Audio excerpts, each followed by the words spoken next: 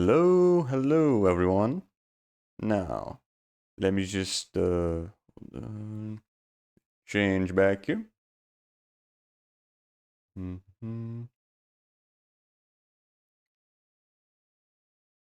Okay.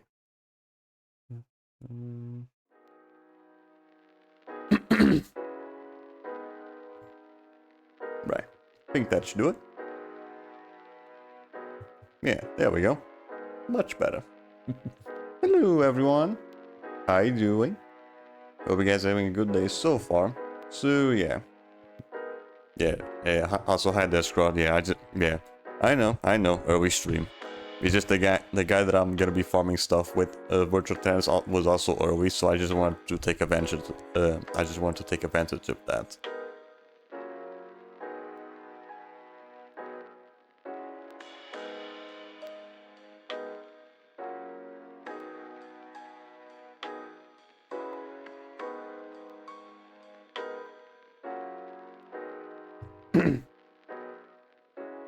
But yeah, yeah. Sorry. Yeah, I know. I know that I don't tend to like stream around this hour, but I want to take advantage of the guy being already on. So whatever. At least we're also gonna. I'm not gonna have like Switch games on middle of the stream or whatever. That is, if the guy goes for as long as I'm thinking he's gonna go. Yeah, we'll see. Yeah, we a little recap of what we did yesterday. We finally finished off with ranked matches. Now, at least for me though, I just got a message saying that the guy doesn't have his gold medal yet. Now, I'm pretty sure he already has like 250 wins on the leaderboard, so he might probably be missing a few more wins. Now, I mean, sometimes the leaderboards aren't consistent.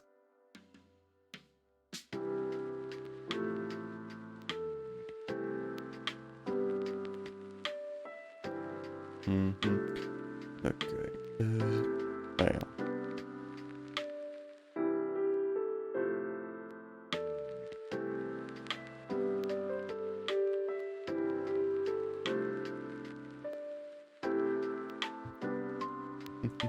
Right. Yeah, looks like we're gonna have to do a couple more ranked matches for the guy because of we did get 250 wins on the leaderboards for him, but he hasn't got doesn't have the gold medal yet.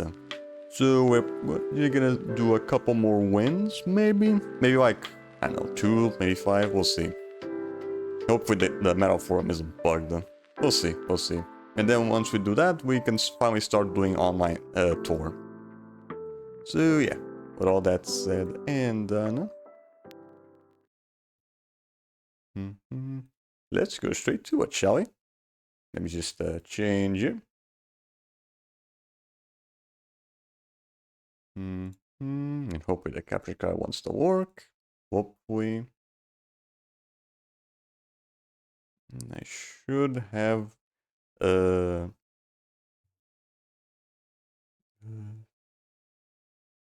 there we go. Get rid of VC face.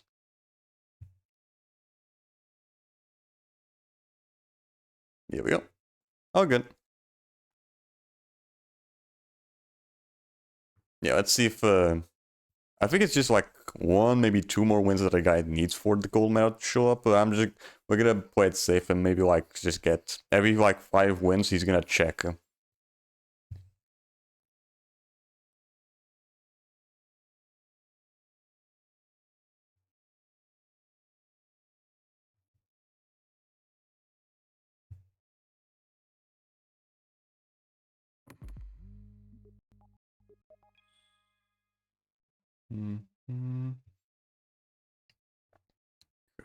I think that should do it then. Yeah, do I need to fucking... Yeah, I do need to. Right, whatever. Yeah, do that. Virtua Tennis 2009. Okay. I'm gonna work the guy.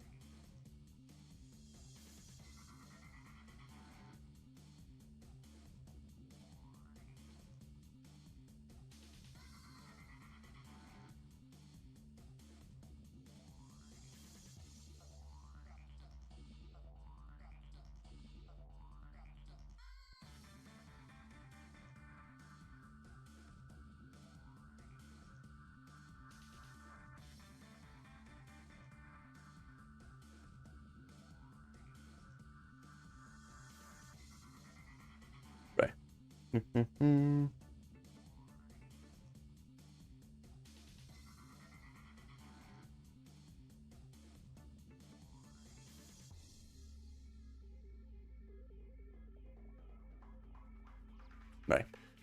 Already give him the setup.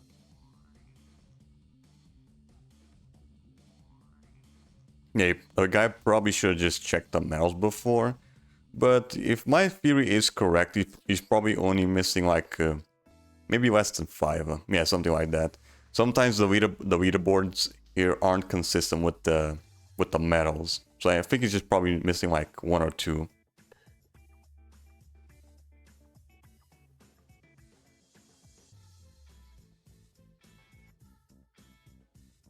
Alright, let me just put this here.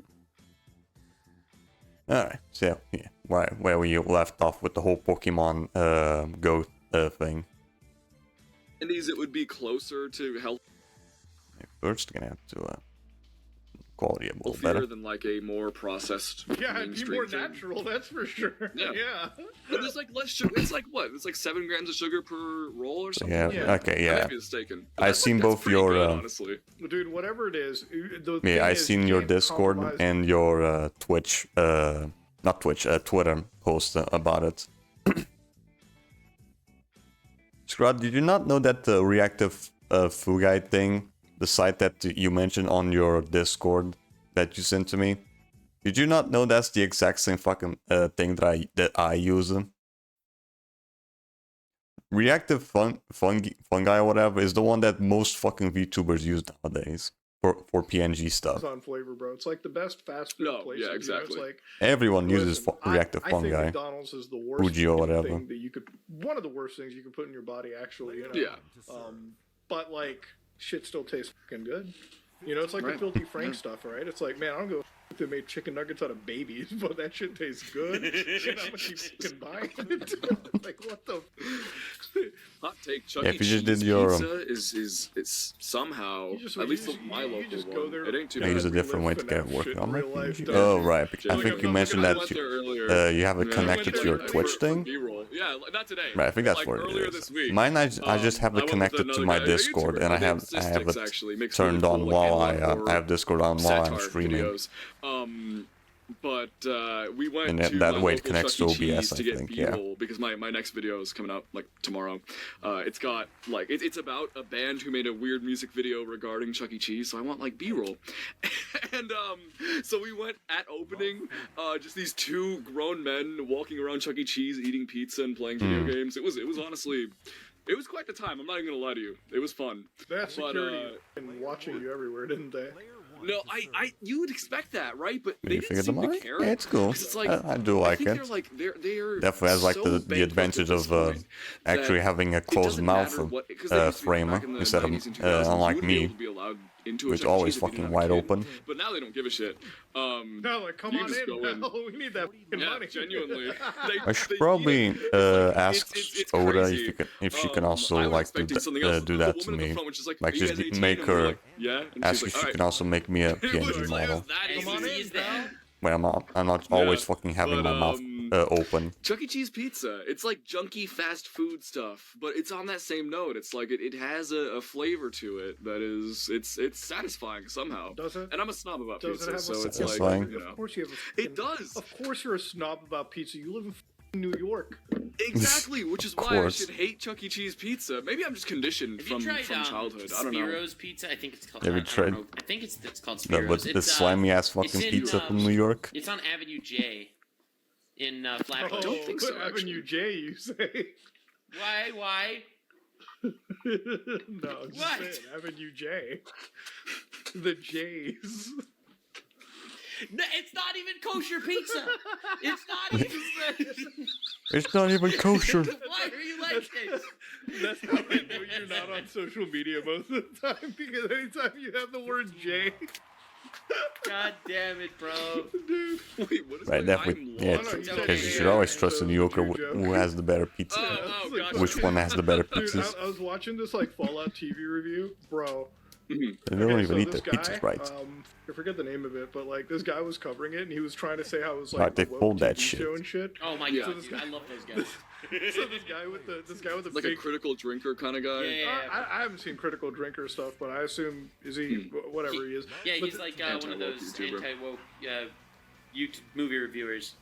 well, this guy Or was, anything This guy reviewer. was like wildly insane. So like, so in the beginning of the show, you know how like the fucking ghoul, he's married to like a black woman and shit. Right, so they mentioned a divorce, and he's like, "Well, statistically, the lowest Oh, rate of no, divorce is between no. whites." I'm like, "What the What? dude?" Okay, that's so much worse than I was imagining. And then Bro, there was this you know, one right scene. now, people are going crazy in the Warhammer 40k community because Right, because they what's the name they're of those soldiers? introducing like, you know, women the super soldiers. that the Emperor created at some point in the Warhammer Oh, yeah, War. yeah. Like they're the brothers of war, the sons Hmm. of the Emperor. Okay. Right? They're all like they were all males so far. It's Right. like apparently they're introducing like female super soldiers, and people are Even like, though "Oh, it goes they ruined against everything." the war. They It's like, brought I- women into the game. Women. Hold on. No. Women? What? But there already are women super soldiers, aren't there? I played like a VR game with like there's like priests or no, like nuns No, or I'm something. talking about like that a are, specific group of chainsaws. super soldiers where I don't think they're women. Now I am all for Gotcha.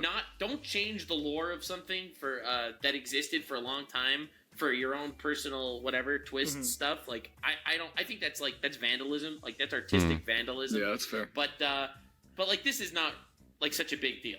I would think. Right. Right, Yeah, it's a adding it's a something nothing new, burger. right? Like I it's don't know. kind of a different I don't deal. know. I guess if it was That's- canon that there were no women there, then I agree that there shouldn't be women there because don't change the lore. But ultimately, Yeah. like, as far as It's like, all yeah, putting in whatever. Yeah. crazy messaging and stuff into your video games. Well, sometimes I feel like the people that cover that kind of content don't actually have any connection to that source material, like the Fallout guy, right? Like, and Oh, Hmm. so yeah. one of the wildest things about it too, the f***ing most insane shit that I had to see was like, so this guy with a big nose shows up, right? He's like, looks at him, and is like, Oh, no. this big-nosed beta male, like fucking meek, like he's like, basically just like He's you not might as well just looks call him a maxing. fucking- He's No, not you might as mewing well- with Okay, yeah, I Riz. knew it. Well, like where he was going with it is like. Yeah, I knew that the mood boards weren't consistent. He was probably just missing like one or two.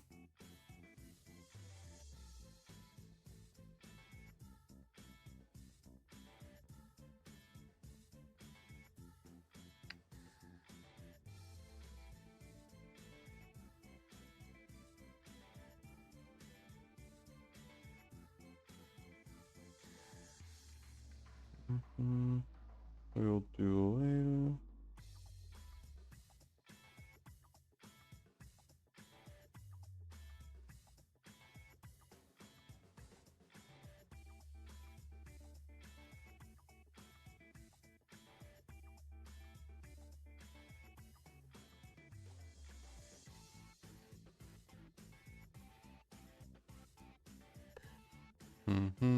Reviews, singles, yeah.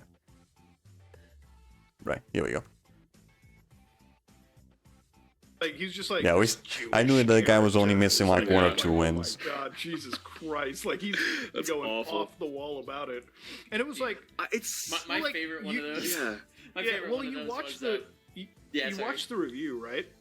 And it's like I love how somebody was named Ninja Gaiden when the leaderboards. I didn't even notice that. All the games, I know all. Like I know as much as you can reasonably expect somebody to just I play can't video check games. right I now. don't know if there's a I'm Fallout searching. novel. I don't know if there's a Fallout comic or like you know, bubblegum Let's wrappers that take have a extra bit. lore tidbits. I don't give a Okay, let me check. But like I know enough about the games to know it, so I'm like Yeah, well, watching this review. I'm like, ranks- this is literally yeah, written by a X guy who Ninja just Gaiden. watched it Okay, I get see, mad. Like, they didn't Yeah, know. exactly. Like they got mad at the idea of like communists, like and this guy, like they brought up the whole communist Red Scare shit, and I'm like, do you understand what the Fallout universe like is like? Like they're like, how do you do Right. the 50s fucking like Red Scare? Like, these people don't fucking watch or consume the media. Like, they have no fucking idea about anything that's going on, and it's like, all right, I guess we're just gonna, you know, we're gonna kind of like, I guess, pretend that we're in here. And the same thing with like the Warhammer stuff too. It's like the people that I've watched about talking about war, like people that have played this shit for like 20, 30 years, you know, like they've been in the Warhammer Have you mix. been in like a top They're not 100 even about leaderboard? it as much as the people that you would find on the I traditional doubt like, it. YouTube algorithms, right? That are getting fucking Right. absolutely ass mad. And I'm like, dude, it's just an entire market to get There we go. Matt. Like even with the Sweet Baby Ink shit, Yeah. right? When I'm like sitting over there, All I'm right. like, Now my we're whole thing back was, to probably farming shouldn't more be online working for a SPT, diversity company online if tour. you hate one specific group of people, right? But then like, Yeah. it's not worth going into because the people you align yourself with are like, Yeah, it's pretty much the same genuinely thing. Some of the most, like they actually do have. I hate once in was, their I think heart I'm about still, stuff. right? It's Yeah, just like you yeah. wanna even be close to that. It's a tough balancing act if you want to have your morals and like, was you it know, like your audience to kind is of it like capture what you in, Castle like, a Crashers or some specific way, shit? you know? Mhm. Because I've always said it's I- worth losing yeah. subscribers and followers if it means you don't have to compromise on what you believe in as a person, right? Like that's Yeah, Totally. got it. Yeah. I'm with you. 100%. Mega Man Legacy With Collection you. 2. One I've of the noticed challenges a I kind of got similar was trend with my 69th. own- Of course some, you some did. members of my audience, where they use kind of the exposing these sort of rabbit holes. But that at we least were with talking me, about I earlier, only have to get like as uh basically like less than 100 a wins reason for to hate online gay tour. people, I already have essentially like saying 50 that the reason plus. that these are up is part of the I gay think I probably agenda only to have groom like your kids. 60? And it's like Something like that, I don't know. And they're like, Sorry, it's been a "I'm while since I've glad done that online this tour. young man I can, have like, completely realize lost that." track of Like, how many I didn't say already that. have. What are you talking about? Yeah, when people put their own like words in your mouth. Yeah, yeah. it's crazy. I saw this one comment that was it was labeled like a green text. It was like formatted like one, right? So the little like Yeah, Arrow, know. Be Me. Yeah. yeah. So it was like, be me, watch this video, like the content, Zoomer with good wits about him, watch more of his videos, see that he genuinely cares, blah, blah, blah, whatever. Okay. And then, like, accidentally open his merch tab, see Pride Flag. Like, there's a couple stickers Pride that flag, huh? a fan designed with, like, my character holding a Pride Flag. Completely Right. innocent, cute little thing. It's over. Like, It's sees over Pride for you. Flag. You're pushing the Oh my agenda. god, he was so mad. Posting the agenda. Yeah, You're he's spreading like, the sees he's message. part of the brainwashed masses, unsubscribes, and it's like, fine, I didn't want you here in the first place. But like, damn, it's really interesting because I think certain types of content, like you were saying, it's kind of like about aligning yourself with the wrong people accidentally that feels bad. Because for myself personally, I think it's good to be very outspoken. I think it's very good to make your beliefs clear and concise, whether people agree with them or not. Yeah. If you truly believe them. See, I think it depends. but, I don't yeah. think you always need to get your beliefs or whatever out and clear. And it depends on the content depends on the you're subject. making, right? Yeah, if you're yeah, making definitely. content diving into cursed kids shows, like I don't know if you need to be talking about some sort of geopolitical activism somewhere in the world that has absolutely nothing to do with what you're doing. Oh no, not No. not that. That's I different. get it, but like that would be a belief per se. Right, back to And this thing even not though- fucking Yeah, no, searching I correctly guess- for some reason. It all depends. Like I'm some idiot on the Definitely. Yeah, internet. for some Yeah. reason online Come tour to me takes for longer to political fucking search the advice. match. I don't know why. Exactly. Yeah. What I more so mean is just kind of like, it's more about if there's a subject that has some sort of weight to it, some sort of importance. It's good to be personally invested in the subject and really like make your beliefs clear, because I feel like Come it first of all, it's just good to, if you're invested in something, to really kind of be honest about it. Because I something is a big pet peeve Yeah, of once mine it is when says people save, then really, like, it found that. pussyfoot around saying things in videos when it's like, just say it. It's Come things with like, on. language, sort of like the unalive sewer slide thing. But also just being so painfully partisan that it comes to a point of just you don't gain anything There from we the go. video, if that makes sense. That's one of my biggest pet peeves of YouTube is kind of nothing content where people just Yeah, nothing where you burger don't thing? have like any personality come through. An AI Yeah. might as well have 'Cause- like made it, Because that's really exactly. what makes It's like a YouTuber so good. inoffensive. Yeah. Yeah. Yeah, It's like absolutely. my favorite, is my favorite the YouTuber people. themselves. Sorry to interrupt. That my Oh, no, you're my good. favorite people. I think we have like a lag. I keep talking over you. I feel like there's my favorite thing is when the YouTuber guy, like, he'll go up there and he'll be like, it's like, that's pretty gay. Not that there's anything wrong with being gay. Not trying to push a gay agenda or anything. Not saying that the gay agenda is a bad thing or anything. Uh-huh. Like he'll have to correct himself 12 times. Like Yeah, he it's doesn't like, want bro, to. He doesn't want Like, to offend bruh. the homophobes. He doesn't want to offend gay people. He doesn't. Yeah, like, yeah. bro, he's gonna Exactly. cover all of his bases. It really it gets to a Cover all point his bases too with his away or where- some shit. I don't know how you guys feel about it, but I just feel like there's, especially in recent times with how polarized people become, there's such a surge of like, it's not even centrist content, it's just like nothing content. There's a lot. Like of it's just that. talking about something and just Mumbling. basically you might as well be reading it off of Wikipedia, which just happened, right? That and that's happened a kind lot. of what most of commentary YouTubers are like, in all honesty. By the way, But- certain you know, that's a political conversation for another podcast, time, I'd say. Yeah. But I mean, I don't yeah, tend to watch those really things, so I don't know. interesting. Not And I much think people experience often on that. compromise their own viewpoints that make them interesting in an attempt to appeal to as wide amount of people as possible. Sure, that makes more money, but it's less interesting, at least in my personal I opinion. think it depends. Like Mr. Beast, he talks about how he tries to dumb down his personality to be as relatable to as many people as possible. Like he said that. Yeah. Like that's on the one hand, but that works for him because people are watching him for Yeah, he's a game show for the host. grandiose game Right. show. Yeah. They're not watching Grandiose it for shit, all the personality. money. PewDiePie This- couldn't have gotten away with that. Moist Critical couldn't Right. get away with that because he is the personality. Exactly. So it's Right. whatever, So whatever many of that the works for, you know. kings. Whatever works for. you. Yeah, absolutely. So are you Of saying course, yeah, it's are all you saying it's contextual. kind of like, and you could replace Mr. Beast with anybody else in his same channel, and as long as the fucking like videos are the same, like and throwing a $500,000 Ferrari into like a hydraulic press, it would work. I mean, Damn. if he Honestly, wasn't don't that know. That's a good recognizable, question. I think it would. Yeah, for sure. He has Listen, gone. I want my YouTubers to be in Kung Fu Panda 4 with one line. When he said All right? skadoosh, That's what I I want. was like blown away. Wait, Bro, was I that? swear to God, Was it in the if I actual ever movie? catch any of you guys watching fucking Kung Fu Panda, I'm Probably an snapping extra, your fucking most necks right likely. there. I At watched that point, Kung Fu you guys are Panda lost. 4 in theater. I mean, I do remember this one time in, I think it was the first Angry Birds movie. Like a big, in the Portuguese dub, they brought in a very famous Portuguese YouTuber. I think they also did that with the English version. It was like one of the random birds in the background. But I do remember in the Portuguese dub, they brought in a Portuguese YouTuber, a famous Portuguese YouTuber actually, to be one of the extra bird, to be the voice of one of the extra birds in the background. Yeah, it's already been a while since I've seen that movie though. Yes. You watched it in Oh, theaters dude. last night? Yeah, and it wasn't Bro. bad. It wasn't great, Bro, but are it things wasn't that bad. bad down there? Like, what the fuck? It was all right. Mr. Beast was in Mr. it. Beast was in it. He was Was he? He was Wait, in no it. shit, guy. was you really? Yeah, he was. Yeah.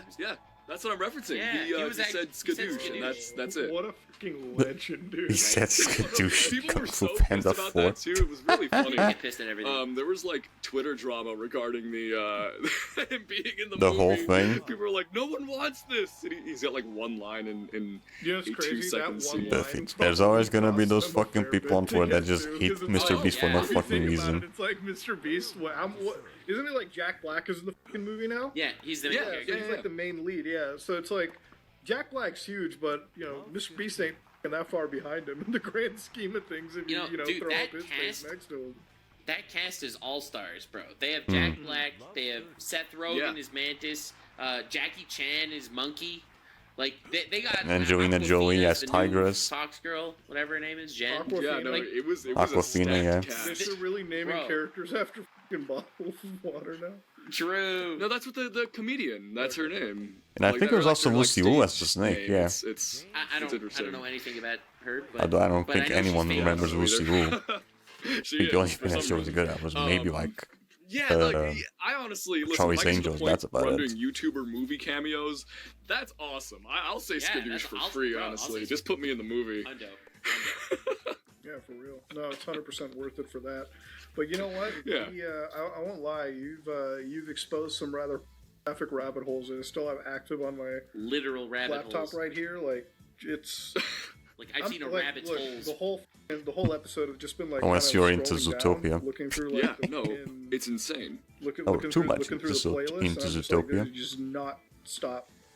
No, it doesn't stop. Like if you have time at some point, I would recommend you check out the video I made on the topic because it's just it's like all the information you need is in there. It took me like 3 months. Of course, but, ran out you of know. fucking water. Hold At the on. end of the day, like this shit runs so deep. I always run out of Is it fucking water when sickening? I'm streaming. Did I have to turn off my computer and walk outside multiple times? Yes, but it was worth it. You know, I feel like this like- kind of stuff that yeah. I'm looking at too. It's just like the thing about it is, it's like I wonder if you just opened up one of these videos, put on Alright, autoplay didn't take and too long. left, and went to Yeah, bed. For I like just 8 have hours, 'cause I the don't know water if you ball guys right ever had behind that me. with the YouTube autoplay I, shit, s- where I like just sometimes something always have the runs, cup ready. and then like by the time you wake up in the morning, it takes you to like the most analog horror out there. Yeah, just like insane videos. Yeah. I feel like this might be kind of like that. Like I feel like if you go down here, you wake up and you get into some fucking weird, like. Wait, hold on.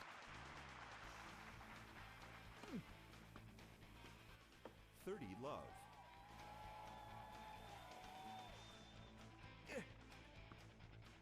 40 love.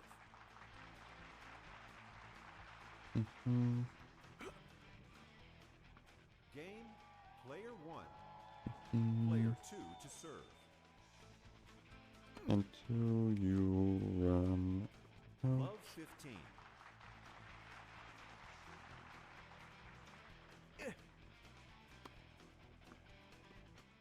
Love 30.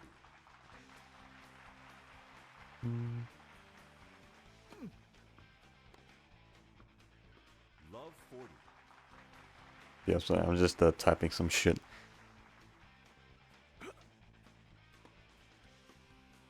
Game, player 1. Player 1 to serve. Yeah, there we go.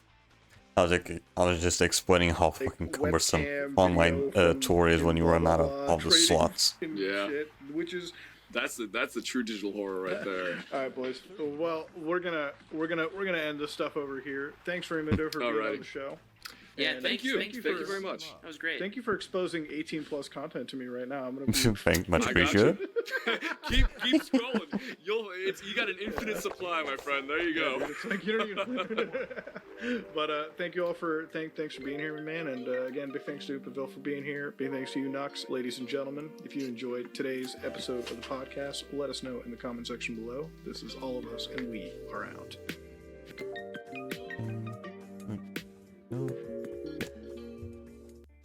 Alright, what else do we have? Right, you already saw the recent one from Some Ordinary, so let's go and check what Animat has.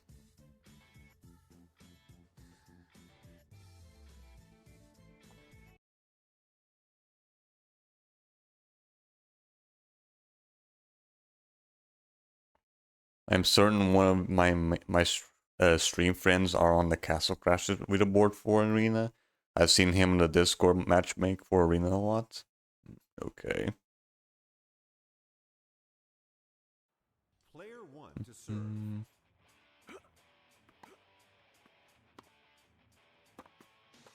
Hold on. Love 15. Where's this one? Another one of this guy. Got a package right here. What could this be? Love 30. You really like KSO for some reason, don't you? All the fucking videos that you've been sending recently are just from KSO. Love 40.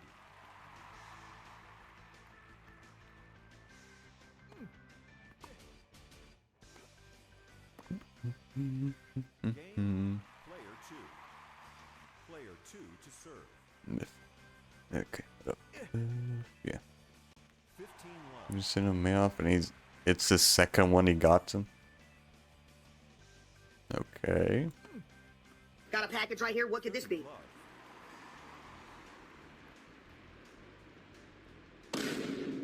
Hi, Toilet Case. I saw AIDS. this and I thought it would be perfect to help you reach when you need to wipe. Bro, what the I fuck? do not need. Why is this sped up? What the hell? Player 2. Yeah, this is normal. Player 1 to serve. An extra long extended barrel to use the restroom. Should I use this on stream? Yeah, did you fuck up with the video speed or something?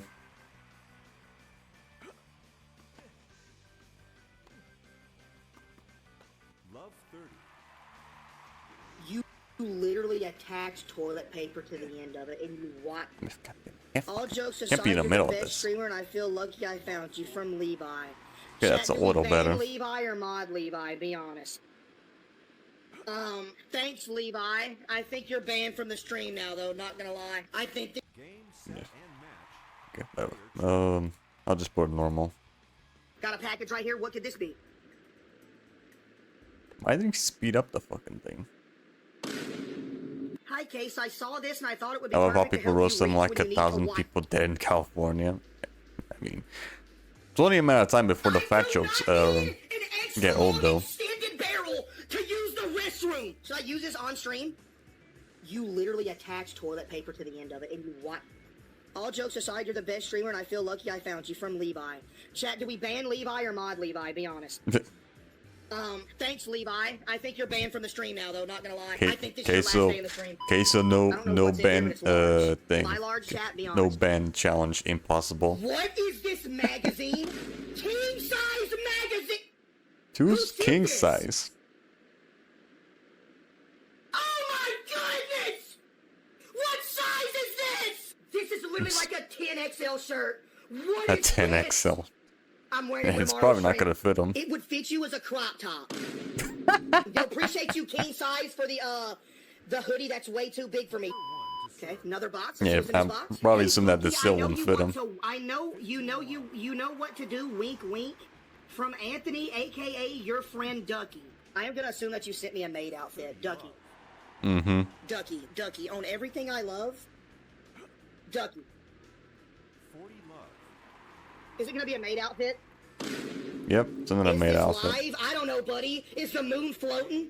This is the second This maid is outfit live. I have received.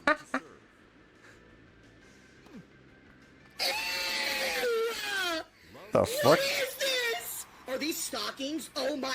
Yeah, they are Ducky, stockings. Ducky. What did Stockings this for dude what? say? His A fingers? boogie can't fit in the hoodie. Yo, I'm about to cut the stream off. Who just said sexy? You know what the crazy part is? I can't even fit any. Bro, that's stockings for his fingers, not his whole foot. His whole leg. Any of this. Should I put the little earsies on? Chat, what do y'all do if y'all see this standing in a room at 3 a.m.? Yo, Ducky, right after stream, I'm gonna get butt naked and put this on, and I'm pretty sure I'm gonna do like a, I might do a Twitch photo, or not a Twitch, a Twitter photo. Chat, should I get butt naked after stream and put this on and then upload it to Twitter? Oh, right. Oh, God. It's just gonna be like that fucking meme with Wario when he tried dressing the fucking Kirby sweater or whatever. It's literally just gonna be like that fucking meme. Game, set, and match. Player 1. Alright, what else do we have? Oh, this is a new one. Okay, yeah, let's watch this one.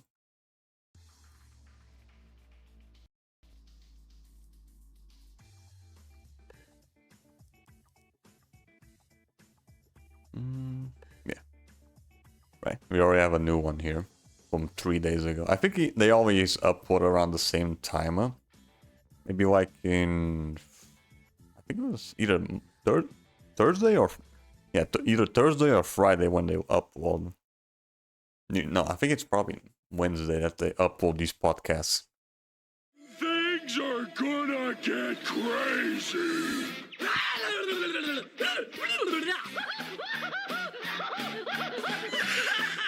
You once said that he encourages them or something like that. I mean, I doubt he actually banned anyone, unless they're like actually doing some really weird shit in chatting. I think it's all just show. Yeah, I'm pretty sure it's all just show. Hello, everybody, and welcome back to another exciting episode of Animat's Crazy Cartoon Cast. How are you all doing, folks? I hope you all had a great week and a really nice weekend. I mean, it's a very entertaining stream, but I'm pretty sure it's all just like... a wonderful time it's pretty much the same thing as like wrestling. It's all just show. Have happened on the internet side for me. I did that one Foghorn Leghorn meme. Again, still entertaining, man. man. You probably have seen Definitely like not- Foghorn definitely Leghorn that's probably not trending, real. where he would just ramble on to whatever piece of media he would suddenly find himself in.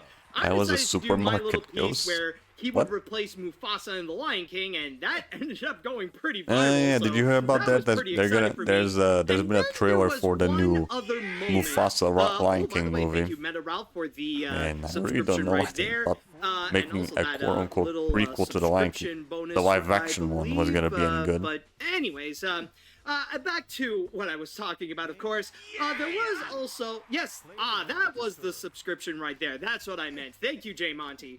But yes, there was also another thing that occurred during the week, but I will save that for much later because that comes with an incredible story that I need to go and tell you all.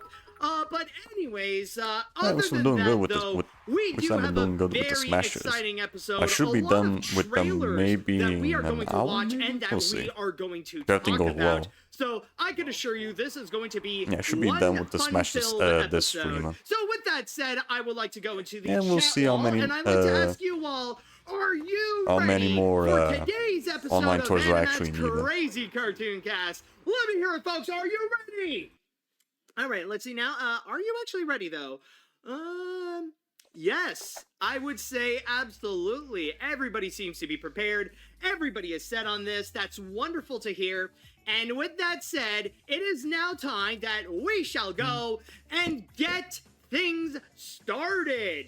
And with our first story Show me what that you we got. have for today, well, considering that Knuckles recently came out, might as well talk a little bit about Sonic the Hedgehog.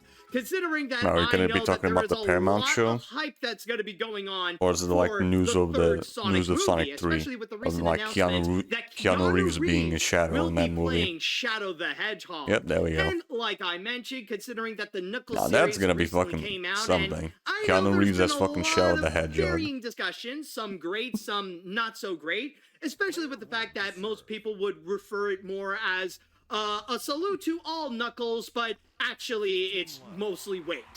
But Yeah.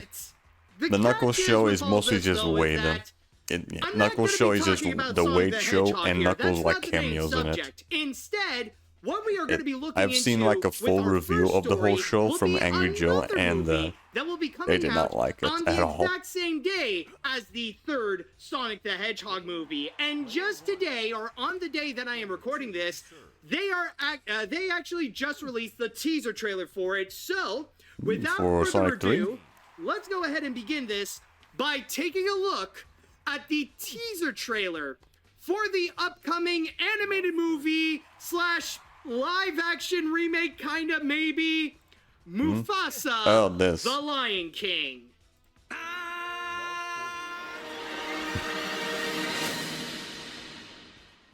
And Even that I, is Mufasa, the Lion even when I heard King, about the news of which the will be prequel coming to the soon fucking to live action theaters Lion King, on I December didn't 20th. have enough But fucking that's curiosity not all, to just folks, look up because the at trailer. the same time, with Because the reveal of the teaser I trailer, really don't, they I really don't give a shit about any of the goddamn made an announcement live action regarding stuff the from Disney. cast. And on the YouTube I think I've video only where they watched showed the maybe a Mufasa bit Lion from King Corel, but teaser that's about trailer, it. Disney put out an entire list of all That's the probably like voice the only cast one that I've and seen all the recently. people who will be working on it.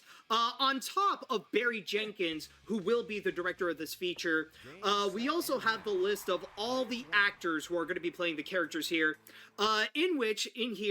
Reading from my source on the YouTube video of the teaser trailer of Mufasa the Lion King, it states that Mufasa will be played by Aaron Pierre. Then you got Kelvin Harrison Jr., who will be playing as Taka, a lion prince with a bright future who accepts Mufasa into his family as a brother. And considering that you mean Scar, Taka right? would become Mufasa's brother, I Scar. think we all know who this particular character would be. Or at right. least who he would become in The Lion King that we all know and love. Okay, so Scar wasn't Anyways, like we also got his Tiffany actual name. Boone as Huh? Sarabi, Kagiso makes sense, I guess. Ledika as young Rafiki, Preston Nyman as Zazu. By the way, I do highly apologize if I mispronounce any of the names correctly. You know that sometimes pronunciations is not my best attribute. Case in point, you probably remember my I whole don't blame spiel them. with African names tend to be somewhat totalitarianism, difficult and yes, sometimes I train myself pronounce. to know how to say that word much I mean, better. that tends to go with any Anyways, language where that are we? you're not accustomed and then with. we got some new characters here. We got Mads Mikkelsen as Kiros, Mads Mikkelsen? a formidable lion with big plans for his pride. Thandwi Newton as Taka's mother, Eshi. Lenny James as Taka's father, Obasi. Anika Noni Rose as Mufasa's mother, Afia. So we got Tiana into the mix now. And, speaking of which, we also got Dr. Facilier as well. Keith David as Mufasa's father. Mufasa's father, Masego. Oh God, this is already, it feels weird. So like, now Tiana and Dr. Facilier, they hooked up and they raised a kid who just so happened to be Mufasa. I don't know, there's some weird... Dr. Facilier. Wait, hold on, wait. David Hold as up, hold up. Mufasa's father. Mufasa's father. We got Tiana into the mix now. And, speaking of which, we also got Dr. Facilier as well. Keith David as Mufasa's father. Yeah, it is Keith David. I didn't immediately heard the name. God, this is already, it feels weird. The voice actress of both Tiana and the voice actor for Dr. Facilier, or the Shadow Man from The Princess and the Frog, are gonna be Mufasa's fucking parents. I was like, wait a minute, something sounds a little bit off. Now that I mentioned the Princess and the Frog connection. But anyways, where are we now? Oh, we also got John, of course, we got some recurring people. We got John Connie as Rafiki, Seth Rogen as Pumbaa. I won't be too bad though. Timon, Just more Keith as David. Simba, Beyonce Knowles Carter as Nala, and we also have introducing Beyonce's always good to have more daughter, Keith David. Blue Ivy Carter as Kiara. Yes, the same Kiara from The Lion King 2, Simba's Pride, who is the daughter of Simba and Nala. So for the first time in these Disney live-action remakes, or technically live-action remakes, we actually have a representation from the direct-to-home video sequels. You can correct me if I'm wrong in that case, but like it looks like with actually gonna fucking do with that though. Kiara, she seems probably to be nothing. The first representation. Most likely. Doing these live-action you may have also seen live-action one remakes. little part in the credits that seems to be very interesting. We also got some new original songs from Lin-Manuel Miranda. Yes, it has been confirmed that Lin-Manuel Miranda will actually be working on this. Didn't he also work one of his for the songs collaborators in... from Moana, Mark what was that movie name? So some people may be wondering why didn't Lin-Manuel Miranda... I don't remember the name of the too? Disney Well, movie. It was like the recent one. I think it was the one before Wish. The one with the Enchanted House and the song We Don't Talk About Bruno. Did work on the first Moana and is also working on the second film, so who the fridge knows? But hey, this is so far what we know about all this, and No, you don't talk about Bruno. Let me just go and say this right now. I'm hitting a complete blank on the fucking movie's name. Absolutely despises the first Lion King remake.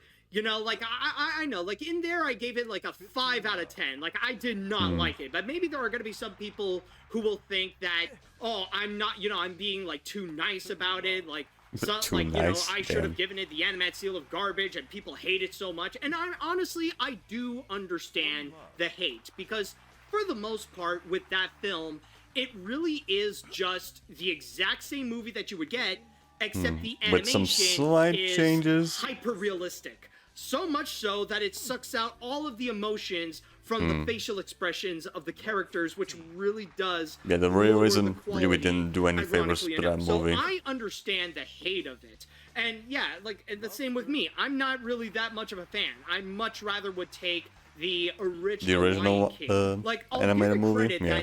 The technology to build the animation in itself, it is amazing. Like, at least the goal to capture realism, they did manage to do that very, very well. It's just that they probably would have been better if they put that technology to use in a better movie. Of the Lion King. But regardless, though, even though a lot of people are very vocal that they did not like it, I am not a fan of it still either. made money. It is, however, one of Disney's highest-grossing feature films. And even when you do look into the box office from, I have here my source from the Box Office Mojo. It doesn't matter. It still made a shit ton of money. Almost $544 million domestically, but it also made a worldwide total of $1.66 billion. In the end, the only thing that these companies care is not how we speak, but how much money you spend on them. Of all time. So, love it or hate it, there definitely is an audience for this particular movie. So there are Stream the Star Wars there's game for the definitely first some time? people who are excited to go and watch it, and like Which they one? are The- very the much recent attached ones? to that first movie in particular. And I will say that, in my opinion, from what we have just seen right over here with this Mufasa teaser trailer, of course, as it is a teaser, it doesn't necessarily tell us a whole lot about what it is. Oh, the because Lego for the Star most part, Wars. it's just it's just a showcase of the Okay, no. animation. I've Like, actually it's heard going to good things promise about that us one. The same The only Lego games that I hyper-realistic played was animation that we have gotten Indiana before. Jones, Now they're The gonna Adventure go Continues. and actually bring that back And and maybe- try I to gue- really maybe, elevate from what they have done a before. bit from And the some people have tried the to give demo it credit for, and say that the even Lego, though it's like super realistic, uh, like you could see a little bit the Lego Jurassic from the Park, Jurassic characters World. that they are yeah. expressing emotions. That's about like it, though. even this shot right here. I don't of mind young doing any more. I Mufasa, don't mind doing you know, more Lego jumping games. down Just from I a tree, have and he looks any a of them little bit right now happy. on right Like, now. okay, maybe I see a bit that maybe the characters are emoting, but it's like very, it's still like extremely subtle, you know? It's not like last time where the emotions are just fully blank. This right over here, it's like, okay, like, they are trying, but they're still prioritizing I was streaming Persona 3 the reload and realized what was seriousness, you today. know, or the realism of it. That's the reason why I do, And there are why I some do shots, like, schedules, I so will that I give it actually credit, remember like, what I'm supposed to be it doing looks you know, like, on it the looks streamer. gorgeous. Like, you even got this one shot here where you get the close-up of Mufasa and you see, like, a little bit of, like, the dust. That's and like the one of the few reasons hair and why stuff I like always that. have like I okay, always do a it looks schedule. extremely nice. Not But to still, remind, though, not just to visuals remind don't necessarily mean it's going to the make a people great that are movie. gonna watch me, but also And, like, remind as myself impressive as what all I'm of gonna be this is fucking going to doing. be, I don't know how the final feature is going to be. Like, one thing they did not highlight, which should be the one thing that really sets itself apart from what we have gotten before, is going to be the story. Because they promise us a story that's going to be completely different. And the best way to go and quickly describe it is that you guys know how The Lion King is loosely based on Hamlet? Well, for Mufasa the Lion King, that's going to be loosely based Romeo and on Juliet? The Godfather Part 2. Because you're going to get a little bit of how things are, like, as a right, yeah, sequel but where you see the most life well-known after the first Shakespeare, Lion King piece, with Simba Godfather and Part Nala 2. and raising Kiara and stuff like that. But then the main story is going to see Mufasa and his rise of power. How did he go from being this little orphan who had nothing and then rise up to the top to become the beloved king of the Pride Lands? So that's why it has like that the guy's strong AFK. connectability to The Godfather Part 2. Or I know, like, maybe there are some people that might say, well, it's Not more getting like any this story smashes or in that this story, match, but I because feel the like guy's The Godfather AFK. Part 2 is kind of like the closest comparison that I could really think of. And honestly, I just want to comment that it feels like such a coincidence because even though we haven't seen anything so far, it's funny how they do promise us that we're going to see Mufasa and Scar, or Taka, as they are going to call him here, that we're going to see them as brothers. How we're going to see them like form a bond and stuff like that. But then, as we know, by the end of this movie, they're going to suddenly become enemies, and like they'll like probably Scar something. will feel betrayed, and he will go. I think and, the like, first live action movie did want hint revenge on against how Mufasa on and why stuff they like that. split. And I find it funny mainly because of the fact that not too long ago we just saw Transformers 1, or at least Like, bruh. Have you not been fucking paying attention to what Animat's been saying? And what I have been fucking saying this whole goddamn time? This is a fucking... You're like talking about the prequel. They're gonna make a live action prequel of the recent Lion King movie. Have you not been fucking paying attention to what we've been saying? least we saw the trailer of Transformers 1, where they would promise the same thing, where we would see the brotherhood between Optimus Prime and Megatron. Sometimes it looks like and now we're gonna see sometimes that it feels again, like I'm talking to a fucking with wall. Mufasa and Scar. But again, they didn't necessarily show us anything in terms of how the narrative is going to be. It's just promising us that the live-action remake from The Lion King is going to be coming back. But with that said, though, a lot of people might be wondering. Oh, I saw. I do see someone actually comment that apparently someone's saying Mr. Krabs and Plankton did it first. No. Actually, Mr. someone what? actually brought it up. A better comparison, like who technically did it first, it would have to be Ramses and Moses. Technically, that would be the first legitimate Right, story of the brothers Prince to of Egypt. enemies. Like, it's that kind of thing. So, I don't know. Like, I'm not saying that Mufasa the Lion King is going to be, like, a retelling of the Ten Commandments. You're not going to see Mufasa suddenly step in and say, let my people go. It ain't going to be like that at all. I don't think Mufasa is going to be parting the Red Sea and you're going to see, like, the ocean rise up like,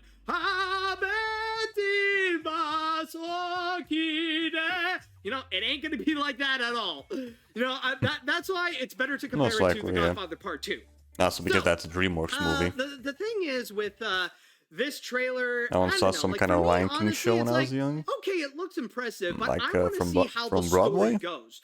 Like, honestly, that might be the one thing it will have over the Lion King, or at least the 2019 version, because the 2019 Check version, my like, stats we while- know what it is. while the guy's At doing his least own with stuff. This one, it is going to be an original tale, something see. that not many people have actually heard about. So 141, it's not going to be top like a spin, complete still rehash 130. of something that we're like fully familiar with, and it will try something new with the lore and with the story of the Lion King. So yeah. that is going to be the one thing Smash, that I like, am already got curious the gold about. medal for And the Smash. I especially just need that to, like, they get do have a Barry few more for Jenkins the involved, and trophy. honestly, like, I do admire him Where the as a filmmaker, and where I the do online find tour stuff? Moonlight to be There a it is, very yeah. underrated movie. Like, yeah, it did win Best Picture, but unfortunately, that was the movie that got completely overshadowed by the whole envelope controversy at the Oscars. You know, like the one that people thought La La Land won, but no, it was actually Moonlight. And honestly, like, it's too bad because that is a great movie that people need to rewatch again. That honestly, it's a movie that Let's see should if I can stand find the in guy its now. own merit, but people would just think of that moment at the Oscars. So honestly, having Barry Jenkins involved as a director, that is honestly pretty promising. So honestly, I am on board with that. But honestly, we'll have to wait and see. But, Yeah, exactly. but I'll just say right now, It's always this teaser just, trailer, wait and see. it's going to- Because it can be it's going to take the a movie can lot actually be more good to or try it to could just be convince shit. me You never that know. that I want to go and watch this. And I'll even say, not even adding in Lin-Manuel Miranda would be like a major selling point because, yeah, I mean, I love Hamilton, I love Moana, but he also wrote the original songs in the Little Mermaid remake, and those are some of the weakest assets of that particular movie. I mean, I'm Oof. not going. Yeah, especially I'm not gonna forget the about song the frickin' with Scuttlebutt. I'm just saying. Aquafina. Oof. But I mean, we'll ultimately see how it goes. Maybe it's going to work Is out. I'm Maybe it searching the won't. shit? But chances are, I'm just gonna say right now, it's gonna Yeah, be a big appreciate hit. it. I think he was AFK, so far, so like, I I don't know think he's there's a even lot of on people that right are now. immediately throwing their hate. In fact, like, you look into the you look into the YouTube you look into the YouTube video and the ratio between likes and dislikes, and so far there are more likes than There we go. dislikes, but there's a prominent amount of dislikes that people are throwing in, especially with the fact that, well, number one, it's Disney, and I mean the Disney hate is thriving, but also especially the fact from that last this counts year. as one of the Disney live action remakes. But still, Yeah, though, last year like, was we not know really that a good some year for film Disney. buffs, and especially animation fans, they're immediately going to throw their hate on it, but it all depends on the people outside of that. If you look outside of that bubble and see how those people are going to react, that's going to be the true Okay, determining he factor just got himself a drink. if this is going to be a big hit or not.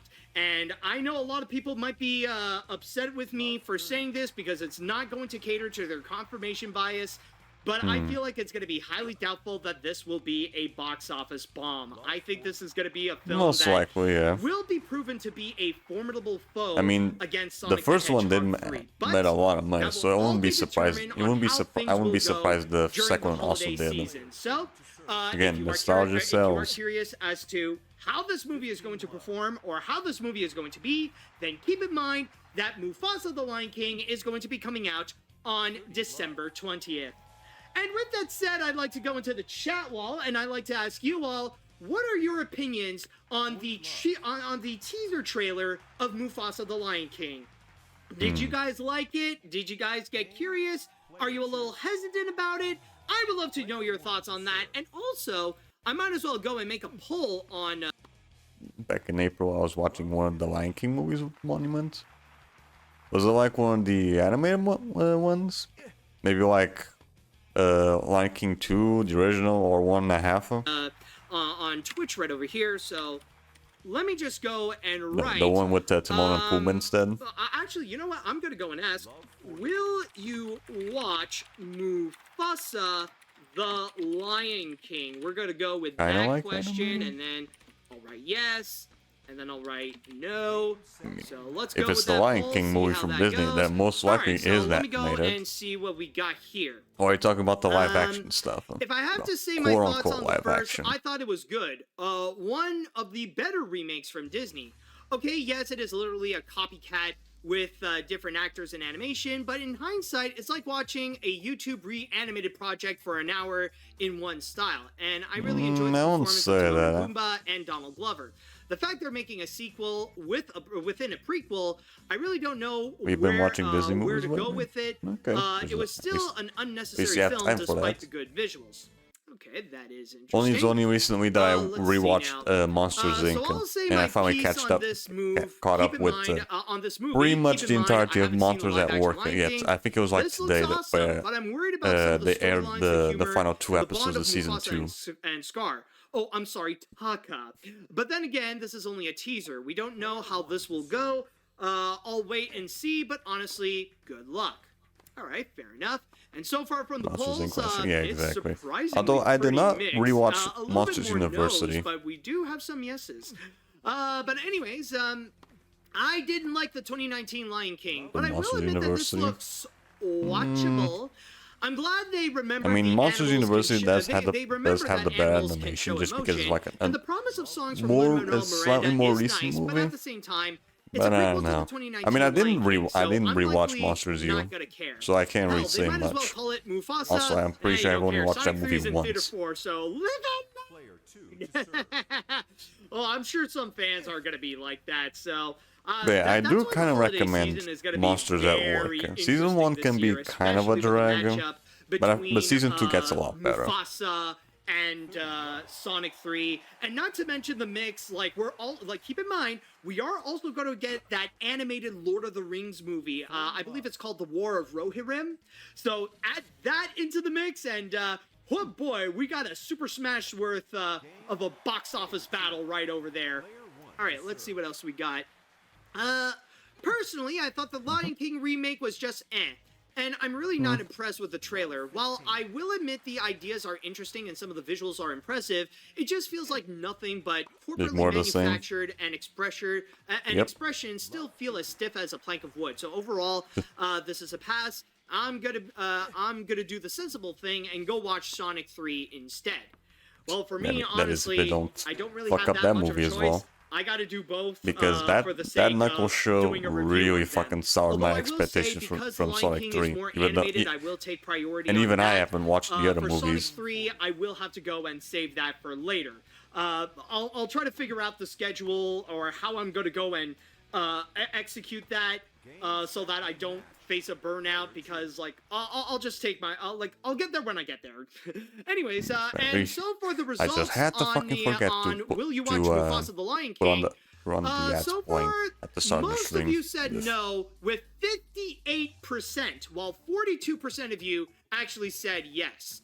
Okay, that is interesting. So we do have a little bit of a mixed results, but I was just too busy putting all some other stuff in the of, background. the I completely 2019 forgot to movie put being the ads, the 3-minute anyways, ads what else we playing have at the here? start of the stream. I saw this footage back at D23 2022. Holy crap, that was 2 years ago. I'm going to be very cautiously optimistic about Mufasa. Sure, I wouldn't call this film my most anticipated film of the year, but I'm keeping an open mind on this because of Barry Jenkins. He has an amazing filmography and won Best Picture for Moonlight. The visuals surprisingly look better than the remake. The animals have expressions. Yeah, I'm seeing that pretty well. Looks like this Christmas will be interesting. All right. We'll see. Let's see. I will admit, I am not the biggest fan Angry of Joe's The Lion most King likely gonna 2019, so when I first heard do about a this film, I review of the wasn't as movie excited. at some point, But so now I'll after just seeing probably this just film, watch that this and teaser, and my see what he interest thinks has of it. peaked, but just a little. There's still some stuff that I And have don't issues even bother with, watching but the movie. stuff like the visuals, cast, director, and actual emotion on the characters, some Yeah, I not think at that's all, probably but what it's I've been better doing than what we most got of the before. time. Just And of course, Lin-Manuel recent movies, I Miranda's doing just the music, watch so Angry I know Joe it's gonna review suck. it, But or yeah, some other overall, it looks person, and interesting, just stick but with I that. gotta see more. Yeah, I think that's honestly my Yeah, opinion I as rarely well. It's fucking like, watch okay, recent movies. like, it looks intriguing, and honestly, I think the only one concepts- that I've seen recently was like the new Spider-Verse movie, and that was just because I was watching with Oda in Discord. sound, And, they catch my yeah, Oda attention and more the- so than and whatever the- they show in the the other trailer. peeps. But it's like, you gotta show me a lot more to like prove me that this is gonna be worthwhile. Let's see what any other comments. All right, I think I'll read two more. After watching the teaser, I think it was fine, I guess. The realistic animation is impressive, I must say, but the emotion on the animals didn't do much. The bit of voice acting is excellent with some talented people behind it. Didn't got much to say, and well, I think it's cool and all, but I'd rather watch Sonic 3 over a prequel. Sorry to go off topic, but yesterday, the Lost Everyone Knows That Song is found. Oh, interesting. Okay. And then I don't have any hopes for the prequel, despite the first look of this teaser trailer. I know it has been 5 years since the 2019 remake came out, but I actually hate the remake 2019? since it didn't do anything new. The prequel has to do a lot more than Lin-Manuel Miranda's involvement and CGI animation to get to say it better or not. But I would rather see Sonic 3, Nosferatu, the animated Lord of the Rings film, than this. Also, Kraven the Hunter is coming on December 2, but I have no hopes either. We'll get to that later, don't worry.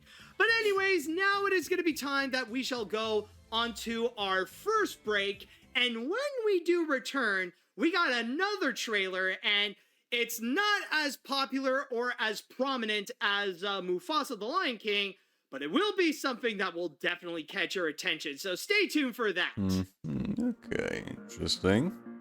All right, we're back. Now, before we go on to our next story, I just need to go and quickly mention this right now, because this is a little bit of breaking news, and unfortunately, I don't have time to, like, fully integrate this into this episode, but I just need to go and mention this because I just saw this on my phone, but apparently, it has been confirmed that right now at Netflix, they are currently working on a live-action series of Scooby-Doo. I'm just gonna go and quickly read this. This is from my source here on it's not another fucking Velma. The streaming giant is near a deal for a live-action Scooby-Doo has already based on enough beloved fucking Hanna-Barbera shit just because of that animated shitty ass cartoon The project TV has show. a That's script just to series committed at Mads, Netflix, please not meaning fuck that it up if the again. script is well received, it would trigger a straight-to-series order for what is considered a live-action update of the classic cartoon. Reps for Netflix, producers Warner Brothers Television, and Berlanti Productions declined to comment as a deal has not formally yet been closed. They have even mentioned... recently, season 2 of Velma came out, and I've been watching pretty much Nux react to all of them, and my god, they're so fucking bad. The animation is decent. I think, yeah, they're the animation. I think it's like the same animation team that worked on Harley Quinn, so it's gonna be somewhat good. But everything else is so fucking shit, dude. The characters are so fucking insufferable. Like, goddamn. If I wasn't like just giving Nux watch time, I would have just completely skipped that shit. That, if I wasn't like giving watch time to Nux, I would have just fucking completely skipped those fucking videos. I just recently talked about him with him writing on the Space Mountain movie, and Scott Rosenberg will be hired to go and actually write the picture. We also got executive producers Andre Nemec again from the Space. I remember watching the live action one. He was alright. Oh, one of the live action ones. I think I remember watching like one of them. I think it was like the first one that had Mr. Bean on it. I don't remember much from it though, but yeah, I guess it was alright. Mountain movie I just talked about before, and Jeff Pinkner. They have also mentioned that another executive producer will be Greg Berlanti. So I just wanted to go and quickly mention that that yes, that's going to apparently be a thing. So thank you, Ryan, for giving me that update. But anyways, that's not what we're here to go and talk about.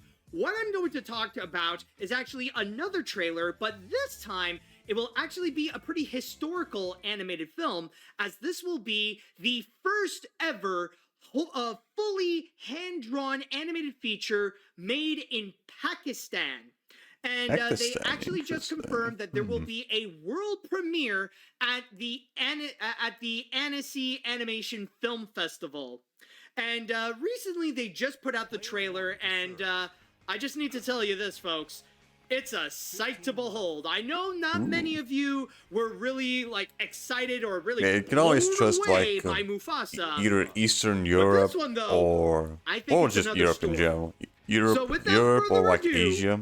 Let's around go ahead Asia, and take a look they have at some the really trailer gorgeous for looking the animated upcoming movies. Pakistani animated film, The Glassworker. Player 1. Player 2 to serve.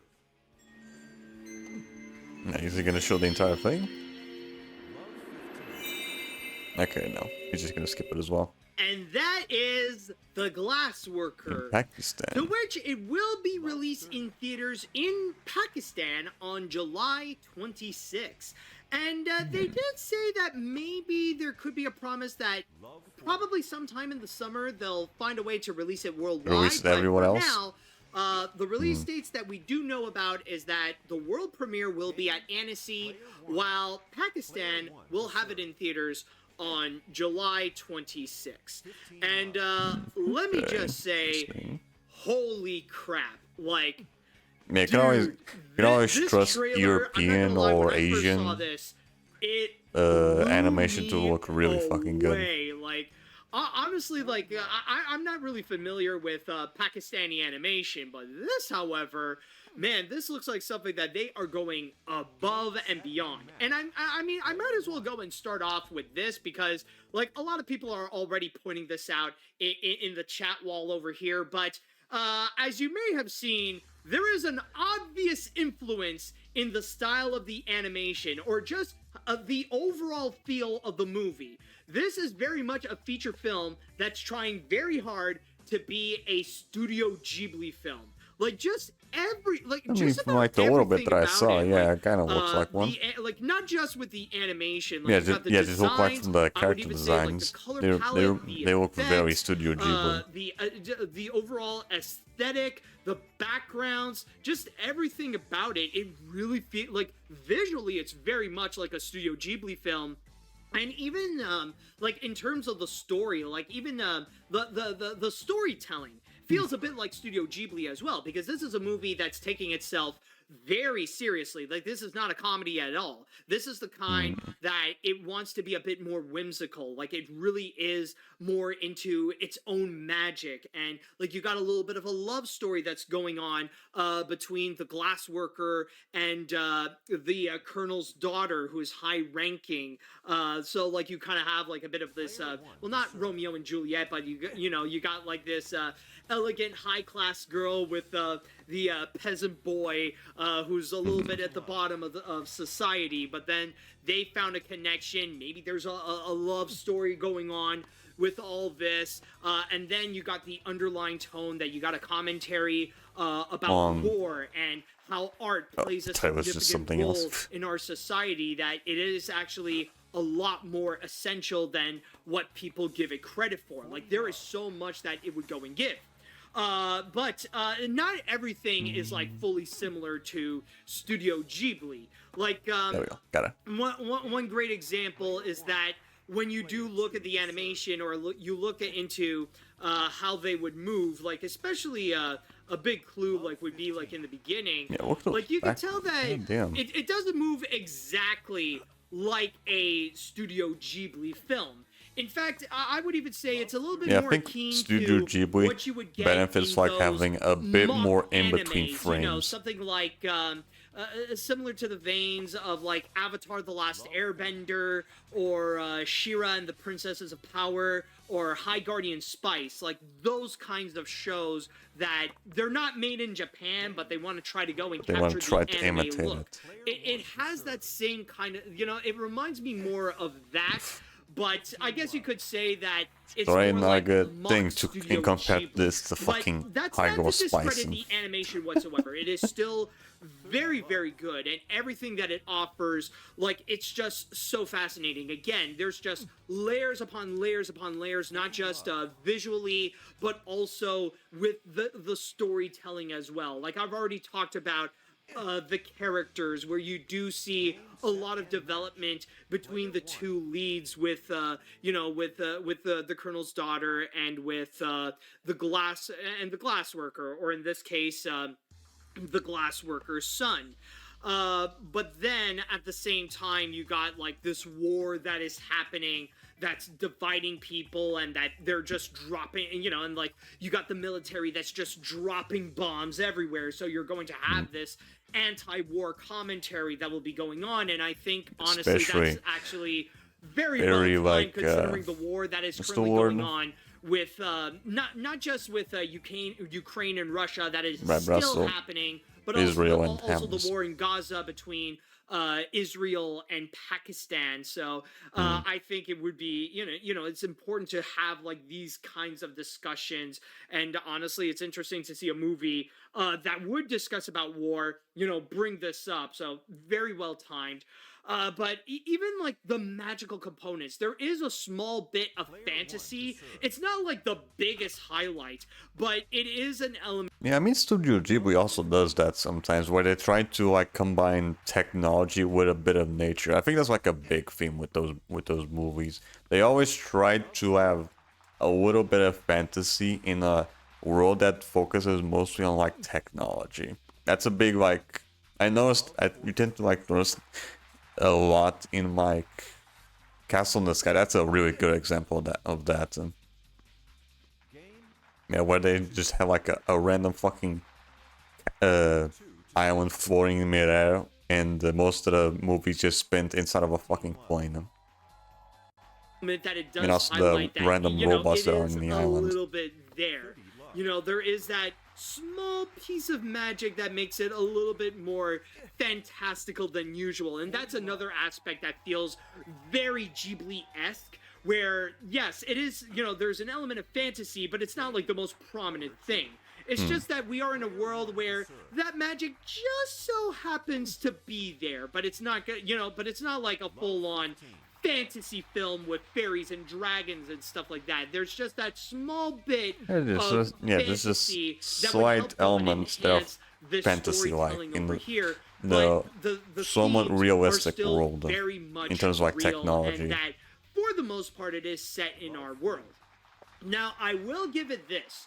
The trailer that they presented here, it is phenomenal. I think like just this trailer alone, they did a great job presenting how this movie is going to be, and how, and especially how this movie will come out. Like honestly, like this is something that immediately I watch this and I feel like I'm sold, and I'm very enthusiastic to see how this movie is going to be when it does come out, or when I do get the chance to go and see it. But will it be this good though? That honestly will remain to be seen. This is going to be something that It can maybe most this could it can actually probably work end up out. just being all Maybe, show and it all might not show and no tell. but either way, like it has Might happened just when have like the the most trailer superficial fucking itself movie ever. is Have actually good animation, but then very, very nothing good, else works in the movie. But the movie would Maybe come that out could maybe end up not as working. great. That So could it end up honestly happening. remains to be seen. But I will say this though: if this trailer is, if the movie itself is as good as what this trailer presents is presented as, then we might be in for something extremely special. And I'll even say this right now. Maybe this might sound like a little bit of a hyperbole. Maybe this is a bit of an exaggeration. But I feel like there might be a bit of a possibility that this is going to be the kind of feature film in which, like, early next year, this could be the indie animated film that will be nominated during award season. You know how, like, Most in likely. every We'll award see. show, like Unless at the unless something else Oscars, shows or up, the huh? Golden Globes, or the BAFTAs, or the Critics' I mean, Choice it's Awards, still or pretty, whatever, like, there's it's always still that only, one like, the first prominent half of the indie year. animated feature that would go and try to compete for best animated No, feature. Like barely. this We're year, almost already we had out Robot of the Dreams. the first I feel half. like maybe The Glassworker is Yeah, you know, already time up there, passes like by so trying to quickly. fight for that title. And I would not be surprised if we might actually go and see that. Maybe this might be the case. Maybe it might not. But who knows? But already, I just gotta say, it's honestly hard to describe like what else to go and talk about because like the animation is absolutely beautiful. The story the story feels like easy. it has a lot of It's an easy one to substance. point out. It has a lot, it has some thought-provoking commentary in which it feels very relevant today, so it is coincidentally very well timed. And even the characters, it looks like, I want to see how things will go with the Colonel's daughter and with the Glassworker's son. Like you already see that bond that is going on, and it kind of does encourage you to see more and more of this. Like even though like this is one of those movies that, yeah, it's trying a lot to be like Studio Ghibli, but it feels like they might legitimately achieve that. It's like, yeah, they want to be like Studio Ghibli, and maybe Right. that In might terms of like legit work animation, out let's in see if its they favor. also But, are like Studio again, Ghibli in just to let terms you know, of if everything you just else. so happen to be in Pakistan in the summer, then keep in mind the movie will be coming out on July 26th, and hopefully sometime this year, everyone else around the world will get a chance to go and see The Glassworker. All right, so with that said, I'd like to go into the chat wall, and I'd like to ask you all, what do you all think about the Glassworker trailer? Were you guys amazed by what you have just seen? Are you a little bit more pessimistic about it? Do you have any criticisms? I would love to know what you all think. Honestly, in terms of the question that I could ask on Twitch, I don't know how I could go and say this, but let's see. Well, what question can I go and Are you gonna ask? watch this Oh, movie? you know what? Or are I you think I interested figured in this it out. movie? Hold on. Let me just go and write this down. So, did the trailer convince you to watch The Glassworker? So let me just go and say yes, and then I'll also write no. All right, so I think, Looks like you went AFK for a bit again. we'll go with this question. So let's see how this one goes. All right, anyways, on to the chat wall. Let's see what you all have to say on this. Holy crow, this looks amazing. The Studio Ghibli style looks awe-inspiring. It looks like Miyazaki made this, and that's not a bad thing. The story is as good as it gets in terms Okay, of now how it's real back. it can be, and this could be a great film. Maybe we should get more Pakistani animated movies. If it doesn't work, then this will make a great If movie. it doesn't work, there's always next time, Alright. I guess. Let's see now. The Glassworker does look amazing. They nailed the Studio Ghibli look, and it's from Pakistan. I need to look up more of their works, like Mars Express. I'm going to give this film a helping hand by seeing it this summer, if it is released on time. Yeah, well, again, I'm not 100% sure when it will be released elsewhere in the world. I do hope so, and I mean, so far, it's getting a lot of very positive responses to it, so my best so hope far, is anyway. that maybe Actually, we'll it get actually looked someone really like G interesting. Kids Just to from, come like, in the and little pick bit this that I've up. seen, I though. feel like this might be, and especially with the fact that G Kids is the one that's distributing If I the actually have Studio some Ghibli films in free North time, I America. can probably Also watch distributing either the that or Studio just some Ponok, other Studio Ghibli film, stuff. Since Studio Ponok is like a spin-off to Studio if I Ghibli, have they would the be a fucking perfect time. fit. I think they're the ones who should pay attention the most to this and say, yeah, let's go and get this, man. So that would be a significant one. I am hoping that G Kids can go and distribute this for other places in the world. Anyways, and not to mention, G Kids would also be the perfect ones to go and put it in the awards competitions. Like if G Kids picks it up, then there's a very high chance it will see all those nominations, like at the Oscars and stuff like that. Anyways, Most likely. We'll see. Wow, It's all this about, looks absolutely seeing, tremendous. finding Not out, only does the waiting animation and look see. spectacular, but the tone, the way the characters interact, and the overall feel of this trailer feels similar to something Hayao Miyazaki would put out. I'm going to definitely give it a watch when it is released in theaters in my area. Not only because I want to wait to see if it lives up to the hype, but also I don't have any money to travel to Pakistan. I'm too focused on a trip to Orlando. Yeah, I mean, that is fair. I think it's just you can just play the waiting game. Just wait until it comes out So willing to watch this movie to the point that they're going to be willing to go on a trip to Pakistan this summer just so they could watch The Glassworker on the big screen. But then again, right? But then again, though, I doubt the thing would actually be in English, unless you just care about seeing the animation. But yeah, even if you do go to Pakistan, I doubt the movie's gonna be in a language that you can actually fucking understand. if those people have the money to go and do that, then they would most likely go to Annecy, considering that they would have a premiere there, and technically it would be much closer. So I think that would be the safer bet to go, you know, and especially it's going to be coming out soon, since it's going to be a little over a month that the Annecy festival is going to happen. So at least we'll get the premiere like soon. And also, I just want to go and mention that on the poll, yeah, I just hope that it doesn't take too long, and then after too long, people just completely forget about the movie. All of you have said that the trailer did convince you to go and watch The Glassworker, so that's very interesting to go and point out. Let's see, what other comments would there be? Oh, there's a bunch, okay. Let's see. I gotta say, this trailer really looks amazing, and I think it could be something that could be on par with Studio Ghibli. So overall, this seems like it could be a solid contender for independent animated films at the Oscars. Alright. The animation is fantastic without a doubt. Gives me some Studio Ghibli vibes. But still, the work is phenomenal. I'd rather wait until I hear some positive word of mouth on the film. It will definitely be one of the best animated features of the year.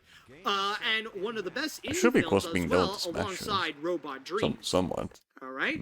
Well, I mean, like, I'll probably, we'll wait and see. I think, like, it's all just a matter of waiting for the trophy to pop. We're just gonna have to wait until we see how the movie will actually be. Because that's going to be another obstacle that the film will have to go and face. Any other comments? Yeah, I'll wait until I pretty much run out of all the slots here, and then I can go and check the stats and then pick another slot or save file. After being disqualified from last year, since it's coming out this year.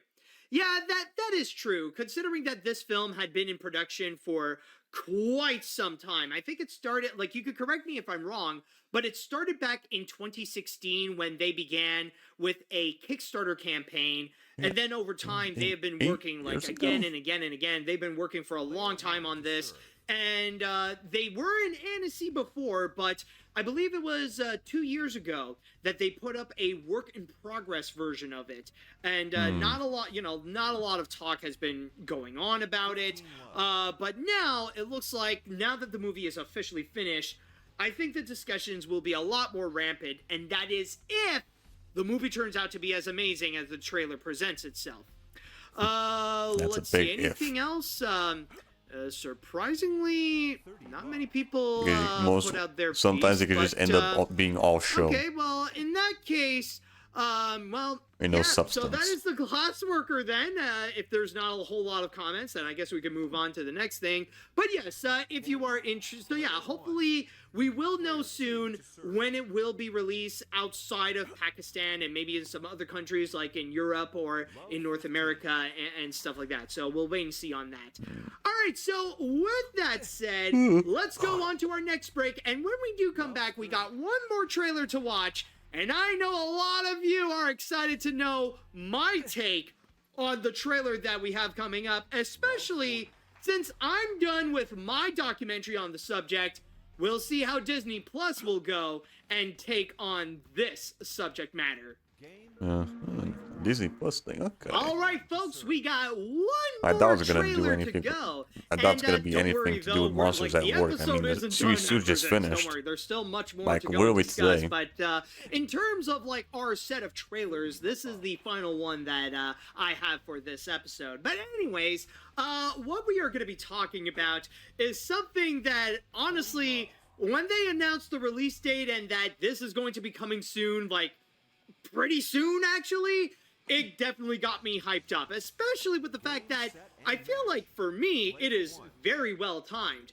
As you probably know, I have just finished Animation Look Back The Muppets, and it was actually a few weeks ago that I even concluded everything by releasing the entirety in one big shot, over 5.5 hours of the complete version of Animation Look Back The Muppets. But now that my documentary on the Muppets is done, it is now time for Disney Plus and especially, or primarily, Ron Howard to go and step in and maybe not talk about the entirety of the Muppets, but talk about the man behind the Muppets. So with that said, Oh, is it gonna be talk let's about go the ahead documentary and on check out the Jim Henson? trailer for the upcoming Disney Plus documentary, Jim Henson, Idea Man.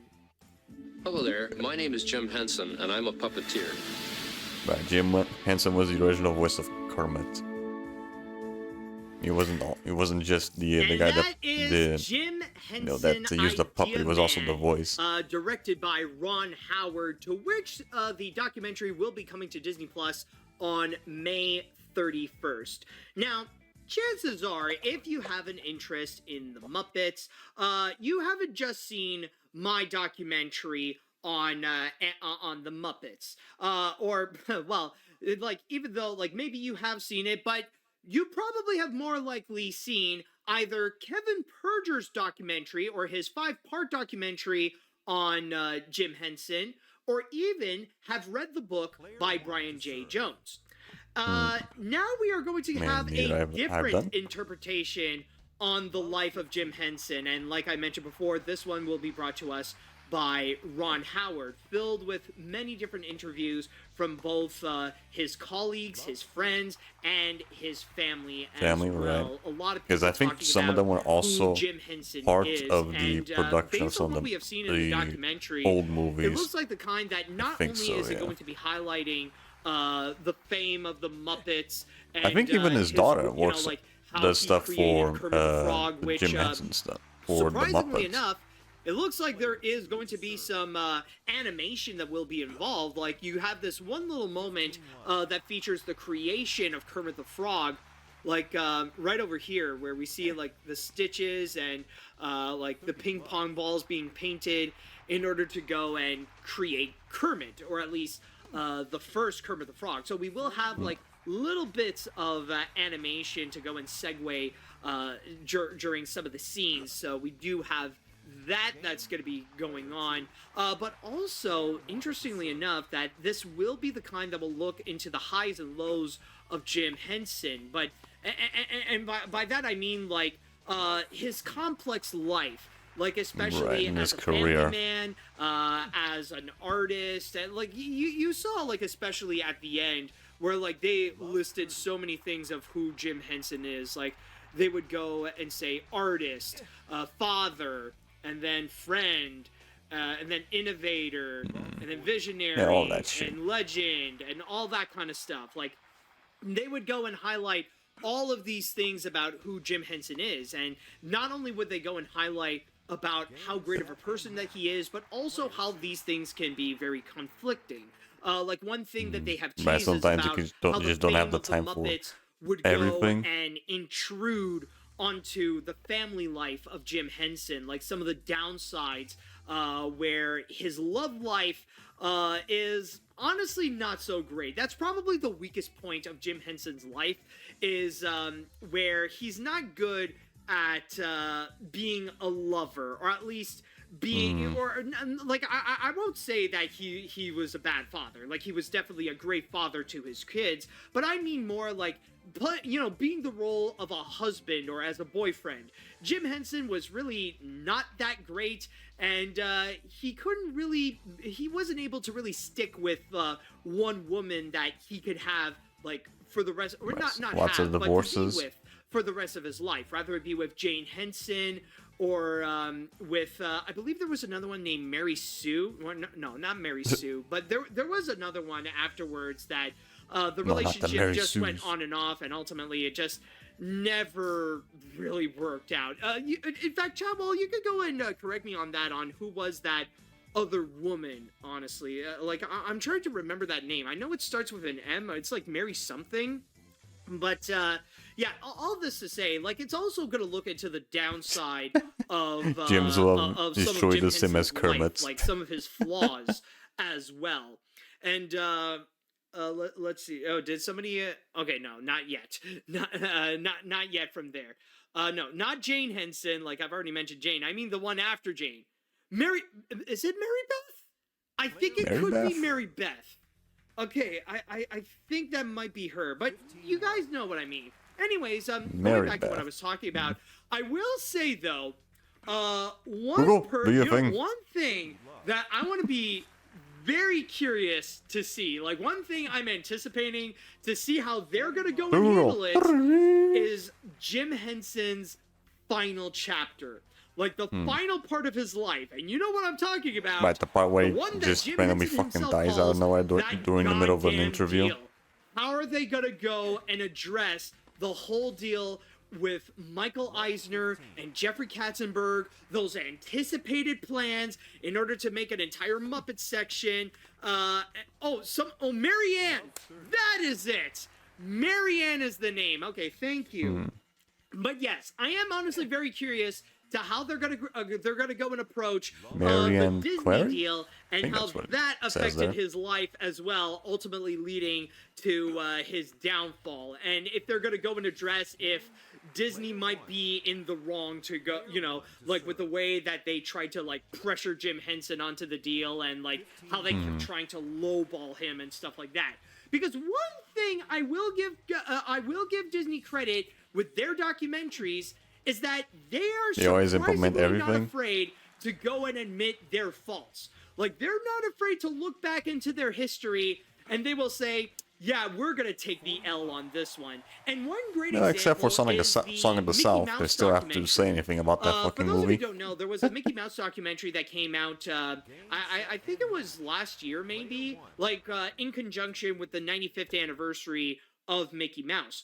But anyways, they put out this Mickey Mouse documentary, and there was actually one section where they addressed that they were being way too harsh in terms of copyright.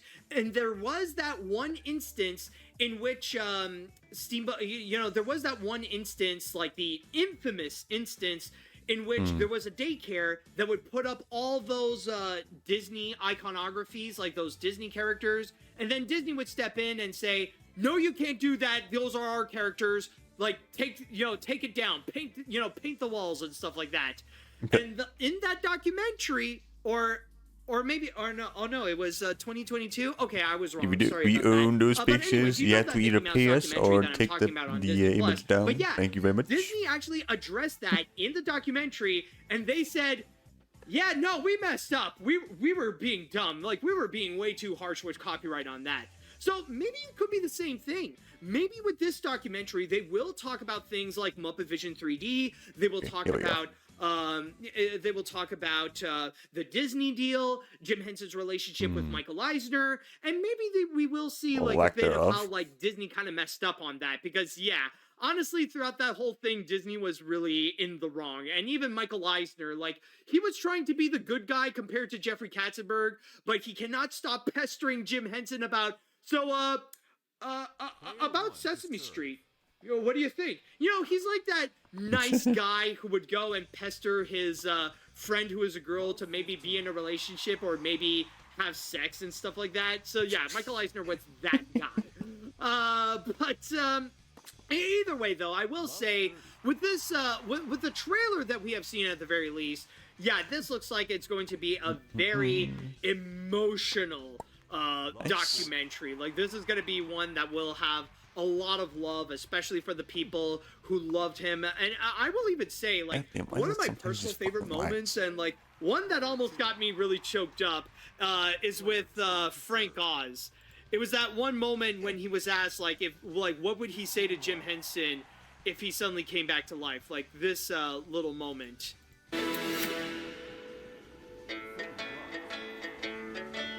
If Jim was here, I just have to thank him. Yeah, that moment. Oh my god, that is just very nice. So, I think there's going to be a whole lot of these very tender moments Frank that Oz we are going was to like have, especially with the interviews from the Jim guy that Henson's did- family. that, Like we saw did, interviews with Brian Fuzzy? Henson, and then I don't they're also going quite to be remember. talking with people like Dave Goles, and as we have seen here with Is he Frank Oz. AFK? Yeah, I am definitely Yep, hyped he's up. I would AFK. even go as Again. far and say that this is right now my most anticipated movie Okay, now he's on back. Disney Plus. And not to mention the fact that it is a documentary makes it even more exciting. Yeah. Because I just want to say, like say what you will about Disney Plus, but I feel like they are very underrated when it comes to releasing documentaries. When Disney would put out a documentary, like they feel like absolute must watches, and like some of the most underrated content or the most underrated projects. Sorry, I know like content is a pretty taboo word, but some of the most underrated projects Really? that you will Taboo? find on Don't say Disney that. Plus. Like not just that Mickey. You're not saying just that or that just Mickey because Mouse Twitter said it was documentary. There's taboo? also the Howard Ashman documentary by Don Hahn. Highly recommended. Go check that one out. There is also the Imagineering story by Leslie Iwerks, a great documentary series about the history of Disney Imagineering from its inception all the way up to before. I think all the way up to before the pandemic. I would say all the way up to Rise of the Resistance. That's another great one that I highly recommend you go and check out. And I know there's a lot of others. Some people are saying there's also the Beach Boys documentary that they have coming out. So Beach Boys. I do understand. Like there's so many Okay, others. But weird. the point is, I don't think they even with own Disney Beach Plus, Boys. they could bring out some phenomenal documentaries. And not to mention, there's also another one, the Get Back documentary with the Beatles. Like that is also a very fascinating one to go and watch. But yeah, like and some people are even bringing up some others as well. Light and Magic, the documentary about industrial lights and magic. Another great example right there. Thank you, My Echo 4. But all this to say, you bet that as a Muppet fan, I am absolutely hyped up for this. I am really he's excited definitely to a see Muppet what fan. they are going to do with You this. can definitely tell just And, from his especially seeing the his life of quote-unquote Jim Henson, documentaries seeing that, the or legacy animation that look he back has that he does on the done, Muppets. and all, He like, knows even his, though, like, he knows his stuff. I know the documentary, like I know the life story of Jim Henson. I've done like so much research for it for animation look back, but still I want to see what they have, especially seeing if there is going to be more of like never before seen footage of Jim Henson making these works. Like even though there's a lot of them that are easily recognizable that you could go and find online, stuff that they would go and take from other documentaries in the past, like of Muppets and Men and stuff like that. But I want to see like if there's more like never before seen footage of like his life with his family, or like some never before seen footage of stuff like making the Jim Henson Hour or Muppet Vision 3D and stuff like that. I would be interested. You know, I would be some very stuff that interested to see people what have they're never going seen to do. But before. yeah, Yeah, I am that could be very interesting. excited for it. And if you are as excited as I am to go and check this movie out, then this documentary out, then keep in mind it will be released on Disney Plus on May 31st. And with that said, I'd like to go into the So chat at the end wall, of May, right? and I'd like to ask you all, what did you all think about the trailer for the documentary Jim Henson Idea Man? Are you guys excited to go and check this out? Do you have any questions of how this documentary is going to be? Let me know what you think. In fact, let me he's go definitely AFK and again. write down a poll, and No, I he's will back. go Okay. and Why does he ask just you randomly all, goes AFK? just to be sure. Yeah, actually, I think I'll go with this one. Will you be watching Jim Henson Idea Man? I think that'll be a more interesting question to go and ask. Hold on a second, let me just go and polish this up. So, put in the yes, and then we put in the no, and then here we go. Let's put it up in the poll. Alright, anyways, what do you all have to say? Alright. I always knew Disney Plus would release a Jim Henson documentary someday. Now here we are, and my god, this looks amazing so far based on the trailer. I also noticed that live-action short film he made, oh, excuse me, folks, is also highlighted there, that earned him an Oscar nomination. I need a moment here. I think Disney Plus has been releasing amazing documentaries like The Beatles. They are now like VH1 in the best Let's just way hope that possible. everything else that they air, Right. that their Let's see what release we got is here. any good as well. This trailer looks really impressive, and it looks like it could be a pretty emotional documentary, especially with how it goes into Jim Henson's life and how he created the Muppets and made them into what we know him today. So overall, this looks great. Also, one thing I'm wondering is if we will see how he got his start with the Wilkins coffee commercials. Well, I think we will. I think there Most will be a likely moment gonna do that, where they yeah. are going to highlight that. Sorry, well. don't mean to do that little inception. Going back into the documentary, it's like right at the beginning, you do see a little moment. Like, yeah, they do highlight a lot of the Muppet Show and Sesame Street, but there is this one quick little part. Like right over here, you see Wilkins and Wokins. So yeah, they will talk a little bit. Yeah, back in the day about, before all the about, Muppet like, stuff, the Wilkins Jim mentioned we'll do like commercials. these So they will coffee talk about commercials that with during, pretty much the Jim's prototype beginnings, for to sure. Kermit and some other Let's see now. I'm Muppets. absolutely looking forward to anyways, yeah, okay, sorry, I lost my place there. I'm absolutely looking Man, those forward things to are this fucking documentary. deranged Jim as Henson hell. has been a massive part of my family. Yeah, you should probably especially on look my into mom's them. side, They're actually pretty as, funny. Watching the Muppet Show was the only time she and her family sat down and watched TV together. I've actually decided that if I ever have a son, They're like the same, I want they have to pretty much I the want same to name him type of comedy Henson as like after Jim. old school Tom and Jerry. That's very nice. Okay, so you're naming. Okay, so you're gonna name the kid Henson. Like honestly, like I thought Jim would be like the more subtle way, but going Or like with Looney Henson. Tunes. All right, you know that is kind of next level there. Anyways, what other comments would we have here? This looks like it'll be an excellent documentary alongside Kevin's series and your animation look back on the Muppets, which I adore the work you put into it. Oh, thank you so much, dude. Now with Ron Howard on board with tackling the story, it looks like it'll be very emotional and amazing of how he'll talk about Jim Henson's life and career as a visionary, inventor, and idea man. Funny enough, it'll be released on my 21st birthday, so yippee! All right, hey, I mean, what an awesome way to celebrate your birthday, to go and watch the documentary. Man, that would be a great idea. And I just want to say that on the Twitch poll, it's pretty much unanimous. It is 100% that all the people who have voted, they will indeed be watching Jim Henson Idea Man. All right, what other comments would there be? Just want to go and double check.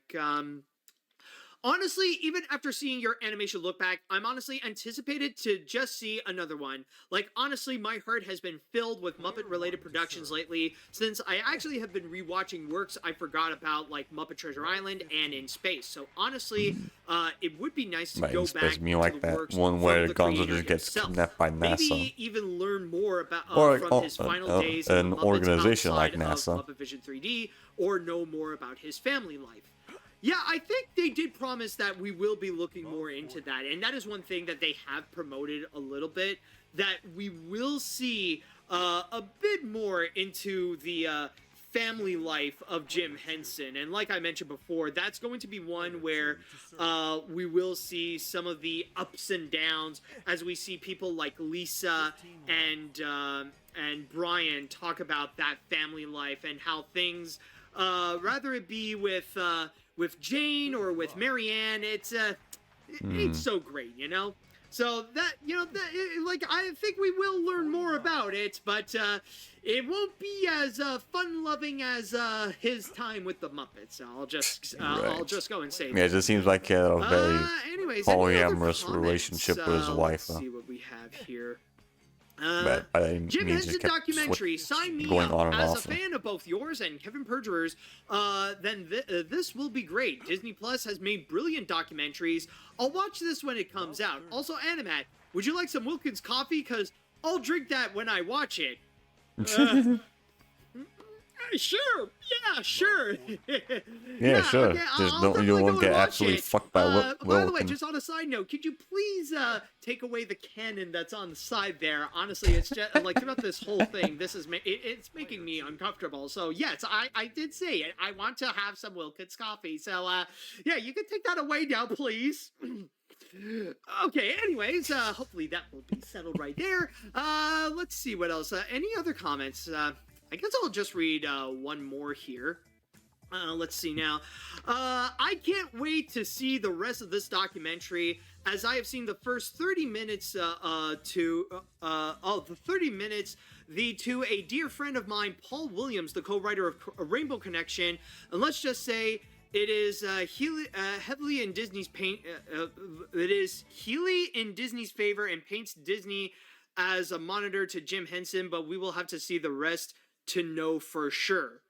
All right, I don't know if that sentence is fully clear, admittedly, but all right. But anyways, all right. Wrote so, that pretty quickly, maybe. Too bad, instantly backfires.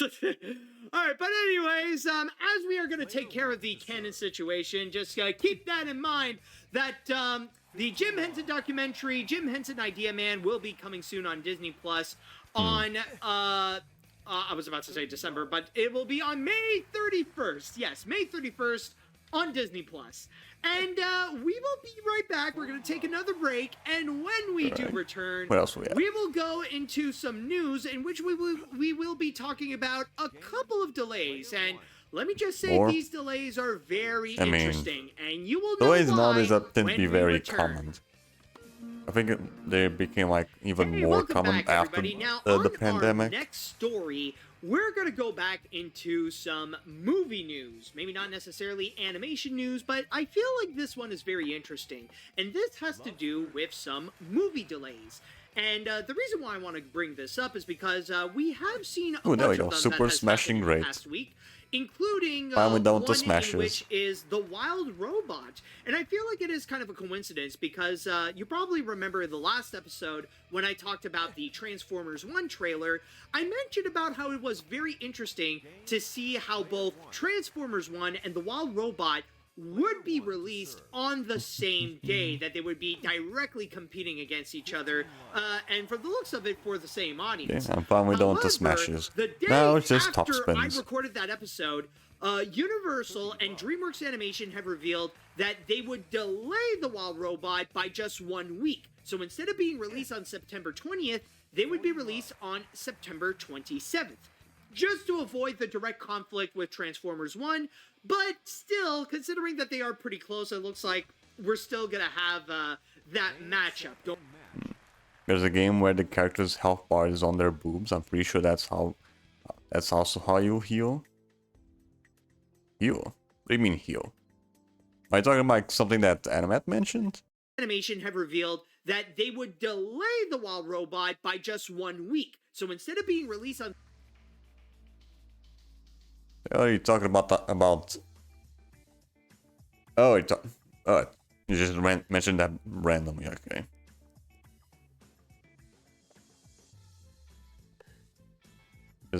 I think I know what you're talking about. I think it's like this really old school Jurassic Park game. Yeah, I think it's a first-person Jurassic Park that came out. The game that came out in the 90s. I think I know what you're talking about. Yeah. The health bar, you just have to walk down to check your health bar. on September 20th, they would be released on September 27th. Just to avoid the direct conflict with Transformers 1, but still, considering that they are pretty close, it looks like we're still gonna have that matchup going on. So that's still going to be a bit of a thing. Not directly, but, you know, we will have one animated robot movie after another, week after week. But that's not going to be the one that I will be talking about. Instead, I will be talking about the delays from Sony. Yes, Sony Pictures has announced that they have delayed their Karate Kid reboot and Another Kraven one? the Hunter. Ooh, okay. I think they did originally mention they were with, going to be the doing Karate something Kid with Kraven the reboot, Hunter. They have revealed that they wanted Oh, to go and release okay. that on Is that the December delays? 13th of this year. But now they decided to go and push that back to next summer on May 30th of 2025. But they still want to go and release something on December 13th. And they decided they're going to give that to Kraven the Hunter, their next Spider-Man movie without Spider-Man. It's basically the same. At least you know what? I doubt people like Sapphire Castle know. I mean, I know because of that game tends to show up somewhat often. I think I remember 2 people mentioning about that game. Matt McMuscles pretty much did a whole what happened about that game. And I think also Peanut Butter Gamer mentioned that game as well. Same thing like with Venom, Morbius, and recently with Madam Web. So it's part of those movies, and originally that was supposed to be released at the end of the summer on August 30th, right on time with the Labor Day weekend. But they decided that instead they're gonna take Kraven the Hunter and they're gonna go and release that on December 13th, alongside some of the other movies that I've recently. Yeah, I did a review on movie games. Right? Yeah. Peanut Butter Gamer, right? Talking about that one. With the animated Lord of the Rings movie, I saw that video a while back. Mufasa the Lion King. I think it was the one where I also mentioned that one Shrek game on DS that I actually own. Sony has also done some other schedule changes and additions even, which I will go and read here from my source. Anyway, he had no idea how to reset the release calendar is the Blumhouse he had no idea how to reset the save file from in that game. Where I think in the manual it tells you that you just have to hold down the reset button on your DS when the logos show up. Yeah, it literally says in the manual, and B, you can just easily look that up on the internet. So he has no excuse on how not to know how to reset the fucking save file. They Listen, which will now go over the 4-day Labor Day weekend this year. Video came out like 10 days ago, yeah, something like that. Wide entry he really has no excuse of how not to know how to reset the fucking game, because you can just easily look that up on Google. And also debuting next summer is Legendary and Sony's animated. Okay, it's not an animated movie; it's a live-action. Yeah, you just type how to reset Shrek, Ogres and Dronkies, and it should immediately show up. Featuring the voices of Jason Momoa, Ryan Reynolds, Aubrey Plaza, and Dan Levi, among others. Already on that date is Timur Bekmambetov's sci-fi Chris Pratt and Rebecca Ferguson movie Mercy. So that's pretty much the big thing. It's just Sony doing a slight schedule change up with some of their feature films, and some of them, may I say, are actually pretty interesting. So let me just go and start off with the Karate Kid reboot, because I know there is a lot of anticipation for that one. I know there mostly was just the ones from especially when there like was Zelda. A campaign not too long ago that Sony wanted to do, where they were looking for one of their stars. Like, they put up a open worldwide audition that any Asian teenager out there who would want to go and audition for this movie, that was their opportunity to go. I think that's the one that most people remember from that guy. What is interesting to note is that the tune like from Wind Waker is going fucking just spazzing out like and saying for Sony to do singing that fucking like, song. in order to go and take the Karate Kid and just push it back for next summer, apparently it seems to be the right decision, and one that would tie in very well with the whole theme of Karate Kid, and that is specifically based on what it is said. Yeah, Zelda one's abusing the shit out of its stamina. To which it is stated, mostly from like the plus Tears here of the Kingdom on or Karate Breath of the Wild. The movie will now follow the 6th and final season of Cobra Or maybe Kai, also Skyward Sword, because I think that game also had stamina. Out of its opening day with great family film spacing. Warner Brothers has the weekend reserved for an untitled movie. Through 5 movies, the Karate Kid cinematic franchise courts north of $620 million worldwide. So basically they're pretty much saying that with Cobra Kai, like, they're gonna have that season and it's going to wrap things up, and it will make it more fresh in people's minds about the whole theming of Karate Kid. And not to mention that, based on what they are saying, at least with this Karate Kid, it will be more or less family friendly. So, like, they want to make sure that, well, like, it'll be like a PG film, or at the most a PG-13 movie. So they do want to have families to come in and to go and check this movie out. So they want to go and take advantage of that. So maybe like moving it to May 30th, it will definitely be a lot more of a blessing, and it will give it a far better chance I'm here, I might as well also than check it my would stats. be in December, where it's just all crowded and highly competitive. Which brings me to the other movie that they have delayed, Kraven the Hunter, which, as you may know, this is not the first time that Sony would go and delay that movie.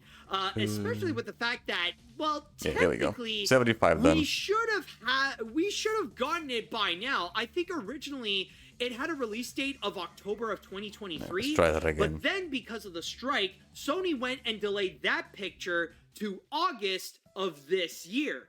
But now, once again, they got to go and delay that again to the end of this year, to December. It kind of went into a similar thing to what happened with Spider-Man Across the Spider-Verse. I also remember him reviewing the Nintendo Direct ice cream at Cold Stone. Huh? I have no idea what you're talking about. Where it was originally planned for April of 2022, but then that had to be delayed again to October of that year, but then be delayed once more to June of 2023. Part of it was because of, part of it was because of the pandemic, but the main reason was because of the toxic work environment that was brewed by Phil Lord and Chris Miller. But that's a whole different story altogether. I think what's going on is already ran out of slots for this. I'm gonna be running out of slots as well after this one, so I'm gonna have to use another save file. But I'm just gonna say right now, this doesn't really seem like a good look right over here. And one thing that I will say is actually and some people are even mentioning that Morbius was another movie that went through a lot of delays. So I don't know what it is with Spider-Man, but Sony seems to have a lot of trouble when it comes to putting a release date on their movie, on their Spider-Man They're also actually films, having good movies like for Spider-Man. One shot. It's always a case of like, okay, let's move move it here. that Let's move it here. Okay, third time's the charm. Made in-house it's always by Sony. stuff like that. But I will say, what is actually very interesting is that while they have delayed Kraven the Hunter to another release date towards the end of the year, what they did not delay,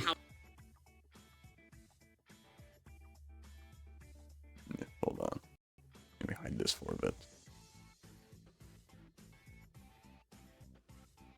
Does this ring a bell? No.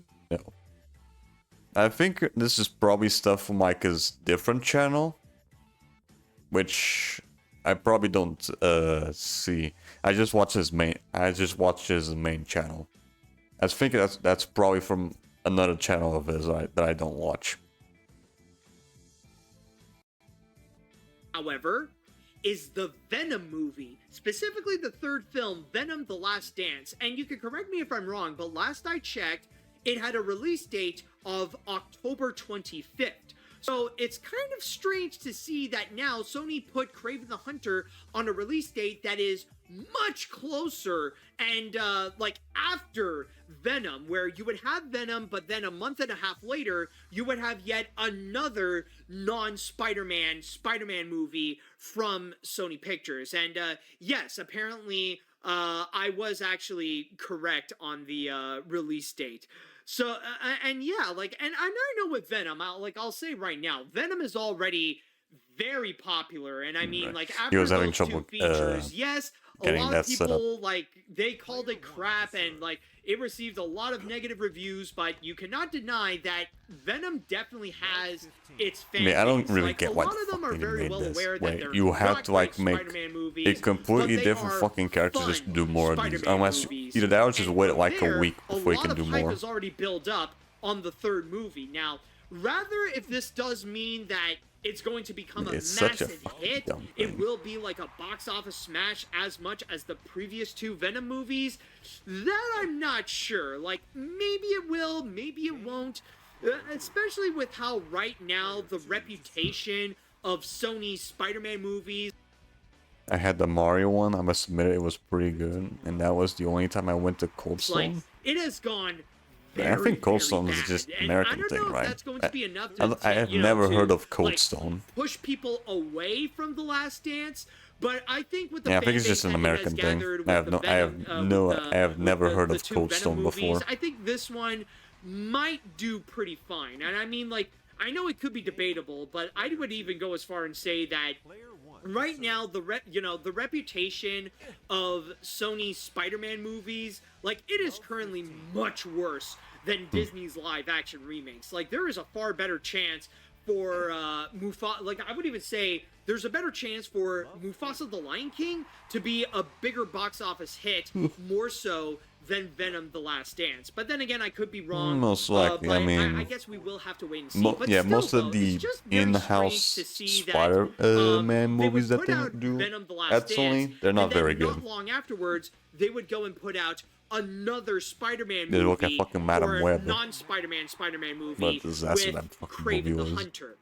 And especially with putting that release date on December 13th, because I've already mentioned this plenty of times before, especially in this episode. Already done with the but slots on this we're gonna be save in file. for an extremely have to do another one. competitive holiday season for 2024, because like I mentioned, because at the same time with Kraven the Hunter, on the same day you got the animated Lord of the Rings movie, The War Switching to of player. Rohirrim, and then the week after you have Mufasa the Lion King and Sonic the Hedgehog 3, among other features that will be coming out at that time. Man, and this that, is such a for fucking me, dumb I thing. feel like it's I like how they use tools made out of stone, which probably explains why it's called Cold says Stone. two things. Most likely. Or it says one of two things. Man, I Like, this never is heard a of Cold case Stone that it is before. either or. I think it's probably It's just an either American A, thing. Sony has all the hopes for it. Like, they think that this is a masterpiece. That this right here, Kraven the Hunter, is about as good as the Spider-Verse movies. So they decided, you know what? This thing is going to be awesome. It's going to be epic. This is our best Spider-Man movie yet. So let's go and give it a similar release date to Spider-Man in Love 15. What shit else this? Get out. Into the Spider-Verse, and then from there, Yeah, it's- they will go and actually, like, you know, they'll go and, like, make sure that the positive word of mouth will go and spread, and people will choose Kraven the Hunter over all of the other movies. Like, they don't care about the other competition, like The Lion King and Sonic the Hedgehog and Lord of the Rings. Kraven the Hunter will be able to beat that, and we will go and prove it by putting its release date over there. That could be a case. But then there's also Either that or option just B. Sony being way too Now, maybe they have all being the hopes overconfident for it, on their movies. or they have no hope for it. Like, they know, like, after Madam Web and all that kind of stuff, they know that their reputation Right, and with, also the whole shit that happened with the Morbius, where they were so confident in the whole meme thing that they just ended up releasing that fucking movie twice, and it bombed twice.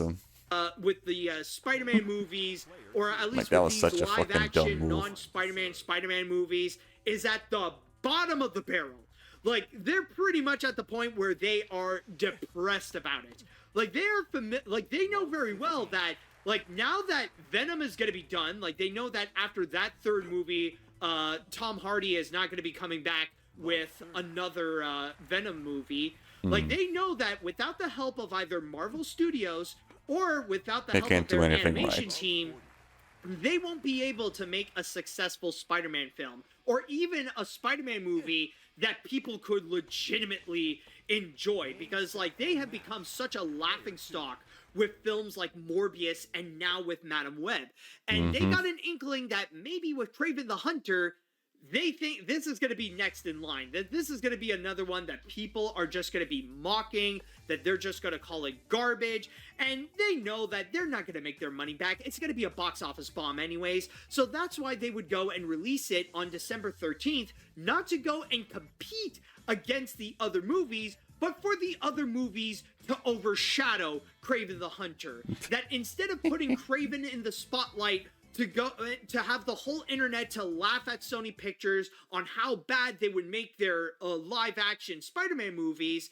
So instead, it kind of sucks though if you like the director of the movie, like you spend a lot of time working on it, and just the movie that you worked on just gets sandwiched between two other ones that people are most likely gonna watch instead. That kind of sucks, but those other movies will be talked about more so than Kraven. Yeah, on the other hand, there's that, but then on the other hand, but keep in mind, on one hand there's that, but then on the other hand, it's a Sony Spider-Man movie. From an outsider's perspective, people already don't have much faith in the those. Reasoning to why they would put Kraven the Hunter on that specific release date, because yeah, that's a very competitive one, and if you would go and put your movie out there, it's either you absolutely have all the hopes for it, or you do not have hopes for it. And so far with their and like I said, with Sony's reputation with these Spider-Man films, even Disney has a bit of a step up. I wouldn't be surprised if by the end the holidays are going to be coming. I wouldn't be surprised if there are going to be people out there who would say, I would much rather watch Mufasa the Lion King than Kraven the Hunter. Even if they hate the Disney live-action sequels, even if they despise the 2019 Lion King, they would probably much rather take Mufasa over Kraven. So yeah, honestly, I just wanted to go and put in my piece onto this and why I think this is very interesting. And on one hand, yes, Sony has done a smart move with Karate Kid. I can see how that can actually work in its benefit. But then at the with same time, Kraven the Hunter, I think they just lost hope for anything Spider-Man related. I don't know how to feel about it. It's either Sony has so much confidence, or they just have no confidence on it whatsoever. Either way, I just don't think that I just don't think it's a good look to put Kraven the Hunter up against those other movies, because it's going to get trampled. All right, so with that said, I'd like to go into the chat wall, and now I'd like to ask you all, what do you think about some of the delays that Sony has done, for the Karate Kid movie and for Kraven the Hunter? Do you think it's a smart move that Sony has done? Do you think that Sony did a massive fail? Do you think that Sony is purposely most likely giving just another an L to Sony Kraven L. the Hunter? I would love to know your thoughts on this. They've been taking a lot of them recently. Let's see what we got. These are definitely some interesting delays. With the Karate Kid, I'm okay with them taking their time with it. As for Kraven the Hunter, not only has Sony basically given up with it, but will be repeating... hold on a sec. Right here. Not only has Sony basically given up with it, but will be repeating history with it coming out before Sonic 3 because of how beforehand Morbius was released the week before Sonic 2, so Sony has basically given up. Yeah, honestly, I think what you just mentioned here, that might prove my theory as to the latter, to option B. Because it is true, Morbius was released around the same time as Sonic 2, and while Sonic 2 thrived, Morbius just became a massive embarrassment. It became a major flop for Sony, and probably an extremely rare case in which Morbius was so bad, was so much of a bomb, it became a failure twice in theaters. Yeah. So from there... honestly, I wouldn't be surprised if maybe with Kraven the Hunter, they decided to say, screw it, let Sonic take care of the situation. People will talk about that instead of Kraven. So that I believe could actually be the case. All right, let's see now. This is an interesting delay when it comes from Sony. For the Karate Kid movie, I do get it since they want to ensure a better release date during the 2025 summer and a proper release for the final season of Cobra Kai this year. For Kraven the Hunter pushed to December, I think it is because they have no hope and will likely bomb during the crowded holiday season. I will be more curious with the R-rated Sony legendary animal friends than Kraven the Hunter if I were you. Wait, is Animal Friends R-rated? Is that actually an official Animal thing? Friends? That Honestly, sounds like the most I didn't know, most actually. basic ass kid movie. That could be the case. I don't know. I would have to like I don't know. Like when the time comes that the movie will come out, we'll get a bit more of an idea of what that could be. But either way, like the fact that it is R-rated already honestly has me a bit iffy, because it's not like it's either it could turn out to be great, or for now it sounds a bit like Sony might have their version of Strays. Like you remember last year with that Strays movie?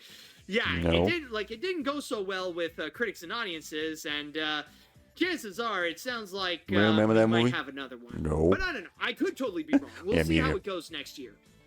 Let's see what else we have. Man, Sony is really trying to make one last chance to get sheer luck with their Spider-Man films. Makes sense with Karate Kid, but for Kraven, not so much. I can imagine receiving a lot of memes giving how Kraven is basically Fluttershy on how he's caring for animals. You bet that Disney will look at Sony to see how they're going. If it failed, then Disney will just take Spider-Man away from them. Yeah, you know that this is the interesting thing, because I actually talked with a friend of mine about this, and we actually discussed about this delay that happened. And when we talked about Sony's relationship with Spider-Man, we actually asked the question, like, yeah, like everybody is excited for Beyond the Spider-Verse to come out, but afterwards, what's gonna happen next? Like, what else would they have? I don't know if Sony, like, honestly, it feels like the future of Sony with Spider-Man feels very questionable, because these movies keep on flopping again and just again. completely gave And I up mean, on it. like, once they're done with, like, they're soon going to be done with Venom, and they're going to eventually be done with Spider-Verse. What more could they possibly do?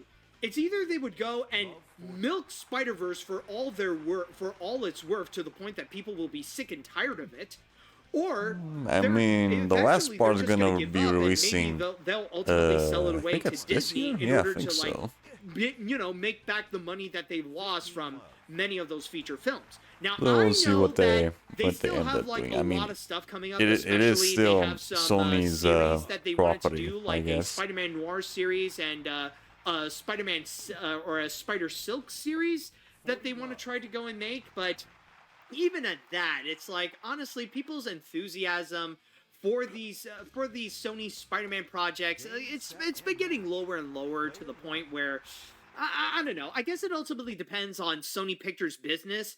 If things are going well for them, then I wouldn't be surprised if eventually they would have to resort to selling the Spider-Man rights to Disney.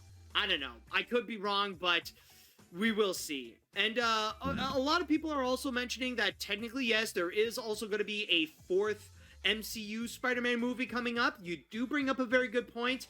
But again, I feel like that is something that we'll have to wait and see, because I know there is some massive conflict going on. Because I know that with Marvel and with Tom Holland, they want to make a simple Spider-Man movie. Nothing too, like they want to tone down after Spider-Man No Way Home. But Sony, on the other hand, they want to make something more extravagant than Spider-Man No Way Home. I guess I guess that will be a major ultimate factor on how Sony's future is going to be with Spider-Man, because if things go wrong with that fourth movie, if it's trying to be a little too big, then you bet people are going to blame Sony end up doing Pictures, in and there the will fourth be a Spider-Man lot of movie with people Tom demanding Holland? that Disney would take Spider-Man away from Sony. Yeah, it pretty much did like a with or complete without, full reset. with or without Like he's Spider-Man. all alone in the I'm world just now. putting out that Like warning nobody right there. knows who Spider-Man. anyways, Nobody knows who even Peter let's Parker see. is. Okay, yeah, so it is a confirmation It'd that actually just be Animal more Friends are a gonna be depressing R-rated. as Okay, thank fucking you, movie. KS, for the confirmation right there.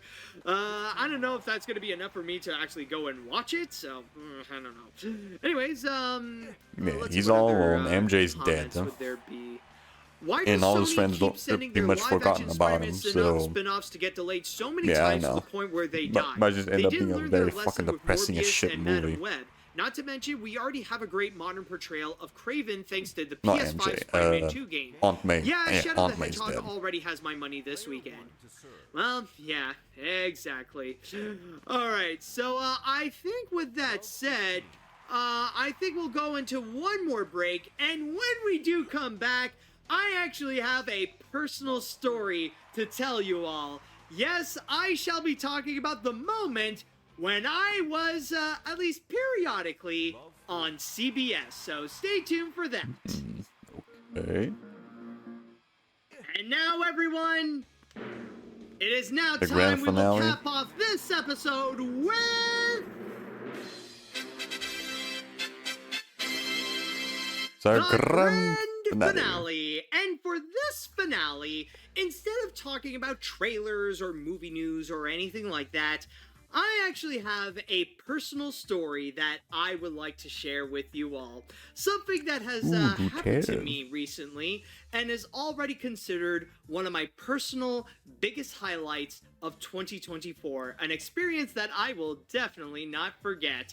And in fact, I can actually show you that little experience because I have this one little clip that I would like to go and share here. Let me just help you out to go and get a better look. So here we go. So allow Bro, me just to put the present shit to in you full screen. what I have recently done. Oh, God, it's almost time to smell dinner. Oh, not again! Fish, you fish. Yes, so to give you a little bit Where? of context, I didn't even notice that. that clip that you have just seen is from the CBS series Ghosts. And more specifically, the reason why I wanted to show you is because I have made an appearance. Right. On, just want to yep, oh, there it is. Yep, there I am. Oh, there he right is. over here.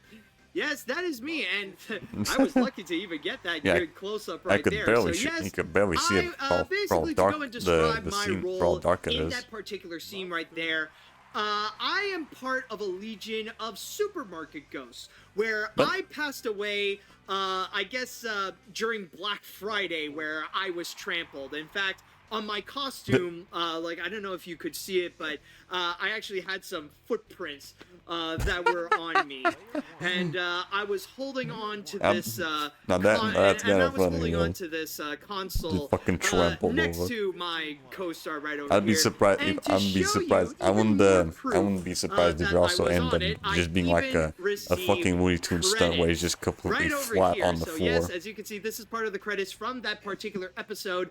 Specifically, by the way, if you want to go and look for this episode, you can actually find it on Paramount Plus, and it is specifically Season 3, Episode 9, The Traveling Agent. And as you can see, like the customer one did not appear in that scene, Alright, but so I guess yes, you we have seen already me know that this alongside Marc-Andre this TV Boulanger show's production as is the somewhere in Butcher Canada. Ghost, the one with the big butch, the big cleaver on his head. So that was honestly a fun and impressive makeup job that they have done there. And yes, Most here is likely my East name over Canada. here, Matt Brunet as Funyo1, alongside my other Funyo co-star, Shalom Campbell. A cool girl, by the way, really great as well. And by the way, I am called Yeah, Funyo most likely mainly because that is East the name Canada, of because the, that's probably where most console of the that me and Shalom part of were Canada where holding. most people speak So, French. and funny enough, when most I auditioned likely. for this, it was actually labeled as Sega, but of course they couldn't get the Sega. rights to Sega. Funny enough, we're doing a so Sega game. They would have to go and get like some non-brand made-up thing, so that's why they Or at least they published by called it Sega. Funyo, and even had to design like an entire box with all that kind of stuff. But I just want to go and make a big clarification. Like before I would go and tell my experience on this. Excuse me, folks. Oh boy. But I just want to go and state this right now.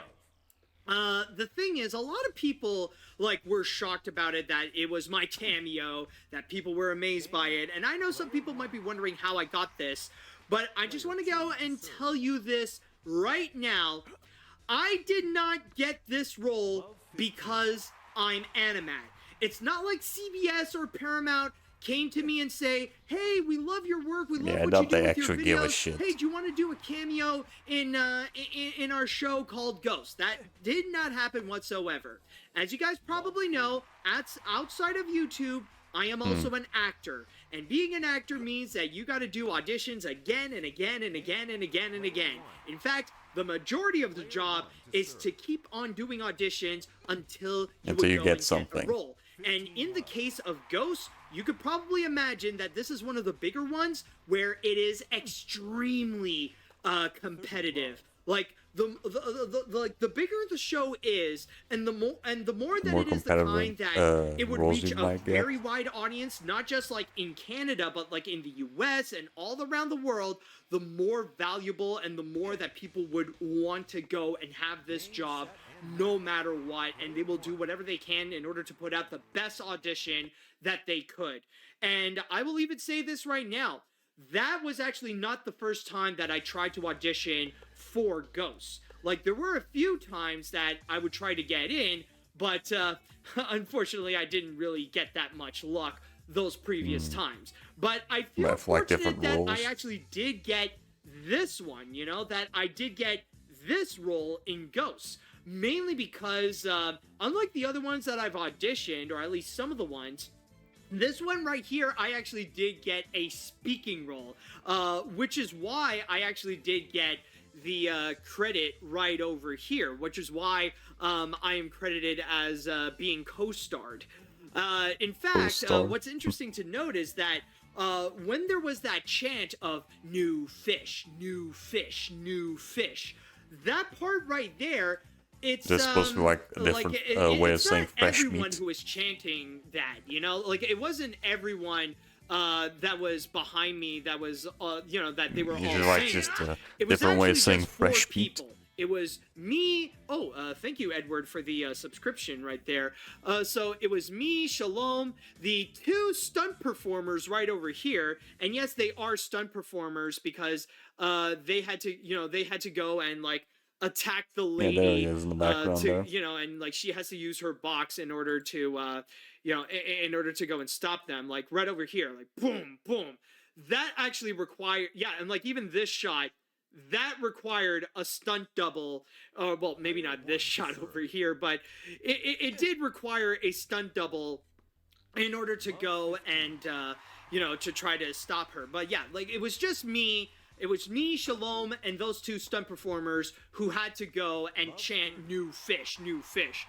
While everyone else in the back that are holding random things, they were pretty much like just background actors. They were just behind, like just to make it look like the whole Legion of Supermarket Ghosts. They, you know, like they're actually a pretty large group that is led by the Butcher Ghost. Yeah, basically with this audition, of course, like it was just one of many that I would try to go and like get this opportunity.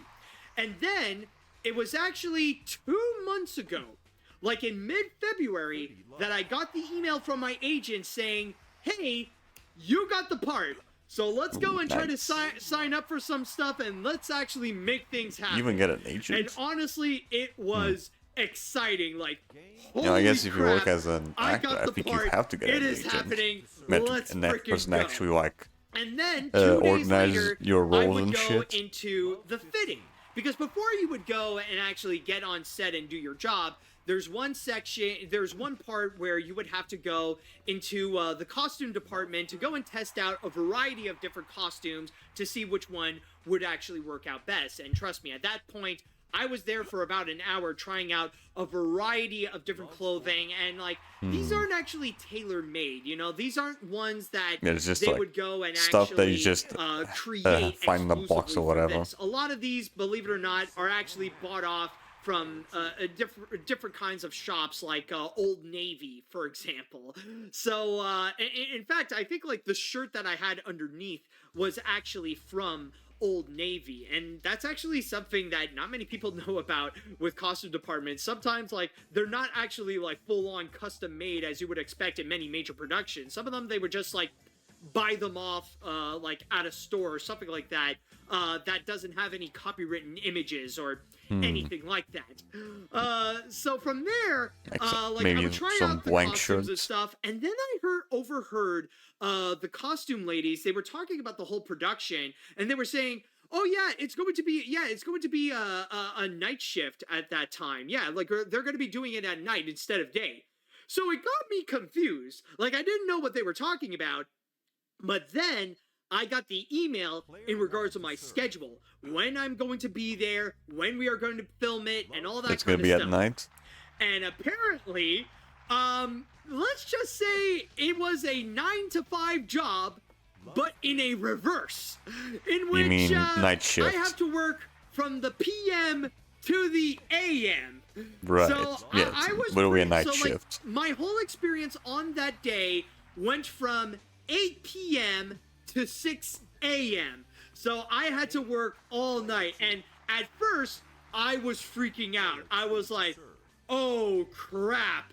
Like, am I ready for this? I was not prepared that there would be a moment where I'm gonna have to work during the night and just not again, a sleep. night shift. Like, it would literally have to be something in which I have to go out in the night and I can only finish the job when the sun comes up. So honestly, it was a pretty daunting task. Now, I That tends have to done fuck some you acting over. jobs At least before with your where I have to sleep be there schedule if you're not prepared. stupidly early. Like, I had to wake up at like 4:30 in the morning or at 5 so that I could be on set at like 5:30 or something before the sun would officially come up, and then we would do the filming. I have done that before, but like doing a night shift, oh boy, I never had that before. So I was honestly prepping myself up. Like the day before, I tried to stay up as late as I can, and then on the day of, like before I would go out, Yeah, just sleep. I would do, I would do everything I can to like, eat a massively big and rich meal that would like knock me out and put myself in a food coma. And then the time came when I would go into the set, in which I was actually picked up by a Yeah, you chauffeur. just stay up And that is something that you the just Ghost stay up all production would night, actually go and then do, maybe that in they a would actually day, have you chauffeurs just, that they would pick people just up sleep, yeah. from their homes. I think I'm probably and gonna then have they to would do that at drive some point to as the well. movie set. And Because I'll even answer the right place that I'm gonna be internship at, if everything goes well and I actually get the job, it is gonna have like occasional night shifts, so I'm gonna have to probably deal with that as well at some point. Not all the times. I think it's just after a while the schedules just switch between the people. But at some point I'm gonna have to do some like afternoon shifts and night shifts. right now, the reason Although that why probably it had shouldn't to be a affect too night much shift my stream is schedule. mainly We'll because see.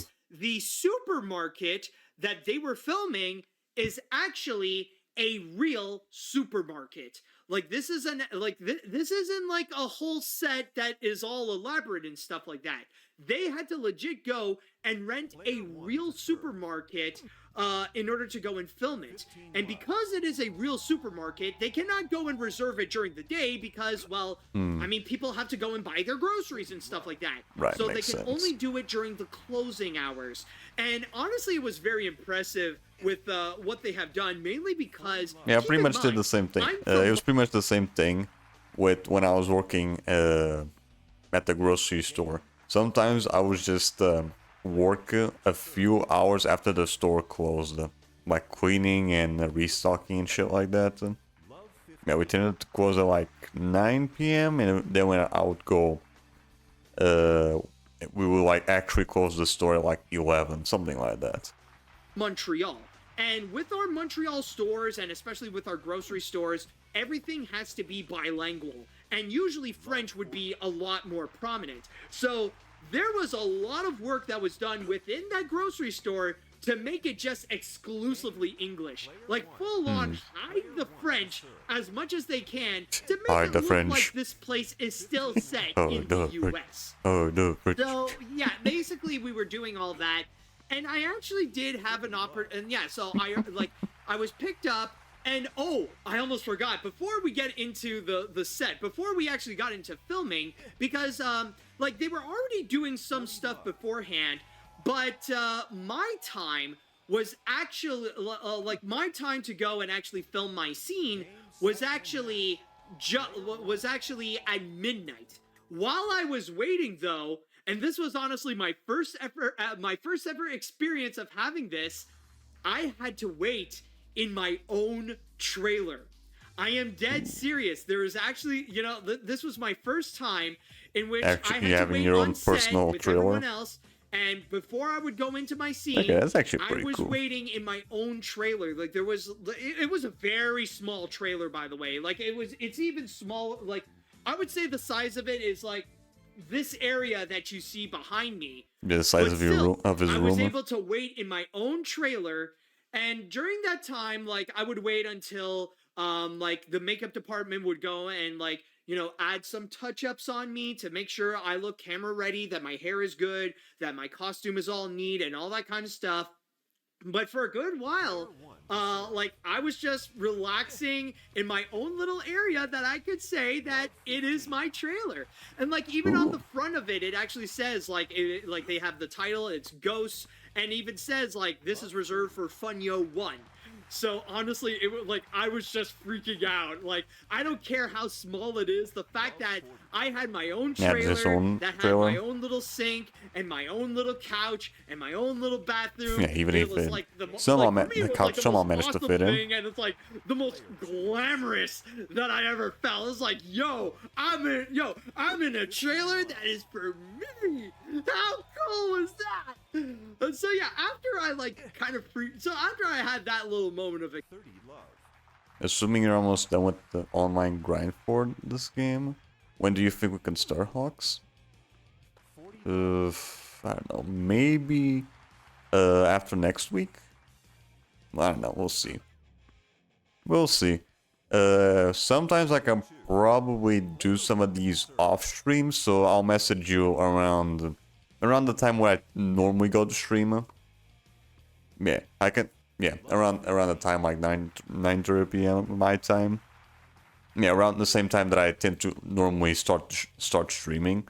I think we can probably do that even off stream. Excitement and just waiting until I'll message you when the guy's ready or something. The set, and that's when I did meet like the other actors, including Marc Andre and Shalom. Great people. And but then I think we also should met probably the done main with the actors. Like I met the online guy who did, for this Pete, one. and maybe I also met the after next here. week. And most likely. May I say, interacting with Because these there really isn't that they much are left. So nice. Just getting the rest of the wins for so SPT and they're good at their jobs, but they friendly are matches, just which probably shouldn't take too wonderful long. people overall. Very friendly to me, very friendly to everyone else. And like you could tell that these are people who And hopefully love their the craft. online They love for acting, Hawks and isn't they as long love as this one. I think it working isn't. on this show It's still in gonna take a particular. bit, And but it's even, definitely not as long as this one. I believe the actor who's playing Although Hawks Hawks does have a lot of fucking online trophies. It's like about how, almost 70%, to all the actors 60 to 70% of the fucking their trophy own list is just Facebook online Messenger trophies. group, like sharing their experiences with one another, like hanging out, like they are real friends in real life. So that is just great to see. And working on this set and like working on this, yes, I can pretty much confirm that all this took one night. Like this, like all like that. The only Tom Clancy game I actually played was a little bit of Rainbow Six Siege. Right. You're gonna be surprised though, because Hawks is nothing like Rainbow Six Siege.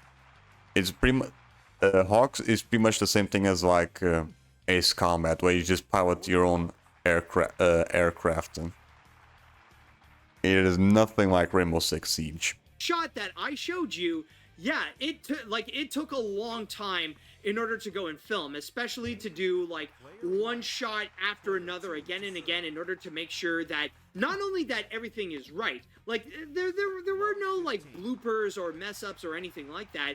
It was mainly to go and make sure that like all the shots that they wanted to get was correct. Really? Like not just the ones where we see Okay, at least like, there's some people playing it. Close-ups Is it on over Steam here, but also I doubt it's like, on Steam. the Maybe shots of us, like, you play. walking in front, and then there's also like the shots where they would yeah, I go doubt and it's on Steam. like It's like, Ubisoft, so they even most likely these have the games on their own moments, they have to servers. do like several shots, like the Yeah, overhead either shot, that or one it's at the just a bottom, console like they, thing. like they did a whole lot of them that they had to do one after another. So it is like, even for just a TV show, it is a long process, but it is still very professional. And even like the effect, like I gotta mention, like even the effect that they did here, like the backlighting with the ghostly glow with all of us, with Marc Andre, with Shalom, and with me.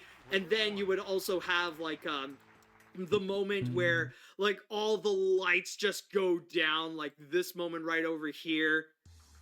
Boom. Like that moment, like that was honestly really cool. And yes, they did shut down the lights on the entire supermarket. So I would just Right, say it's just that big fucking lever just there is shuts one off more everything. experience that I want to go and share with you all. So like, yeah, that whole time was just absolutely great, and so far is one of my biggest highlights both for this year and in my acting career. And then when it was time a few days ago, when I can go and actually share it with the world, to go and tell everyone that I was in Ghost, honestly, I was surprised of the reactions that I have gotten, especially that they're like, apparently they're like, I have never seen Ghost before, but many people have actually. And it's amazing how there were many people out there who actually did comment as I was sharing all this, that they actually recognized me. That they were like, not only were they Ghost I mean, I did fans, barely that they were see him, watching but the that's show, mostly but just they because also saw my I have a cameo, very like and they were the saying, video that I'm "Wait, watching wait, right now hold on is a a second. very like Is that who small I think it is? window. It's I don't that- have is the that- video and I- on full screen. And then suddenly, the credits would go in and pop up. They would pop up, and it would confirm that. And a lot of people, you know, like, of course I did get congratulations, but a lot of, like, it was honestly crazy to see, like, yo, I love that show. That was you. Holy crap, I thought I recognized you.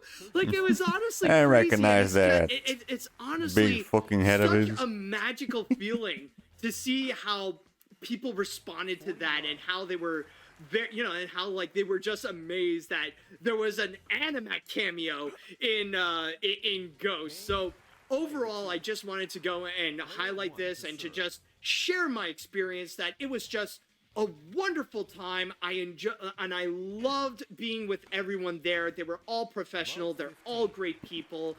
And honestly, I do hope that more of this will come in the future. It was a very exciting time, and especially a great And no, you boost don't. for Then my back. acting career, because I'll just tell you all this right now. Being Animat does nothing for my acting career. People are not going to care about my Yeah. YouTube channel or anything Most like people that, and it's not either they really don't something care that'll or give they me don't even know that he's a acting YouTuber. opportunities. But the fact that that part of my career, like so far, it went off on a very strong start, where in February I got to go and film this, and now that it aired, now that people saw my appearance, like I now think that this I could go that and like put last that on my trophy that I got pillow for the and Smash put Hit, it that on my might be resume the that last I was one on that this we're gonna series, be getting like, for now it felt, for you know, Virtua it Tennis. felt great, and it gave me a lot You of don't like, get any newfound like hope. trophies for getting the wins. That's just for medals. And you only get the trophy for getting all the medals, which is surprisingly a bronze one. Even though all the you have to get gold medals. To fucking get it, which really fucking is a baffling fucking choice. And also because it takes fucking forever to get all of them. For my acting career, that things will definitely pick up from there. So yeah, I just thought that I could go and just share my experience with you all, and just have a moment to actually talk about it, and it just tell my story about my experience with working in Ghosts. So anyways, with that said, I'll pass this on to the chat wall, and I'd like to ask you all, what do you all think about this? And if you do watch Ghosts, I would love to know your thoughts about that little scene as well. All right, let's see now. Congratulations on getting your part in Ghosts, Animat. I'm not sure if you're allowed to, but you might want to consider using Funyo1 and the line New Fish as emotes on Twitch. Again, not sure if you're allowed to, considering it's part of a popular show on CBS, but if you are, that would be awesome. I mean, you can't copyright I could words. consider it, and I mean, you know, like, It would actually be funny if Whenever we do Castle Crashes, I bet you're gonna beat my ass in the arena. Yeah, we'll see. I could do that That as is like if I a even get the subscription game. notification. I could do that. Like I know with Double Toasted, they do that all the time, where they would take like stuff from movies and they would like use little clips as their subscriber notification or stuff like that. So maybe I could consider that. Like instead of the like instead of that, I could just use new fish. I have it on That all could be an platforms interesting besides one. PS3. All right, let's see now. Okay. This Again, is it's just all cool just that you if got the I part get the on fucking an game. extra, being in not only in a TV show but in a CBS series I've never seen before. And by the way, just want to state right now, this is not an extra part. There is a difference between being a co-star and being an extra, because extras do not have lines. Yeah, this is Because I would background go and stuff. chant new Co-stars, fish, they actually do that makes me considered a somewhat co-star. So more, I a just bit want to more. go and make that clarification. But anyways, I'll watch it just for your appearance. Must have been a great experience having your own trailer, meeting the cast, and working on the show. Hopefully you will do more of this soon. I remember accidentally stepping on the set of the new Beverly Hills Cops coming to Netflix.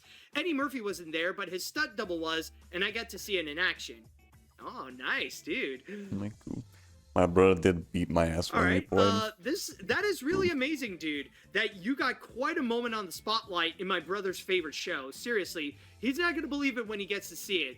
I'll tell you that for sure. Really heard Also, yours. don't take it too hard. Don't take This it is too a hard Canadian working show? at night shifts. I have the experience of really working with family of night owls.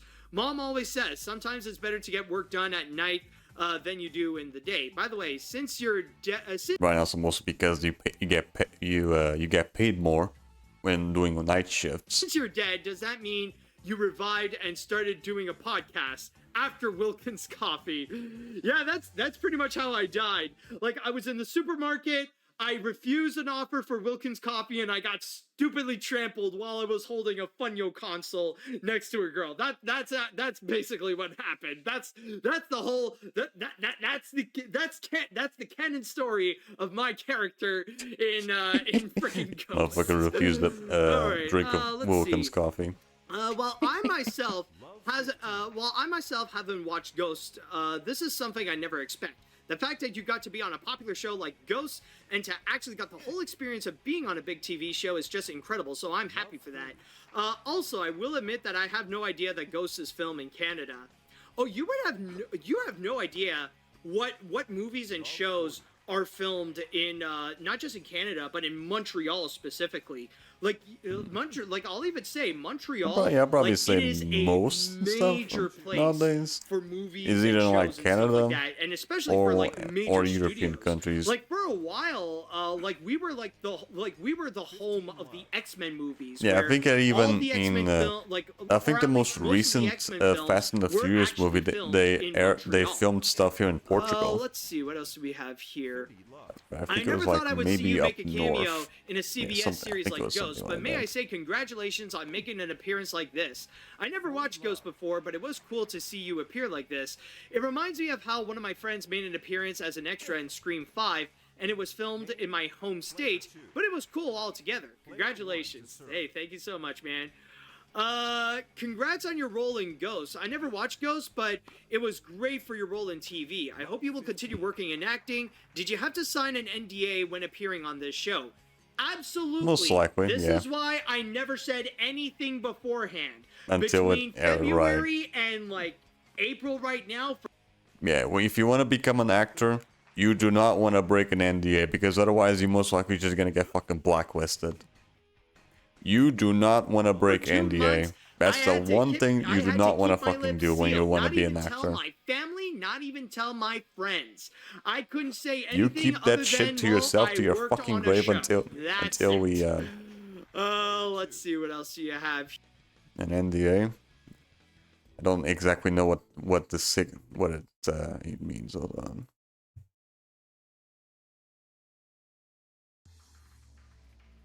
Hmm.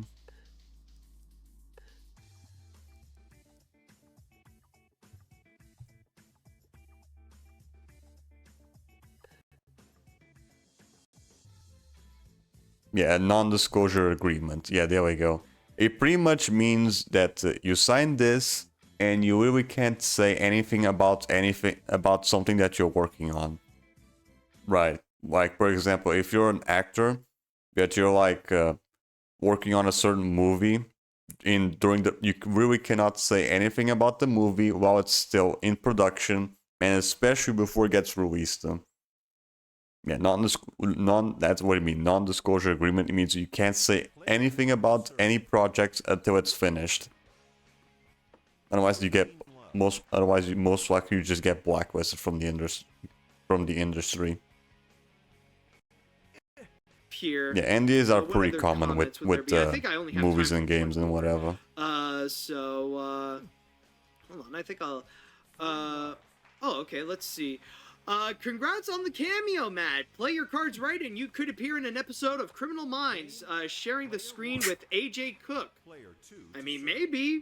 Who the fridge knows? Criminal Minds. Actually, we'll go and read one more, actually. I'm very surprised that you got the part in a major production for a CBS show. I never watched the show, but I'm so happy for you, and I want to say a big congrats on getting a huge role in Ghosts. And I'm very happy that many of the people working on the scene were very sweet and kind on set. I'm very excited to see what more roles you'll get. I can't wait to see how your career will go moving forward. Hey, thank you so much, man. We'll see. And with that said, that should do it for today's that's kinda fun, episode though. of Animat's Crazy Cartoon Cast. Thank you all so much for joining me on this, and tune in for more wild stories that will be to come on this podcast. And by the way, if you enjoyed your time here, then don't forget to go and subscribe to the Animat Live Twitch channel or the Animat's Crazy Yeah, you Cartoon do all Cast that. YouTube channel. At the same time, don't forget to go and follow me on, or if you're listening to if you are listening to The video to the version. show on a podcast service, sorry, I don't know why I was like stuttering and like having a bit of a brain fart there, then don't forget to also go and follow me on Spotify, Amazon, and iTunes. And with that said and done, I'd like to say thank you all so much for listening. Thank you all so And see you next time. Right, what else do we have here?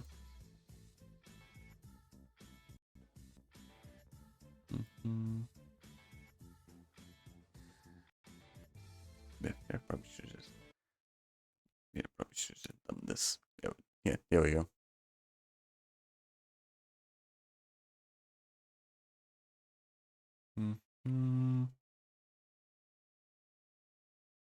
Didn't I already see this one? Yeah, I think I already seen this one on stream. Yeah. Player 1 to serve.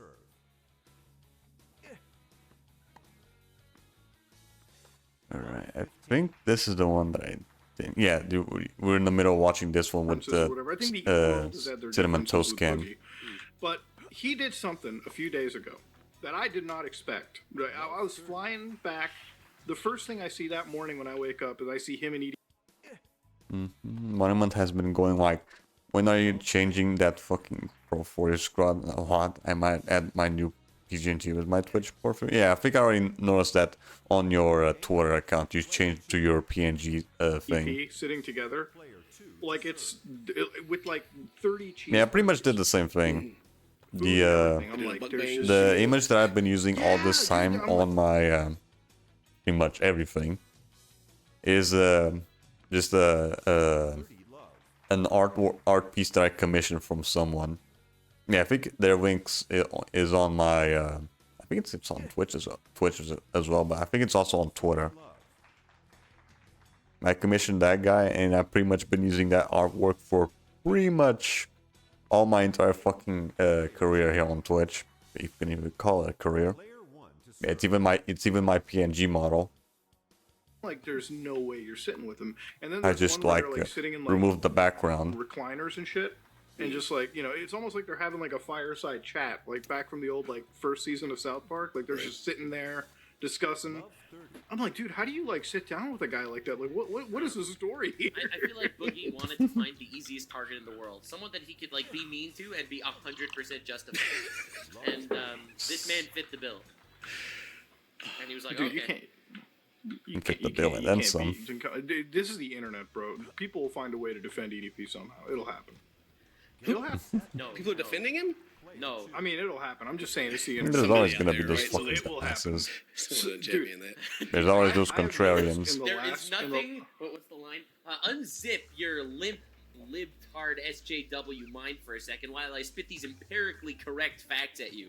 There is nothing ethically, morally, or legally wrong about owning. It's crazy how like I can quote which political YouTuber you said. It's like a biblical quote. Oh my god. That's an actual quote from literally, It's I don't into my remember the brain. guy's Like, name. I didn't try to memorize that. Okay, it just happened. Dude, Shout out that to was my Bosch. favorite. That was my favorite. Like weeks of the internet. It's like when streamers, dude. If you're When okay, first off, the guy forget that streaming is- Nux mentioned, he got leaked that he had right next to his tax folder. He also had a lolly porn folder, and most likely most of it there's just stuff with a horse. is a difficult job. It can be. It can be a tiring job. Ask, Like at the, ask Hassan.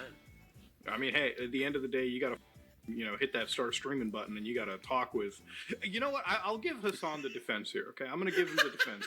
His chat. If I'm arguing with my chat for 8 hours a day, I think I'm gonna kill a guy.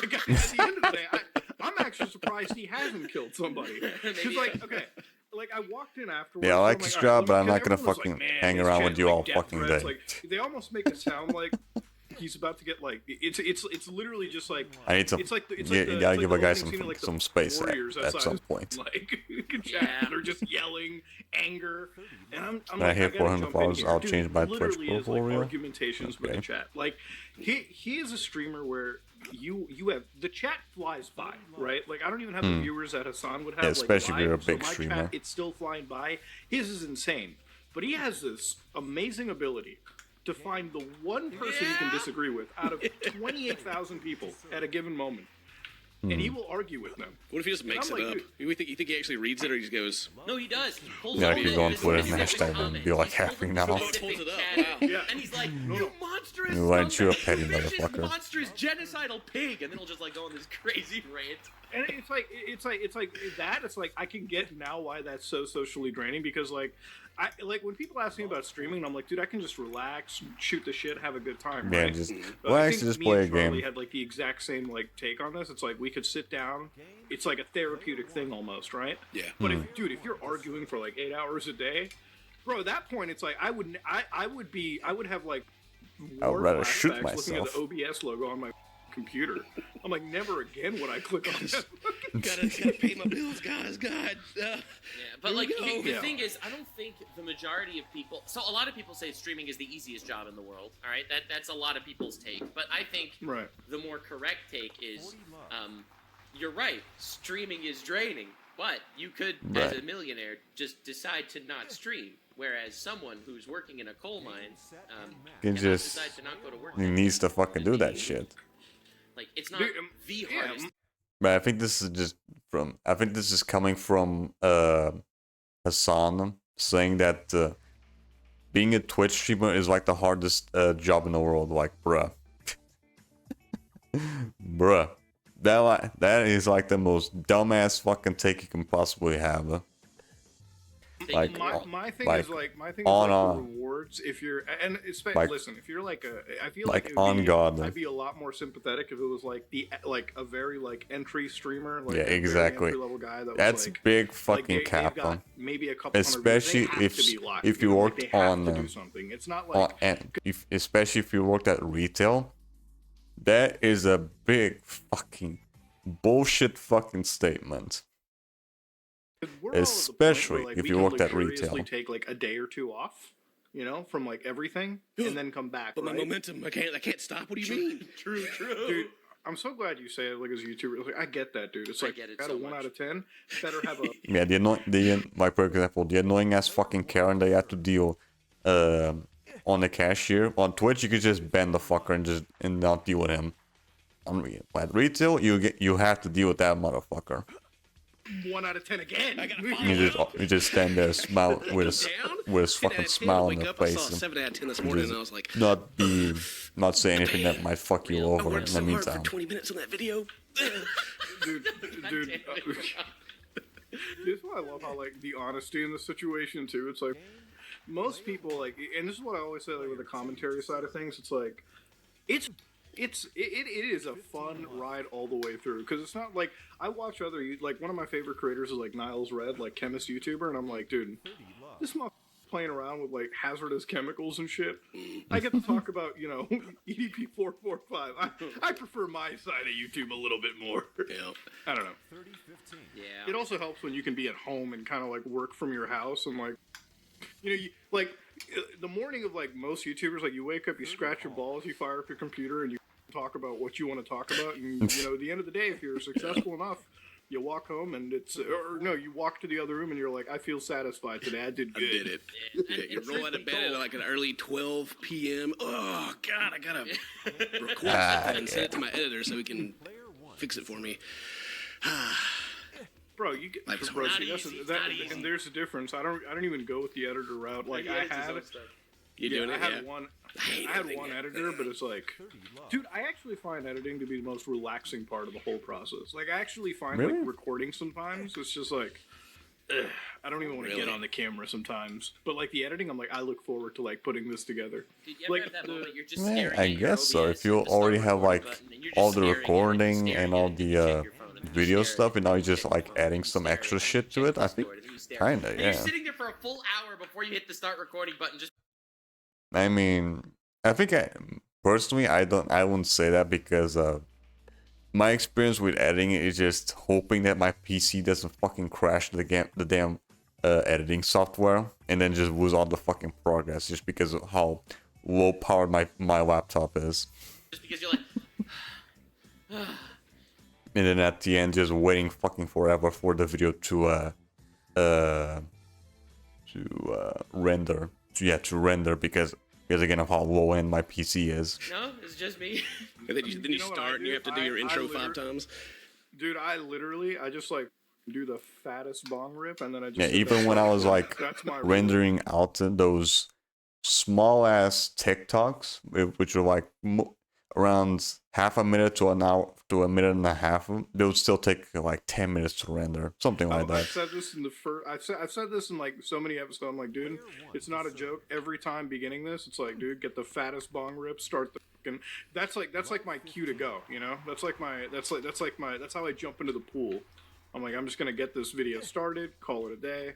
But like, no, it's like covering stuff like that Mama Max or like even the completionist stuff or anything I did with coffee. It's like, I always hesitate recording that. Dude, the Save the Kid shit, I had to record 3 times because I was so nervous covering that story that I forgot to hit start recording. I've had that happen so many times, dude. There's no worse feeling than having the best first like take and then like you look at your camera and you're like, oh shit, I forgot to why isn't the record. red light on? And then you rip out the SD card, you're like, mother. Yeah, dude. For me, my worst experience with that was my first collab with Charlie. I was so excited, like I was shaking excited because I love Charlie. He's like been one of my favorite YouTubers forever. And, like I'm shaking, and we record a whole video, and right. I think like, what happened I is worked just so hard to set it up. It was an apology. the recording video tournament, where I would get people to submit corrupted fake or some apology shit. videos, and we'd have to see which one was the best one.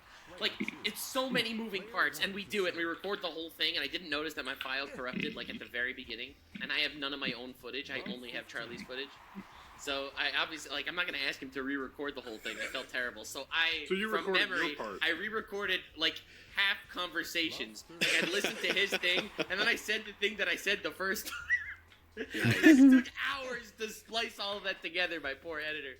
Oh my god. Dude, that is just like at that point you should have been like, hey Charlie, we should probably just re-record this. It was my first time talking to the guy. I was starstruck, okay? Couldn't go back. The embarrassment. I couldn't do it. It's like back in the day, like horror gameplay. Like, I faked reactions the whole time. I was like, yeah, well, that's what I was gonna say. Like you go back and you. So you want to know the funniest? Actually, you want to know the wildest story? Actually, I had never told this one yet. So when we were doing the completionist story, I had that same experience happen. But with the completionist, no, reminds me of that one scene in Power Rangers Samurai where Spike is like, "What's this? What's this do?" And Boku's like, "That's a memory chip. You put it in the camera that allows you to record this video." Shit. I recorded. So you know that call we had? No. That was actually the second time we did that call. So the first time we recorded it, it was the same exact content. He admitted to the same things. I just hit start recording, and my side didn't pick up. Oh no! Wait, what? Wait, hold on. I recorded, so you know that call? I had that same experience happen. I recorded, so you know that call we had? That was actually the second time we did that call. Oof. So the first time we recorded it, it was the same exact content. He admitted to the same things. I just hit start recording, and my side didn't pick up. Oh no! Wait, so he had a test run and he still fumbled He had a so test badly? run. He still fucking fumbled that shit. And like, and the first oh part didn't god. record properly.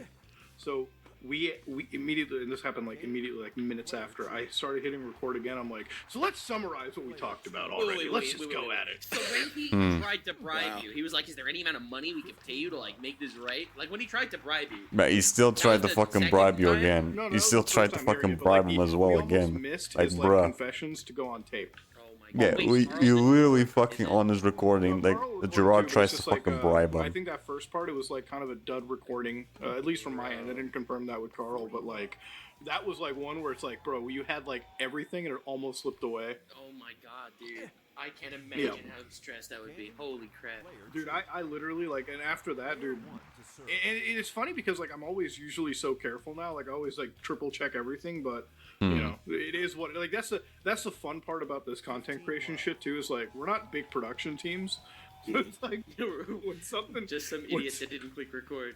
Yeah, when something comes up, You it's always usually check. You us. always have to check that Pretty shit. bad. Oh, but other than that, boys, it's like, this week, it's like we also had, we had Nintendo deciding to shut down one of the biggest Switch emulators imaginable. Can I just say something right now? Right, the Nintendo 3DS fans emulator? probably are the biggest Losers. fuckers I've ever met in my life, dude. Nintendo There will or never be fans? Somebody, the fans. I mean, there is nobody that sucks as good as a Nintendo fan will. Bro, if it doesn't have a butthole, do not love it. And Nintendo does not have a butthole. Bro, dude, okay, so this is what I like. Nintendo is one of those companies where it's like, they make like a decent game every once in a while, right? Like, I'll say the Legend of Zelda game was pretty good, so on and so forth. The Pokemon company, yeah, they could be that nonsense. All right, get out of here. I don't, hasn't been a Pokemon game since DS that I actually enjoyed.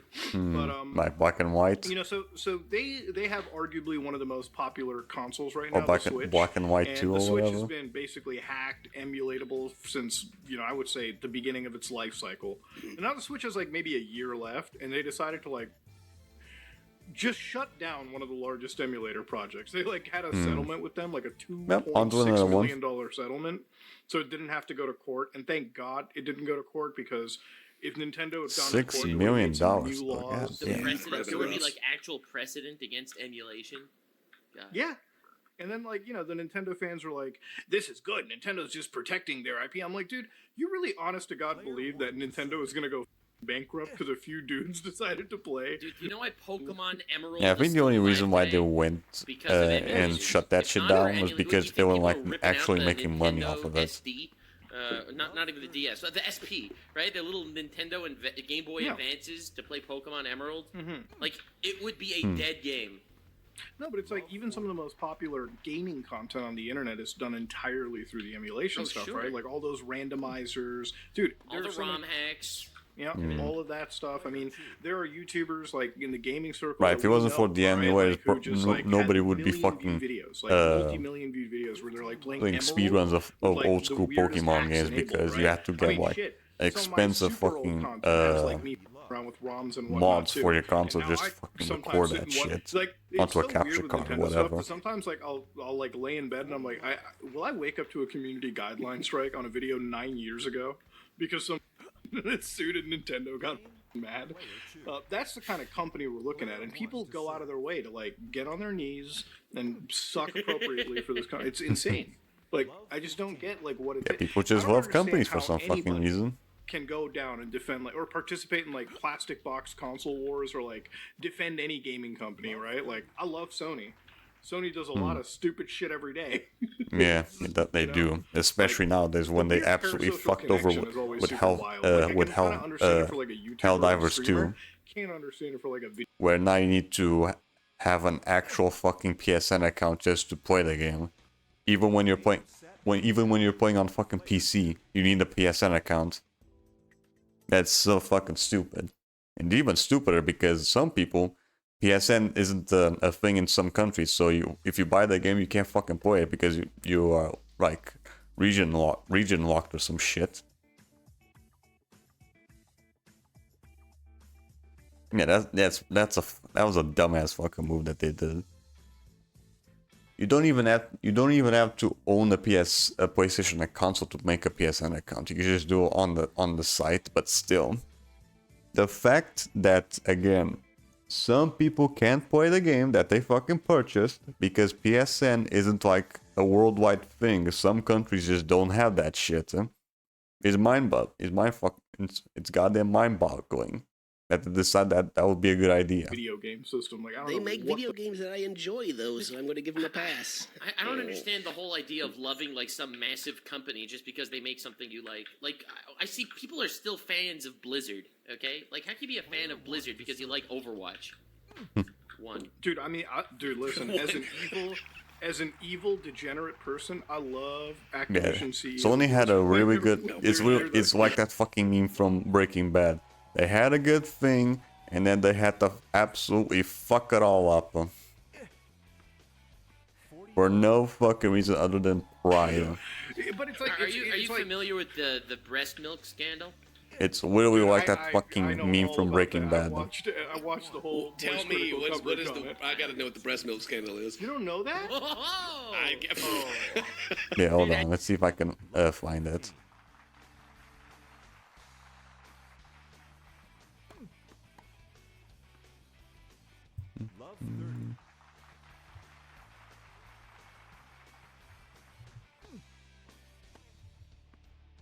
Yeah, breaking.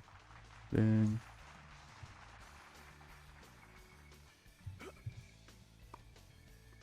Yeah, he had to be a man. Player 1 to serve. Mm. 15 love. Yeah, let's see if I can get the fucking scene here. 30 love. Somewhere around here. Damn thing. All of this. Yeah, here we go. I think this is it. 40 love. Yeah, here we go. What? I want those names, Mike. You owe me that much. I don't owe you a damn thing. All of this, falling apart like this, is on you. Yeah, Sony when they see what happened with that's some Helldivers kind 2. of logic right there, Mike. You screw up, get yourself followed by the DEA, and now suddenly this is all my fault. Why don't you walk me through this, Mike? We had a good thing, you We had a stupid good son thing, of a... damn it. We had Fring. We had a lab. We had everything we needed. It all ran We like had a good clockwork. thing, damn you it. could have shut your mouth, cooked, and made as much money as you ever needed. It was perfect. But no, Perfect. you just had to blow it up. You and your pride. and your ego. Yeah, that shit. You just had to be the man. If you'd done your job, known your place, we'd all be fine right now. Yeah, this fucking meme. And I'll just wait until this part gets fucking hit with copyright. Just watch. Just fucking watch. I upload this shit on YouTube and it gets hit with copyright. Because I showed a little bit of this Breaking Bad. Then I have to like cut this part. And you wonder why we call them the Homelander Company. I just hide away. I don't know. I'm under a rock. I don't know any of this stuff. Who likes the breast milk? Set up Pokemon. I think you'll like Nexamon. There's been someone in. So there were two in. I don't even know what the fuck Nexamon is. Activision Blizzard, and they've both experienced something Rod, similar. you gotta have to like explain a bit more what Nexamon is instead of just saying the name of it and expect me to fucking know what it That is. steals their breast milk. It became Somebody at such the a company, massive dude. scandal. It ended up we on don't the know who it news was? just It was because just it's a no. They found him. They found him. They interviewed him on the news. I think like there was this whole thing. No, but like this became a huge story because like someone's stealing Just imagine like the CEOs like in the refrigerator, like Gollum. Yeah, it's like Pokemon. Okay. I'm afraid of litigation. I And wouldn't ever say anything naughty about Bobby Kotick, but I wouldn't be surprised if I heard anything bad about people like that either. You know? I'm already not into Pokemon, so what the Dude, fuck it is does like next Summon do Activision, when it, different like, came out, to they were, like, Pokemon genuinely- than and they still does are, by the any way, one of the interesting compared to Pokemon? scummiest corporations out there, and it's why like defending anybody, it just doesn't make any sense. It's like even if you like one of their games, what game does Blizzard make nowadays that's actually good? No, like I mean, like for Good real, what question. game do they make? Because it's like World of Warcraft is literally played by like They've been recycling that stuff for 20 years now too. Yeah, and It's also, like, World of Warcraft 3 wasn't as the Reforged thing didn't go out Oh, well, yeah, I got and Overwatch 2 beautifully games. just Dude, the Diablo complete 4, fucking dude, have you dumpster seen fire. the prices on a cosmetic in Diablo 4? Well, Diablo Yes, 4, didn't it's you need ridiculous. $500,000 to max out your character? Like, No, that was Immortal. That was Oh, that Immortal, was not Immortal. 4. Mm, that was a right. mobile game. Although Diablo 4 wasn't And, wasn't so any you better pay than the that. $60. Well, okay, listen. I believe all mobile gaming is garbage. Okay, there is not a good mobile game on the market. Excuse me, there's Sudoku. Okay, well, I'm sorry. A game that people that don't shit in their diapers play now. Yeah, let's talk about fucking that. Wow. Diablo 4 was fun. I guess some people might enjoy the game itself, but yeah, that game was heavily. You cannot fucking defend that game was heavily fucking monetized to hell and back. Dude, if I was a mobile game developer, probably the most evil mobile game developer in the world, bro. I'd be like, I'd hire only psychologists to like siphon dollars out of people. That's all. Like gameplay, like I'd be the executive that walks into the office. I'm like, gameplay. Hold on a minute. Gameplay. We're not. Gaming gameplay. Like I would find a way to battle pass. Like if you told me to make a wish something in my game, I would walk in to ruin that person's just for the sake of extra few dollars. Like that's what I would like as a mobile. Like that's all mobile gaming is. There's not one good thing in that entire hell pit. Well, Alright, there's I believe some good everyone. emulators. I mean, yeah. See, but now I mean, you're if you have a playing good somebody PC, you can else. pretty much run any emulator. Exactly. Yeah, then it's great. But nobody on their own makes anything good out of it. It's all just absolute, complete, mind numbing. It's literally just drugs. It's legalized drugs for kids.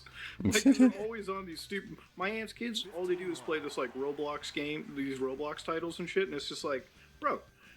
I look at the store for these Roblox games. I'm like, bro, they're scamming the shit out of these kids. Like I feel bad about it, but I'm like, dude, you're old enough to not be playing Roblox. Like when I was your age, dude, I was already on the World of Warcraft. Like, well, I probably shouldn't say the second part because I can get my main account banned. But yeah, it's actually. I don't care. I was on private servers. Ban me, Blizzard. Who gives a shit? Game sucks anyways. Oh no! my goodness. It's like, Anything but that. yeah, no, but Not- apparently, like you can not get your account custom I'm like, go ahead. I'm not gonna servers. fucking play that dog shit anyways. Oh no. Miss me with that nonsense, but yeah. It's But yeah, crazy. this week's been a little bit wild, so to speak. I mean, Yeah, before we started recording this, we were like, oh, this week was pretty uneventful. And then we're like, yeah, but then there was like a Minecraft YouTuber that was outed for like stuff. oh, Wilbur Sue. Oh, Yeah. another one? On that. Jesus. Oh, so I swear, it's like every fucking week there's always gonna be a fucking Minecraft that gets outed as like a predator. Bro, if you touch It's like Minecraft, every week or it goes every beyond, month like, there's always gonna be if one I ever at least find out that that gets fucking you're outed. playing Minecraft on YouTube shit. for a living, podcast a- over. bro, there's a 60% chance. There's 60% chance you're kids. All right. Like, Yeah, most likely. No, not you guys. I mean, if you guys were playing Minecraft, I would. But like, listen, if somebody was like happily, like if somebody was uploading Minecraft every day, laughing and giggling like a child in the video, Mm-hmm. Yeah, I they're think fucking kids. 75% chance I'm looking at a bot right there. Like Yeah. it's a To Catch a Predator episode. That's how It's fucked up like that community is. But yeah, go 6 ahead. out of 10. Yeah, well, anyways, Six listen, I times might out of not be 10. Fully up to date with the lore. As far as I'm Most aware, likely. There's Mm-hmm. this situation where someone named Wilbur Never Soot, trust one of these anyone that massive mostly plays YouTubers, Minecraft. probably with like 4 billion people Because they're probably into watching kids. him at any given moment. He someone came out, his ex-girlfriend, saying that he used to be very violent, especially in regards to biting her, to the point that she would have like bruises all over, and What the? like she would beg him to stop. Like sexual Yeah, biting shit. stuff Oh, that okay. went I thought way you were too Come out far. of like a hot Like Minecraft biting, recording session, but- just rabid. Ah! Yeah, what a- and, like there are all Oh, these God. like old What? clips that have been popping up of like Wilbur being in the room with her while she's streaming, and he would say, "Yeah, try to make me feel weird. Try to make me feel weird." And she's like, "Wilbur, you bite me so much," and everyone was like, he bites her, sure. That is like, in context, that's like, ugh. So Wilbur made an now it's apology, like, it's just basically saying that there were issues on both sides, of course, and I don't know, but he didn't deny anything, which is a bit of a yikes. Yeah, so usually with stuff like that, it's like the kind of stuff that I always like hate covering because it's just you can never definitively prove something, and I saw a bit of the discourse about it, and people were just like willing to jump on the guy. And again, I don't know what he was just admitting to like biting, and he thought like everything was like super duper consensual. So it's like it's one of those things where it's like I don't know, and here's the grim reality: you will never know the 100% truth of a situation like that because in order to know that, you need to have like camera set up, Also, recording 24/7. Obviously, I don't want to say. I don't know. I only really saw this briefly. I didn't really delve that deep into it. It's not like something I really wanted to. But it's more like a he said, she said thing. I don't know. I feel like whenever there are these relationship things, while one side is usually more to blame than the other, there usually are two sides to the story. Yeah. And most of the time, they're not. The gods will bless us. They're not. There's like not one side that's completely on the right. And even with like a situation like this, It's most of the time it's just like even gray with, like, a whole areas on situation both like this, sides. one of the things that I don't understand is like, if you're, I don't want to say that this is like, people that don't understand boundaries or anything. Like, I feel like at some point you're old enough to know. Although if you say that if you say that to someone on Twitter, they're not gonna fucking believe you, because to them it's either one extreme or the other. It's just like one of those things where I'm like, I kind of sit down there and I'm like, dude, why is it so like? Why is it like? I never could expect this out of any of you guys because it's like we all have like.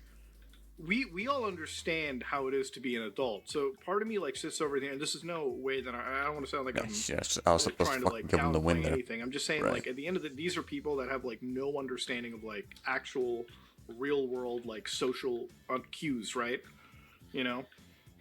Yes. I don't know. I feel like it's one of weird those 'cause I things- feel like there's almost like a generation between me and Minecraft YouTubers. Like Dude, even the more though I look they're at- not, they're only like 5-7 years younger than me. But like it feels No, like but a they're whole like new mentally generation. stunted. Stop it. What they are? Wait, all these disclaimers, on this guy. Why are you booing me? I'm right. Something's wrong with this person. He's trying to out there eat people. Crazy Minecraft YouTubers, they're animals, all of them, every single one of them. I actually 100% agree though. I think, like I said, if you're sitting there playing a block game every day, day in day out, dude, you probably got some demons in there. You probably got something going on up there. But and down there. People like this, it's like I feel like there's like this level of like complete social stuntedness where it's like as an adult I look at these situations and I'm like, how do you get into it? Like, how do you get involved? Like, because dude, I've always said this on the show. The easiest part of my day is brush your teeth, wash your face, and not fuck kids. Never ever, assaulting any guy or girl or anything, right? That's and it's not even like it's not even like that's difficult or anything to do. You shouldn't even have to say that. Not even as a joke. It's like, bro, as an adult, it's like, dude, you should just be respectful, right? It's what they teach you in primary school, kindergarten, even. Like, are you not going to school? Like, is it different? Like, what the?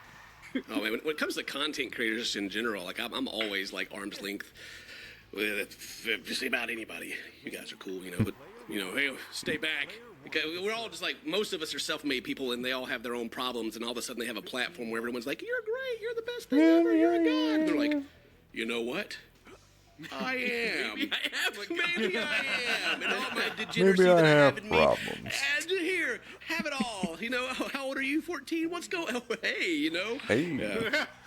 No, but it's like there's some. I feel like at some point what happens is like we all have had like good. I want to say we all had lives before this, right? Like we all did something. Most of before us, this, so it's yes. Like, for me, Also, I think we were Going- raised by parents, not by the internet, which I think makes a difference. Yeah, I mean, to be fair, my mom and dad were not giving me leapfrog or I wasn't iPad an tablet or iPad kid.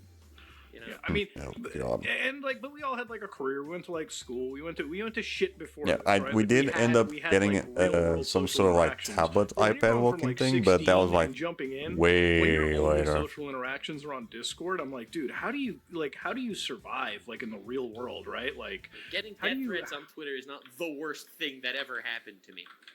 dude, every time somebody does that to me, it's like, it's like no, but like anytime somebody sends me something nasty on the internet, it's like, how do you deal with online harassment and bullying? I'm like, bro, I do the Tyler the Creator, but I like turn that computer Right, he's just off. completely ignoring it. Yeah. Anyway.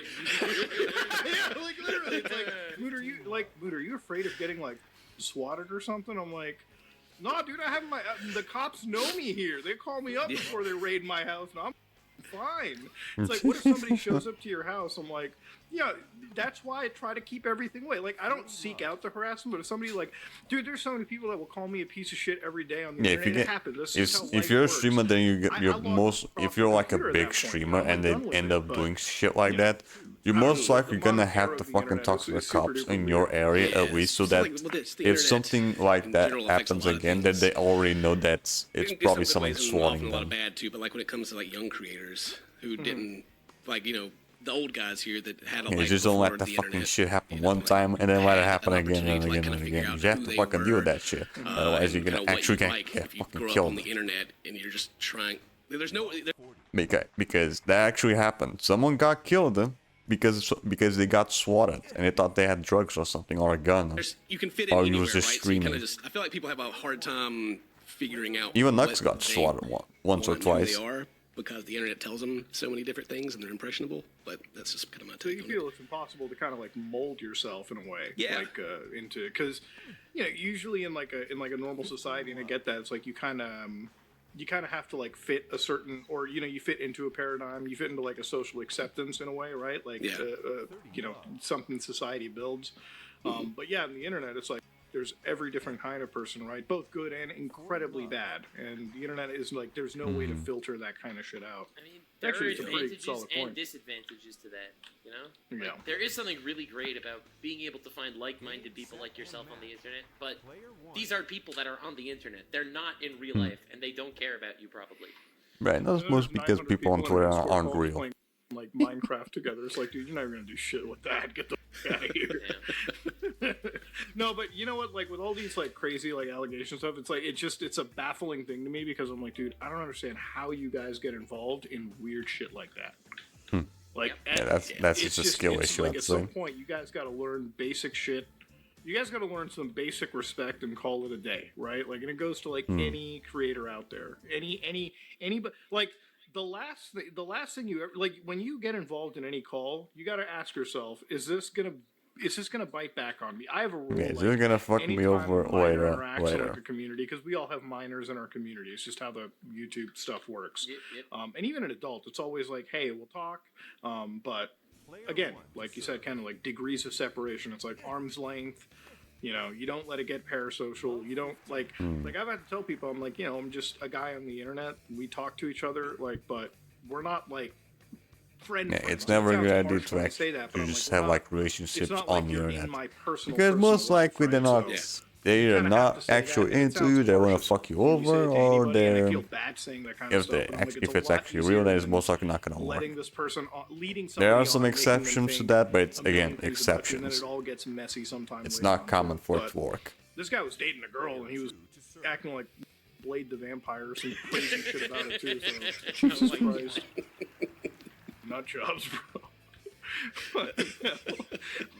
God. And like you said, Nux, like he didn't like deny anything, so it is kind of like weirdly. That's the it's weird out part there. for me. Like you'd Yeah. think that if you're being accused of this stuff, the first thing you'd be like, You'd say, "No, this is not true." No, well, and that's, you know, maybe there are some truths in the situation, but honestly, it's like nobody's ever really gonna know. And if you're somebody like I shouldn't even say this is funny, but the most insane shit that I read after that whole thing was like this one tweet. It's like, I OD'd because of the Wilbur suit stuff. I'm like, bro, What? what the? Oh my god, Like, dude! Stop Stop it. it. You don't know these people. They don't know you. Why? Oh my god. Dude, it's like this guy's like, my girlfriend overdosed because of the Wilbur suit stuff. I'm like, bro. Oh my god. Like, what the fuck? Am I allowed to laugh at that? That's Dude, The honestly, fuck? like, it's grim, but you should. Yeah, it's like, dude. Okay, no. You think you're I saying mean, you're it's allowed so to laugh out at there. that, You bro? just I'm have to on the laugh. toilet giggling my ass Oh off. I'm my like, ain't no way we got this parasocial, oh, dude. Jesus What Christ. the? Like when I said the exact same reaction I had, I'm like, there's just no way you can be this attached to some person you'd never met. Well, I guess you can. I guess. It's so scary. That's what's so terrifying about like, especially Yeah, because like, people more just have no child-focused fucking communities, boundaries. like Minecrafters or whatever. Like, God, I hope I get to the level of fame one day that people just want to OD over my drama. God, think of the power. stop! No. But to be fair, it's like, you know, it's like you're like a normal guy, Ken. You can't ever get caught in a drama like that. Like, I don't. If somebody told me that you were biting necks and shit, That one was about to I'd be fucking like, exit. what the? I'd be like, hold on a minute. Is this like an alternate universe version of you? Like, wait, what the- Hey guys, No, but it's like we're all like pretty like the worst thing that I can ever see like any of us get involved into is like we got something wrong. Like, bro, anytime I get into like any controversy, like any like if it's something that I get wrong and it can be something tiny, like I feel like shit about it, and I'm like, oh, this is really bad. But then, like, moments after, I'm like, well, at least I didn't get caught like all these other guys. Shit. you didn't get caught fighting. Or you didn't get message with your hands on your sometimes, penis. like, I'll have somebody message me, and it's like, you're a piece of shit. You got this thing wrong. I hope you die. And I'm like, oh, that's just one message. Imagine what EDP's inbox looks like. Holy One shit. message out of like To be 100 or some fair, shit. like, I mean, in the defense of the people harassing this guy, like, you cannot compare getting something wrong in a financial deep dive on a YouTuber or, EDP. Like, No, exactly. Or if you're like, you know, a vampire or some shit or whatever now in like the Minecraft Vampire. place. I'm gonna be real. If you're in the Minecraft space, like I think that was a Malmax thing, which is just if the guy you love, he could be the nicest said guy in that the world, or he could be like one of them was like a the second vampire coming or of something. Christ Yeah, the when you're guy's on just your first completely date. If you crazy. go to his computer and you see the OBS logo, the Minecraft logo, the Discord logo, and they're like right next to each other, that means they're recently like opened. Get the fuck out of there. All right, you're in Ted Bundy's house, okay? You're in like Dahmer's. Like, Yeah, thank God I have my Discord logo way far away from my OBS thing. Although OBS is close to my my DaVinci Resolve, huh? So there's that at least. bro, if I go to a bar with a guy and I'm like, oh, dude, come over to my place. You know, we'll have more drinks. I'm like, sure, okay, awesome. I go over to his house. You know, I'm looking around. It's a clean, super awesome house. Yeah, the only thing that's And I close see to Discord Roblox is just Google recently and opened Steam. on it. Huh? I'm getting the out of there. The door In my emulators. Bro, like, that's what I expect. As soon as I hear the door click behind me and I look at the glass of wine I'm holding, I'm like, I'm dead. I'm like, I hope they make the Netflix episode about this banging. Don't worry, bro. You're an adult. You'll be fine. I really do think it's like a sign of a serial killer though. Like that is genuinely a fear that like I would have, because it's like even me, right? Like I've covered like Roblox from time to time, but it's like, dude, I've never I've never actively been like a player to it. So it's like when I go over to like some dudes, like, okay, when I watch some of these kid YouTubers, and we're not naming anybody specifically, but if you're in like the Roblox camp, bro, I saw this one guy. He had the deadest like fisheye stare playing the game. It was like, and then like this is like now, like you look at him like years ago, he's so full of life. Now it's just like every time this dude loads up Roblox, it's like the soul. Dude gets ripped off his body like in part of Mortal Kombat or something. 857 of Roblox. But then it's like, subscribe. and then it's wild when you make that kind of content. It's like, bro, I'm like, that's the only thing that like gets my ass #1 trending or whatever too. Yeah. That's why I like even the commentary space or just like the super variety stream, like uploading. Like you're never gonna be like the #1 uploader on something, but at least you get to enjoy, you know, everything. Yeah, at least you get to enjoy what you're actually fucking doing, not just being a fucking dead soul. Just farming Roblox video number 347. So Yeah, just get a change. You know, and every time you try to, adapt or whatever, it becomes really difficult because you're stuck in that niche. So even if you're getting trending every day, there will come a time where you just can't adapt. You know. No, It's like a curve. Like if you're doing something that's trending and you got that, your views are like, yeah. On your way up, This is you already got to be going thinking about what you're going to do next down, because eventually it's going to. Every time I get a 1 out of 10, I'm It just always thinking, dips. well, my next 10 episodes won't be a 1 out of 10. You always have that in the back of your mind. 10 out of 10s are coming. The depression's coming. Oh God, Really? nobody. Every time I get a 1 out of 10, I'm like getting the crack. I'm like getting the pipe ready. I'm like, No, dude, don't get me wrong. It's amazing. And you're like, yo, 1 out of 10, this is amazing. The next video The won't bar's be been a 1 set out of 10. higher. The I will 1 never out of reach 10. this high again. Next one's gonna be like a the 5 best out of feeling 10. is, like, I uploaded like every time, 9 out of every 10 or month, I some always shit. upload a video. I'm like, bro, it's gonna be the fattest 10 out of 10, and I'm so like comfortable with that. And then it's a 1 out of 10. I'm like, you know what, man? F you. The audience sucks, bro. Like, bro, I put like, What do you want from me? I don't you're like- understand. Bro, sometimes like I put in like no effort into like something versus like, Yeah. and then like in the comment it's like, wow, Muda, this is a really great video. I'm like, F you. Dude, so Great the video, funniest my thing ass. is, Yeah, what? I watched your video on Suicide Squad, the first one, which was just basically you playing the game until it crashed, okay? Right. It's Multiple times exactly over and over the again. highest bar of content in the universe. And people in your comments were like, yo, this was like a really good in-depth look at the problems of and I was like, Oh what? yeah, the problem really? when you Bruh, the problem's that you can't fucking play that You're game. gonna praise him for his hard work and dedication. The one that he just turns OBS on and plays until it crashes. Dude, like, and I'm so glad you said he turns OBS on. That's literally the anger in me because like I tried literally trying to play this dog shit of a game.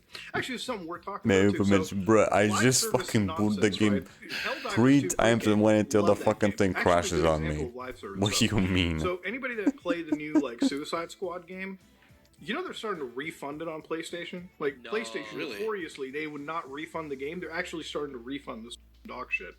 Wow. This game is a total failure. Like on Steam.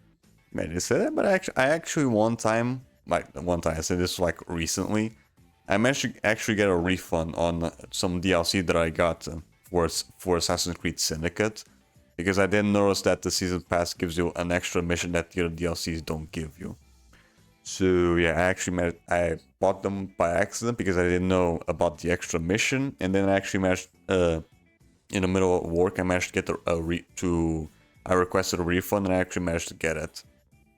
Surprising. I think it's just because I think the thing with PlayStation that you have to like make sure that you bought the thing in like a week, window of a week, and you also make sure you didn't download the game or the DLC, and that's what I did. Steam, you're looking at a player count lower than like you're looking at something as low as Payday 3, right? Like it's dead as like it's dead. Nobody's playing that killing game the because Justice League. the launch of that game was a Justice fucking League. travesty. Warner Brothers comes out and it's like, I think the future of gaming is Suicide Squad. I think it's working. That's what I was looking for right now. It's like, didn't they say something on Twitter that was just They just the did. They're opposite of Nigeria. reality? Yeah, they're like, Hogwarts Legacy, the game that put us on the map one year. Yeah, fuck that. We want more Suicide Squad. That's the future of the The company. game that fucking bombed. Dude, there's gotta be And there's some barely crackhead at, any Warner people Brothers. Like, fucking there's playing gotta it. be something going on at like any video game company doing it. But yeah, I that don't know. video. Speaking of Suicide Squad, did you see the Sweet Baby Inc. drama? I saw that. So I think saw most it people know about briefly. Sweet I'm Baby actually Inc. working on Either a that or just video Game or for X, it. I'm what gonna the shit release that it, they like, did in maybe Pokemon tomorrow or Go. the day after, but I saw a bit of that controversy. For the context sake, people who don't know, like Sweet Baby Inc. is this company that does like consulting work for a lot of the big players in the business. Sounds like a tax write-off to me. It could be. So their consulting work, they do a lot of DEI, ESG stuff. So for people that don't know, it's like diversity and inclusion. A lot of these like consulting services to make sure right. your Inclusivity, content is quote diverse, unquote. right? Like Not it's not just just filled with, I guess, one race or farming one group of fucking people. money If by you saying are that they talking want to about, make like, games more you know, inclusive. gay people, you bring And you just an want- officer again, that just can, wanna like, make money sure, off I of guess it. your T's are crossed and your I's are dotted or something. I guess that's the best way to put it. So this company apparently has an involvement with some of like the biggest releases out there. It's weird, right? Like on one hand, I don't know how much damage I can attribute to like some shitty writing to one consulting firm, but like one of the CEOs one of the CEOs for the company, their tweets were like really weird. They were like, it was like the most anti like white guy shit that I've ever read in my life. And I'm like, dude. Was it Felix? That person? Felix? I don't know if it was Felix exactly. Yeah, I think it was someone else. I went back a little bit. So apparently they've DDoSed a charity during the Gamergate stuff. Right, yeah, I think I remember you mentioning that because before. I feel like that you should definitely include They DDoSed the fucking charity event. Federal crime? Okay, so they actually. Okay, let me see if I can just pull up this tweet. Hold on.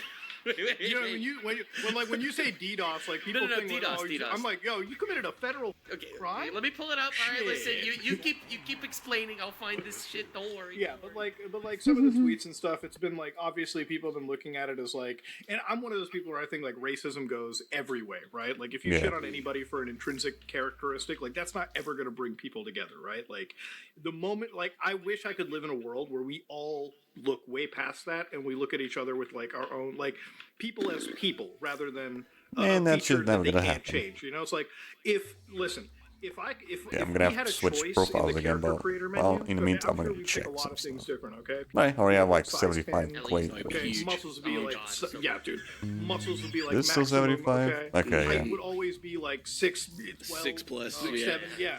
It would be insane, right? We'd like On to player 2.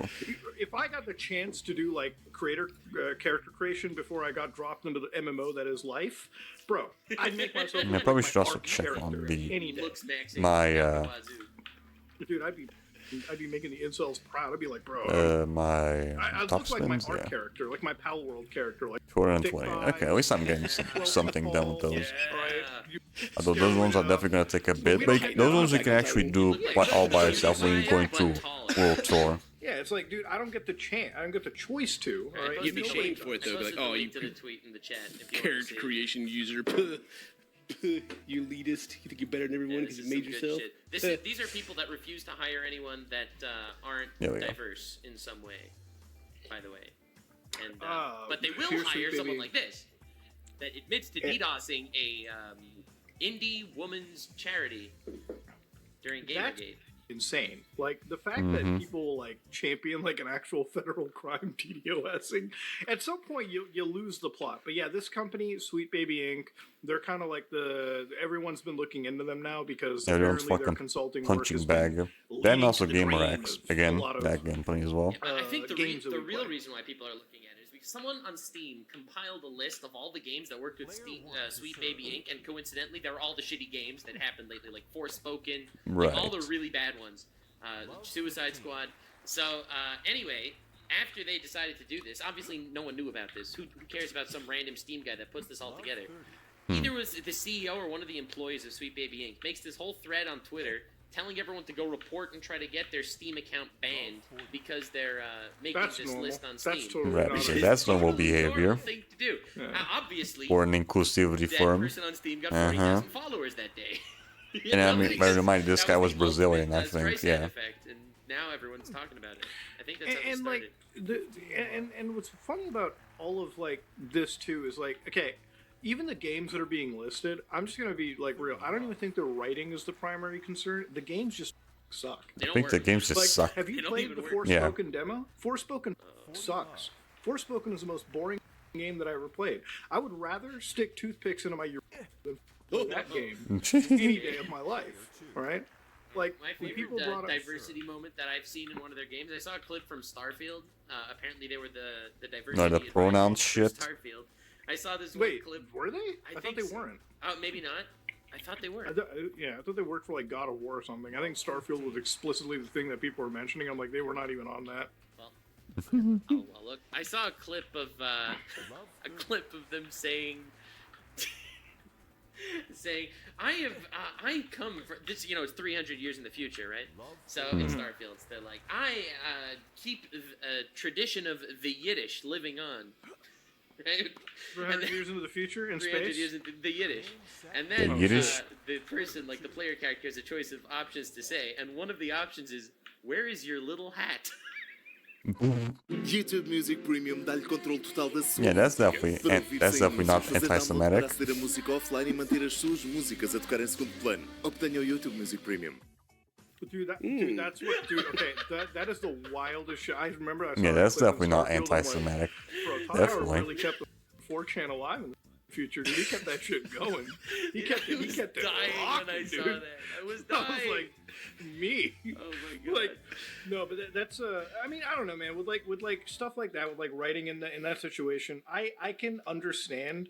You know, people writing things in a way to like be more inclusive in today's day and age. It's just like usually when I like, as somebody, I guess in that POC camp or whatever, when I see it myself, I'm like, I don't need to be that pander to. Just saying, right? Like shit.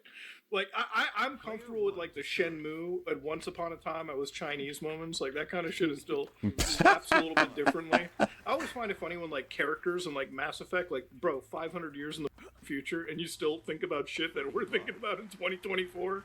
All right, that seems realistic. Like I wish they made games in a realistic sense where it was like, bro, if we're 500 years into the future, I want to see some really out there shit that I feel everyone like here every would single have liked. Jewish character in fiction looks exactly like Lewis from Suits. I mean that's yeah. Somehow, that's how it works out. They're all like, you know, slightly overweight, balding, a lawyer. You know, they fit that. Lawyer. That bill. That I wish And the secretly working, I'm a straight white guy, so I can't. working behind the scenes of the government or whatever. You have to watch. See, this is what I don't understand. This is like the wildest thing. You have to like be careful about it too. And I'm like, no, you it's like I feel like we all can have the fact that when we put like these stupid barriers up between people, it's like the most harmful thing in my opinion. I'm like, just talk about something, have a dialogue, have a discussion, bro. Like it is what it is. No. I have to put 1,000 disclaimers before I say anything. There's someone out there on the internet to be like, What's the most like, what is the most like controversial like video like topic that you've ever covered where you actually did have to put like 100 disclaimers? I don't even think I have. No. Honestly, I just nothing avoid it. but respect, dude. I try to avoid it. No, it's like Just mind your own business, nothing bad will come out. Oh, I saw that. I didn't watch. What did you apologize for? I apologize for saying that I thought the teen category on sites was creepy. But you're right though, it's creepy. Wait, what? What the? Wait, why are you So making what- so the apology video was clickbait, That's basically. based. So the bad part, I didn't help myself any in the wording of the tweet as I went further into it. But when I met my wife when she was 19 and I was 27, there's a big age gap, right? And but it's not. I didn't search her out because she was 19 or anything. It was just we met each other and had a natural relationship. You know? Right. And so people made that. But where's like, why is she underage or some dumb bullshit like that? Didn't you? I feel like there's a big difference between meeting someone in real life. You know, that whole category is perfectly fine. Those people that are adults and they can do what they want, but also can, how dare you? And I was like, what? What? I'm talking about the teen when you go in Hub and they have to put teen 18 plus and little brackets beside it, just so you know that it's 18 plus. Is that, how is that not creepy? Or just the whole industry in general of people trying to look as young as possible, or people being taken advantage of or being brought into the industry at young ages and stuff like that. None of that was talked about. Just skipped over and went to like, how dare you, Ken? And I get it. It's never been a secret as my relationship. It's always been public knowledge. But yeah, so I made an apology video being like, I am sorry that Dude, you don't have to apologize. I watch Squid Games. No, I've seen most of the memes, but that's about it. I never watched Squid Games. That doesn't count. But it's like it's a really like it's a good point to be kind of making too, because it's just I don't know.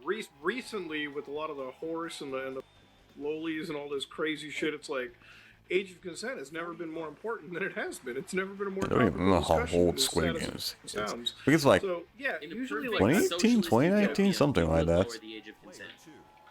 Oh god, I would die. No, 2020. I made a I don't even remember how old that Squid Games is. Wasn't it like 2019, 2018? You gotta make me fun. What are we talking about? Fucking Yandere, dude. Dude, Yandere does my favorite age of consent, guys. Like, well, first off, I agree people should be over 18. Anyways, long answer. Like, dissertation written. I'm like, all right, hold up there. No, it's like I kind of, like, my discussion on this is, like, I kind of picture it, like, through the eyes of, like, an FBI officer. Like, Okay, if you so had to it's sit a in little front of an later. FBI agent and have a discussion about this, probably But yeah, I never saw it. Probably shouldn't bat so hard for it, but like when I saw that like mention, I'm like, your point is right. It's like when I covered like the like trafficking hub stuff years ago. So nowadays, when you're on Hub, you can only watch verified content. So basically, back in the early days, so this is when it was. I watched it all one back day. in the days, and this is years ago.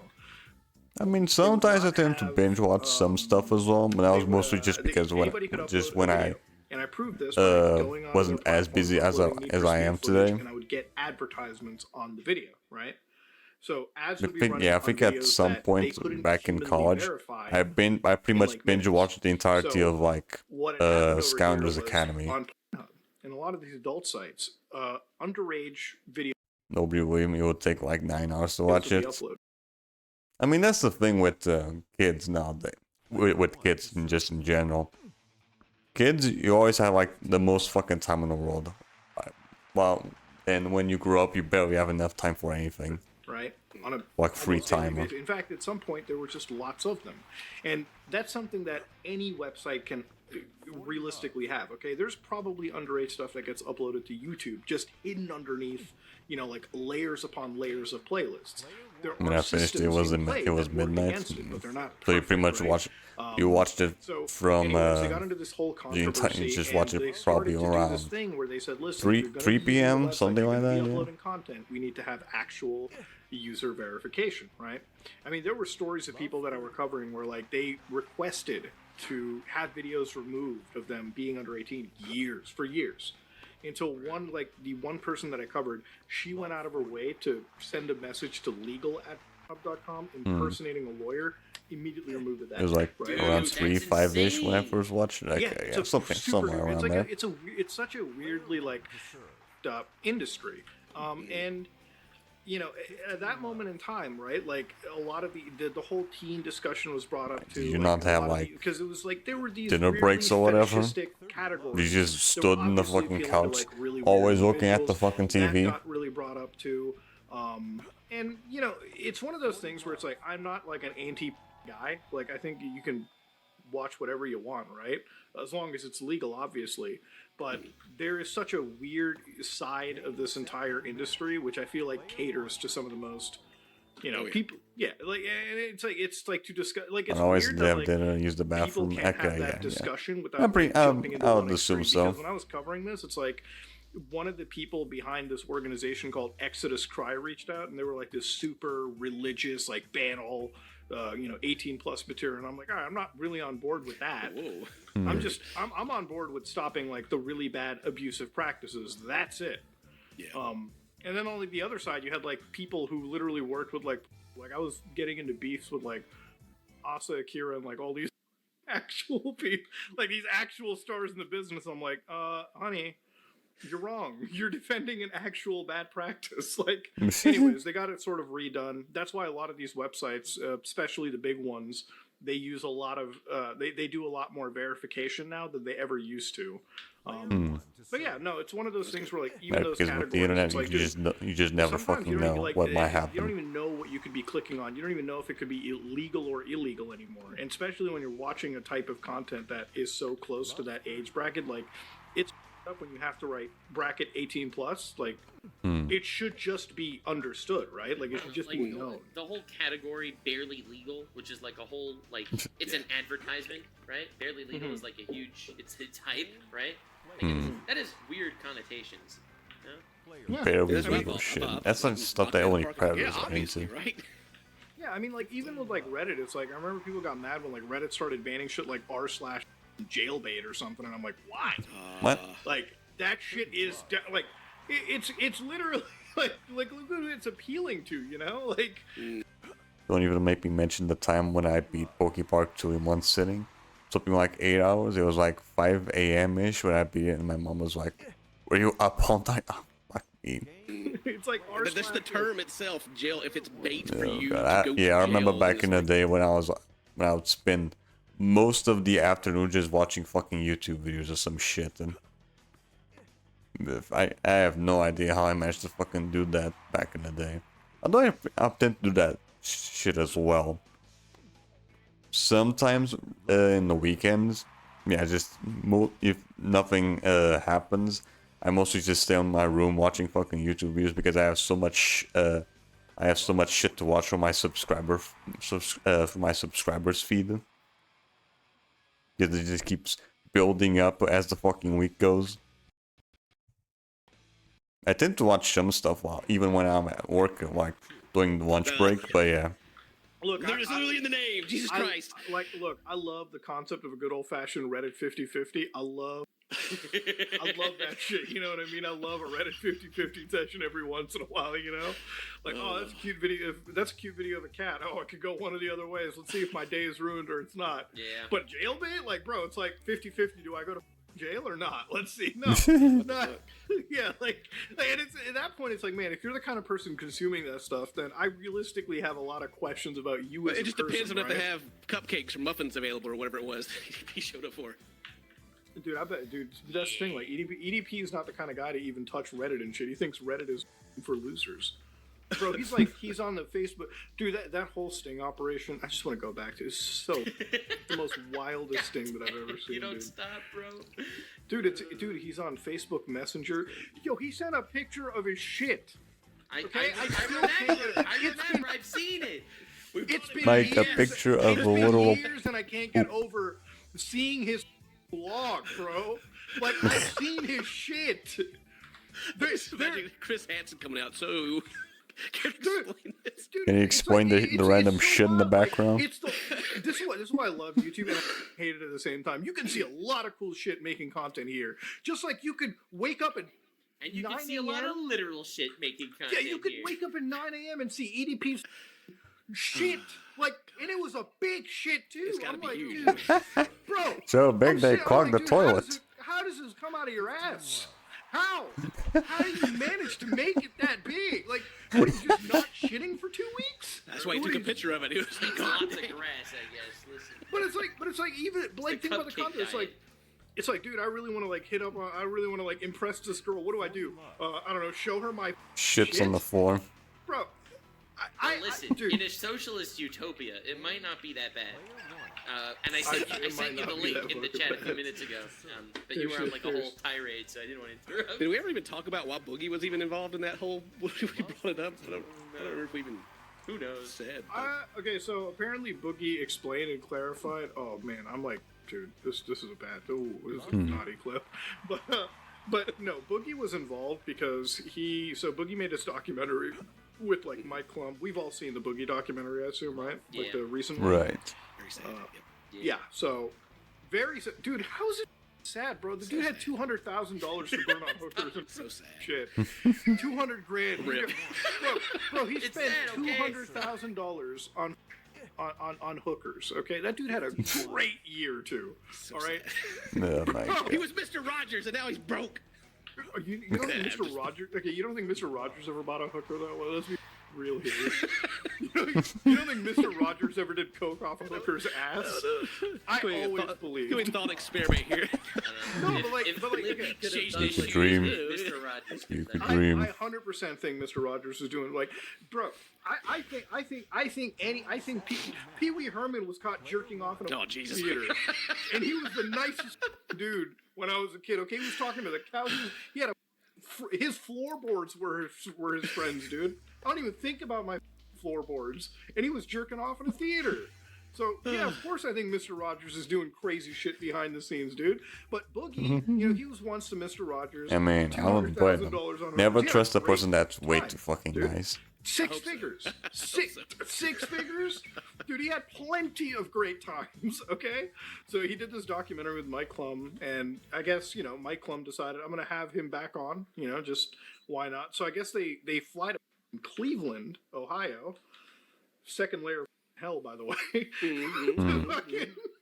to do something with EDP. And, he takes his photo, and I'm like, they're like, dude, the funny thing is, he fence sat about the whole Boogie thing, the EDP stuff. He said that it was hard to get past what he did, but he can be a really funny guy. No, he didn't say that. Yes, he did. That was Oh my god. that was an actual tweeted Dude, statement. What in the a fucking socialist standards? utopia, bro. That sounds better. Bro, like when I read that, I'm like, dude, yeah, it's pretty easy for me to get past when he tried to right? Like when he tried to go out for the cupcake. I cannot believe it. There's no way. Yeah, my That's a God. direct mention, dude. And he's like, he's a funny guy. I'm like, dude, I'm sure Jeffrey Epstein must have cracked some wild jokes back in the day. Yeah, you know who also was funny? Fucking Charles Manson. He still got a hoot and a holler out of me, but he's still a tough guy, Like, holy shit. That's crazy. But yeah, so he's out there and he's like filming, I guess, sort of like a confrontation. And from what he said, he's definitely like pressing him on the whole like Sting and everything too. And again, like that's what I mean. He went up against literally someone that has no possible defense, right? Yeah, again. Picked the best Nowadays, enemy people in the have no world. fucking standards. They will do anything for I'm for kinda either sitting there waiting views for this documentary to come or out, because they don't they because really don't care. I sometimes like I wonder, I'm like, man, maybe is there like a Uno reverse card that hasn't played yet? But maybe there is something that like blows us away. Maybe because like the reason why he didn't get arrested was the whole thing was botched, and I'm pretty sure like if a lawyer was to take EDP and people out, a defense could be made that it was like a comedy skit or something of that nature, because we don't really know the true nature of all this stuff properly. So I don't know. But for him to meet up with the guy, it's definitely bad optically. Like I would never in a million years, like if you told me that I could get like a 20 million viewed video, I still wouldn't meet with EDP, and I'm not saying that out of like a moral grandstand. It's just because like I don't feel like any amount of viewership or clout is worth the just the There's look. the kind of viewers that you want, Yeah, it's just not worth the look, Just right? Like the you don't bad wanna, you don't want to have image. a photo taken breaking bread with the guy that was hunting down for cupcakes and like it's like the last thing you want. But it's insane. But I mean, like with Boogie recently, it's kind of like one of those. And Ken, I'm sure you're very like you're averse to this because you do a lot of like coverage on reality TV stuff. It's like when people are in this situation, right? Like this 90 Day Fiance stuff. It's like they will always gravitate towards really poor decisions because they think in the short term it can benefit them.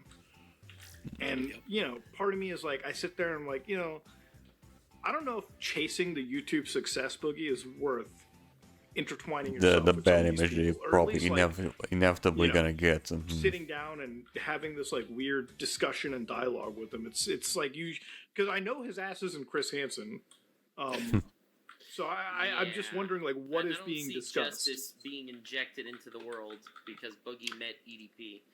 Yeah, and Boogie's story is so wild. Like his shaman broke his windows apparently. His shaman stole like his cards off of him. Have you ever, the story of Boogie Shaman? Yep. Flaming Star. Bro, Boogie Shaman is an unhinged psychopath. Is a shaman? Hang on. I'm just now like really Shaman? Just a random fucking shaman? Alright. Not his World of Warcraft character. He's got like a Okay, you remember the end of his documentary when he was doing shrooms and shit? Right, Boogie?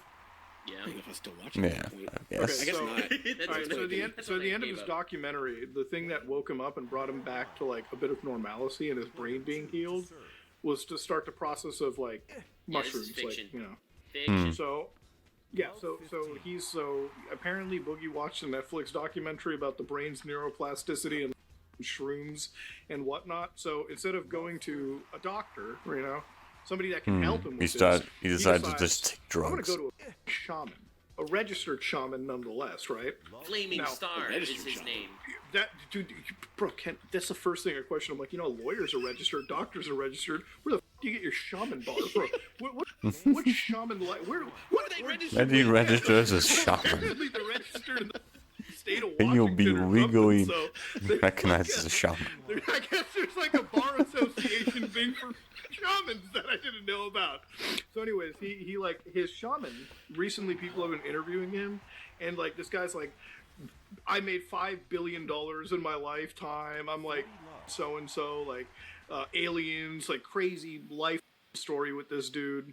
He is like an actual like crackpot nut job. Like apparently Boogie posted like this image of like his garage. Like he came home one day and the word pedophile were just written across there. Oh yeah, I did see that. Yeah, so he had like pedophile, like every crazy shit written on there, like thief. So his window being broken into is the funniest photo that I've ever seen. Because apparently a brick got thrown through a window. The blinds literally behind the window were not tampered with at all. They were pristine and fine. So I'm like, dude, this is... I don't believe... So they're like, up, and then they broke the window, and he's like, let me just close these blinds. Yeah, exactly. It's a weird... It's like the weirdest thing. The car being vandalized, it's like they vandalized the parts that can easily be cleaned, but not the parts that can't, you know? It's just like a right, so he was all just question, fucking like, staged. then he's got like his shaman, like apparently he's currently in like police holding or something. It's like, dude, this man's life. At some point, bro, you gotta stop. You gotta come back to normal land, okay? You gotta come back off of the. Your life has to stop. You gotta get being off an the episode fucking of drugs. Looney Tunes, all right? Like Jesus Christ. Start live streaming. He did pretty good, like IRL streaming. And Yeah, just go on Kick. They'll allow it. They'll allow that shit. Would be IRL stream? Bro, wait, who are you referring to? Nobody. No, I mean, you can just say all the Kick streaming. I mean, I'm not question that. Jesus Christ. Yeah, exactly. Yeah, just like just random honestly, Kick, like, have you seen Kick the or Johnny, anything. Before we end this, have you guys seen the Johnny Somali clip? No, I thought you were gonna talk about the lol guy that would talk to minors. There's another guy now. There's literally another guy. It's not just Riot Lol. There's another dude now. There's another guy that's doing like candid creep shots of like women in his house on Kick. Partnered, by the way, too. Why, guys? Why? Yeah. Insane. But like, okay, so Johnny Somali, infamous like guy that was caught breaking and entering into like construction sites in Japan. Dude, he comes back. Yeah. Dude, he came back. Dude, you know what? He's like, he did not learn a thing. He's gonna go back to doing the same. Yeah, he just does it for the fucking views. He just doesn't give a shit. Dude, yes, dude, I love these people so much, man. Like, they are my favorite types of degenerate IRL streamers imaginable. You know, I used to say I miss when Ice Poseidon was here, because Ice Poseidon, regardless of what anybody said and what he did, I think Ice Poseidon was the best IRL streamer because he was the best crackhead wrangler you could ever find in the state of California, state of Florida, state of Vegas. So anybody that doesn't know, he used to own a mansion, rent a mansion, I think, in California, and he would just have it as like a streamer house. His streamer house was an actual crack house, like literally a crack den. Like, these are the most, you got Nobel graduates like Only Use Me Blade who are pissing and shitting all around the house, cracked and zonked out of their mind. These people, like, this was the most degenerate era. But what he did is he kept it running for a bit because he was able to wrangle these people together for a little while.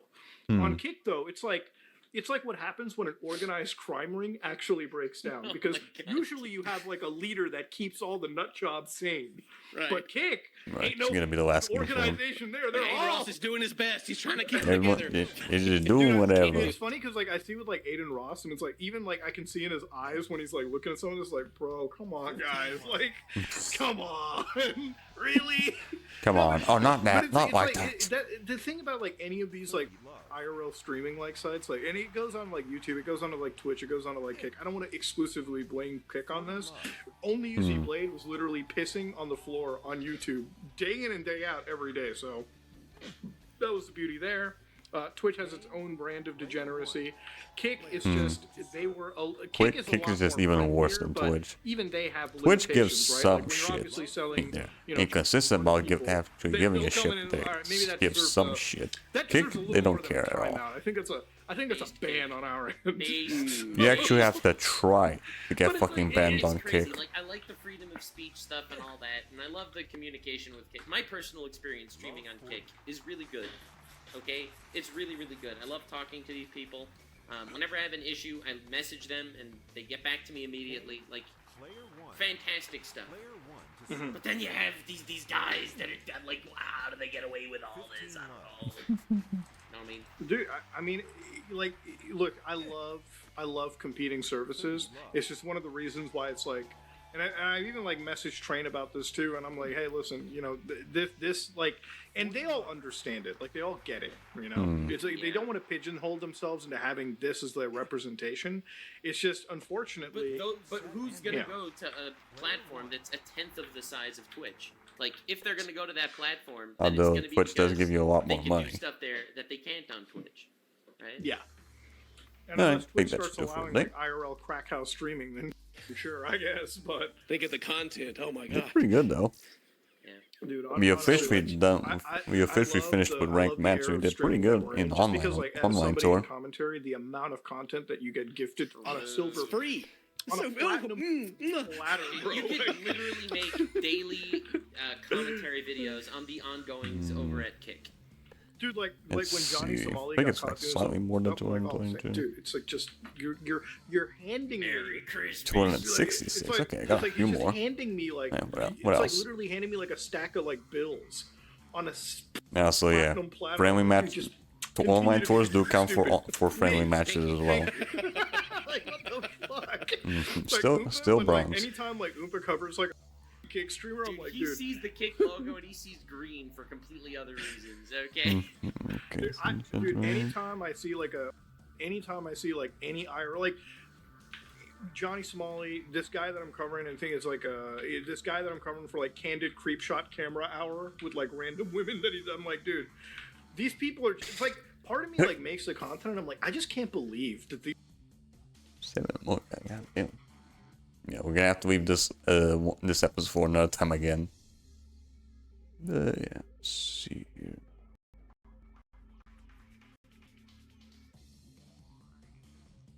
Now let me just pop the music.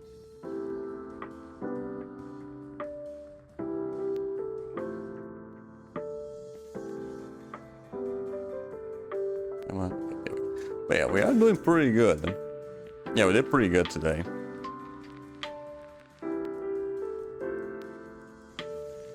Yeah, 75. I think I should probably close to 100. Yeah, maybe like in the 90s or something. Or maybe like the late 80s. Yeah, it would be nice if the game actually give you a fucking exact number. Not just like put all the numbers into like everything. Because now I have no idea how many fucking wins I have for an online tour.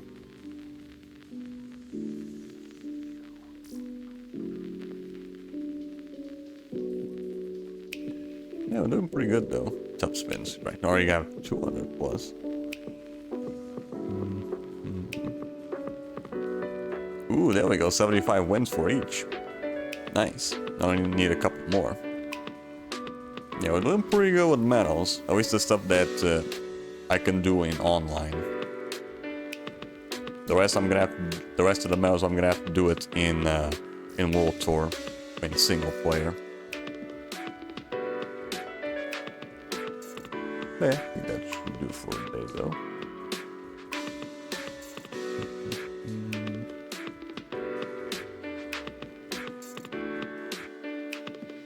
Now we just change this. Yeah, deactivate that.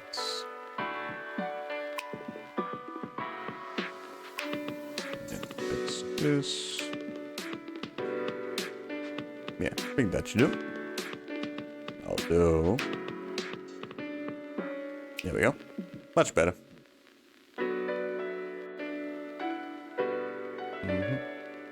So yeah, that's gonna be it for today though. Yeah, we did really good for a day. Yeah, I thought that we were gonna probably have to end around like an hour ago, but no. The guy actually managed to like last for a little longer.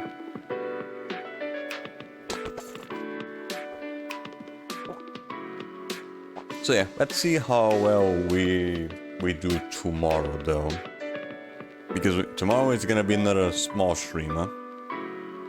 No, small as in like 2.5 hours. Yeah. Maybe like a little early like today. We'll see. We'll see if the guy shows up early as well. We'll see. But yeah, that's gonna be for today. Next stream, which is gonna be tomorrow at 9:30 p.m. GMT1, we are pretty much hopefully gonna be doing more Virtua Tennis. Yeah, if the guy actually shows up, but I think he should. Nothing happens in the meantime. And we can probably get close to being done with with online tour. I mean, it didn't show, but I think we should be close to like 90 wins, something like that. Yeah, around there. I can't, not exactly sure because the game doesn't tell you the exact numbers, unlike ranked matches. But I think we should be around 90. Yeah, something like that. So it probably shouldn't take too long to get the 150 wins that we need for online tour. And then we can rack up the rest of the wins on friendly matches. I mean, those ones don't take as long. But yeah, that's gonna be it for today, and tomorrow we are gonna be doing hopefully some more. Either that or just Ratchet and Clank. Again, the guys didn't show up. But yeah. If you like to be notified when I go live or any other shenanigans, never mind my stream schedules or video uploads, you can go to my Discord where you'll be notified as such. And if you also want to keep track of any previous streams I lost in the past, you can also go to my YouTube channel as well. Now with all that said and done, who are we gonna be rating today? Yeah, let's see what Boy Valentine is doing right now in that DBD. Yeah, let's see what he's up to.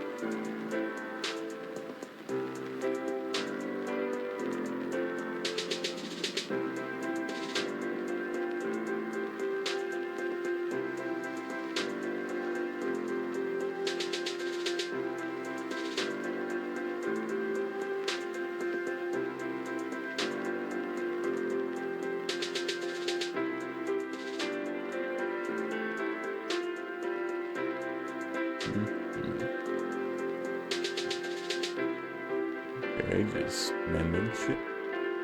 Middle of a match, I guess.